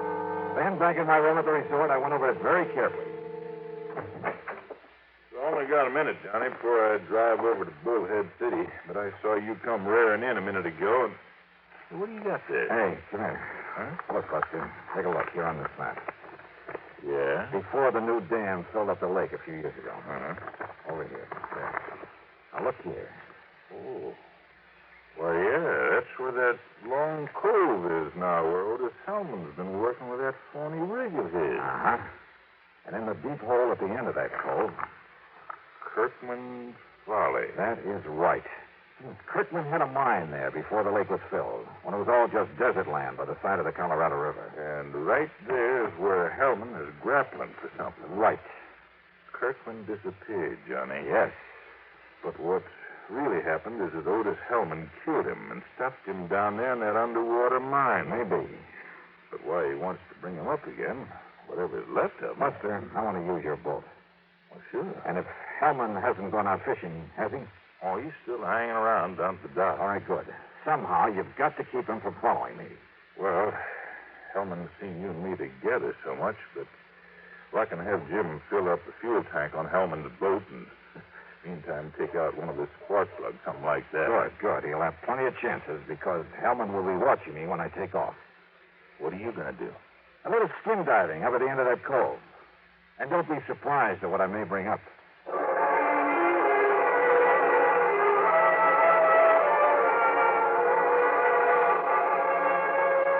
Hellman was still at the dock, and I thought he kept his eyes only on me, as I piled the skin diving stuff into Buster's boat. Meantime, Jim went through the motions of fueling up his motor. Then I took off and with the throttle wide open, drove up the lake to the long L-shaped cove. At the end of it, where the deep hole was, I tied up to an overhanging rock, put on swim trunks, faceplate, slippers, and tank, and gently let myself over the side.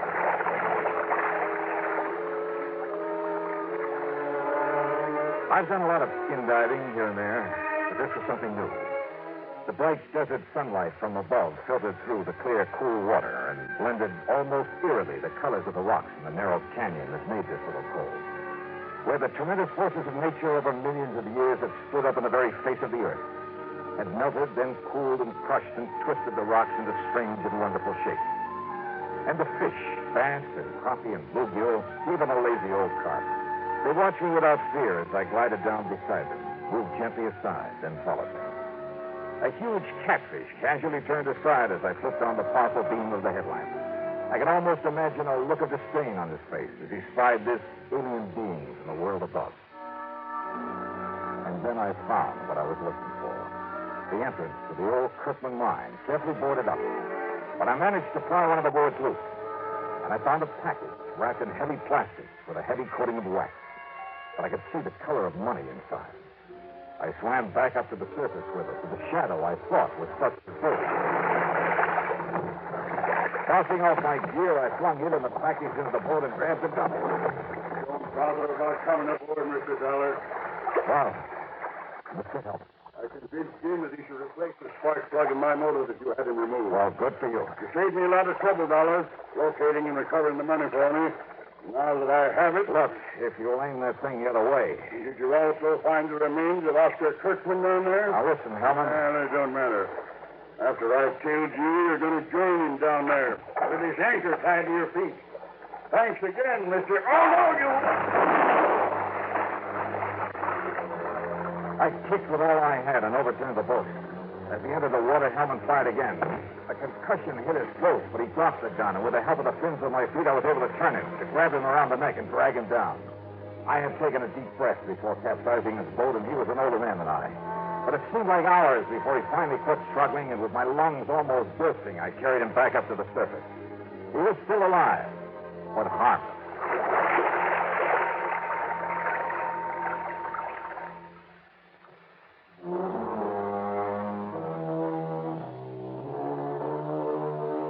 Buster, bless his heart, had been worried when he saw Hellman follow me up the lake.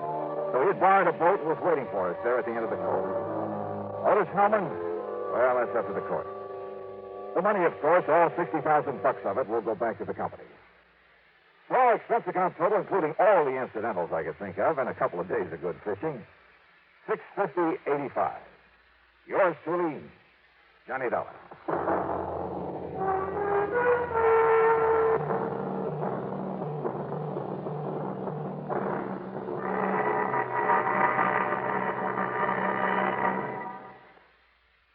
Here's our star to tell you about next week's story. Next week, a call from an old friend. Yeah, to meet with death in the desert. Join us, won't you? Yours truly, Johnny Dollar.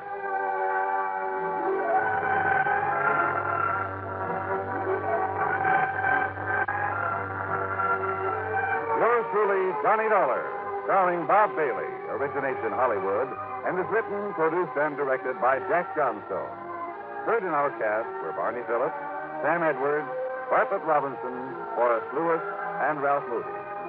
Be sure to join us next week, same time and station, for another exciting story of yours truly, Johnny Dollar.